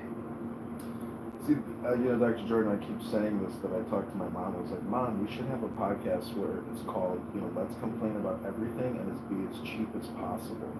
Because that's basically what my mom and I talk about is, we talk about as being as cheap as possible and how proud she is about how frugal she was with this and that. I mean, she doesn't flush her toilet unless she has a buildup, that type of frugality. I mean, look at how overrated success is. You've got some guy like J.B. Pritzker who is struggling to exercise during the day apparently or eat healthy because he's not looking so good. And he's got all the resources in the world. If that's success, do you really want it? And then you got Josh Shapiro, who's worth $150K, and he seems to be slim and fit, but he's had trouble deciding what side of the aisle he's going to stand on when it comes to dealing with anti-Semitism on college campuses, which is kind of a softball, I think. And I don't get it. When you voted for Kamala and then Trump won, how did that make you personally feel? Because, I know when I vote for a winner, I feel like a winner. Well, I mean, I'm a hypochondriac, as you know, and I thought I was having a stroke when he won, and that I misunderstood what they were saying in the media, and so I kept having to turn the TV on and off. So still getting over that.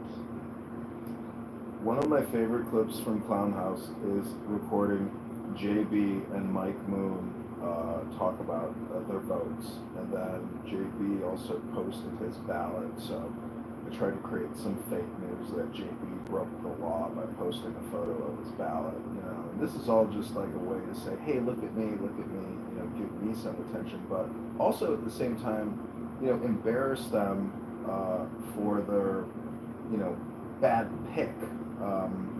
And their basis on why they felt Kamala was the better choice. JB said that it was based on, he had to think about his children and their future. Everybody gave a reason, but, in retrospect, like everything that you now know about her positions, and and especially Tim Walz, just, how can you still think that you made the right choice? Well, again, we're underestimating the Trump legacy, right? Like, there's a huge vacuum that awaits us because this was a guy who only props other people up for his benefit.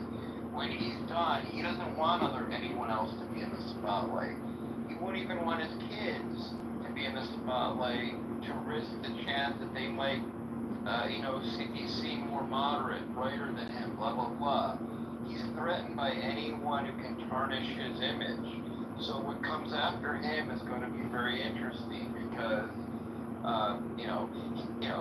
he may be the first president to attack someone in his party who's running for the election that follows, the 2020 election. So, I think it's going to be very interesting. We are totally underestimating what can happen when he has to step away from office if he does.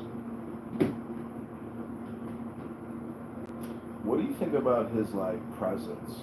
Trump's presence itself, his confidence, his pride, his does he feel like he's manifest destiny itself? What do you think about his presence? I am no expert, but I think it's interesting that an overt narcissist, a grandiose narcissist, is likened to a quote-unquote subtype of psychopathy, where someone with vulnerable narcissism like me or covert narcissism, I'm more of a traditional type, right? And so he really believes his confabulations. He really thinks he's smarter than everybody else. He is a manifestation of unbelievable overconfidence. That's different, that's really, a psychopathy, right? More than his insecure narcissism, so as we've come to know it. So I think he's batshit crazy, because I think most of us would be embarrassed to be president of the United States and not know some of the things he knows. It would be just, the incongruity would be so strong. I would be too embarrassed to stand up, and he absolutely doesn't care. He's made a mockery of many things, and he doesn't see it that way. Well, don't you think it's technically like our Pope in a way, and then we have all these other popes out there like Obama, Bush, Clinton, so there's this mind trust between the presidents in a way, and they may not get along, but they can still be in communication, maybe. Well, hasn't he challenged that construct and that model? If he was smart, well, he separated himself from the old guard so much, they don't even want to be in the picture with him. It's really weird. You would think that if you're president, you'd want to be part of this camaraderie that's he's dispelled the notion of being among leaders because he's so different. It's weird.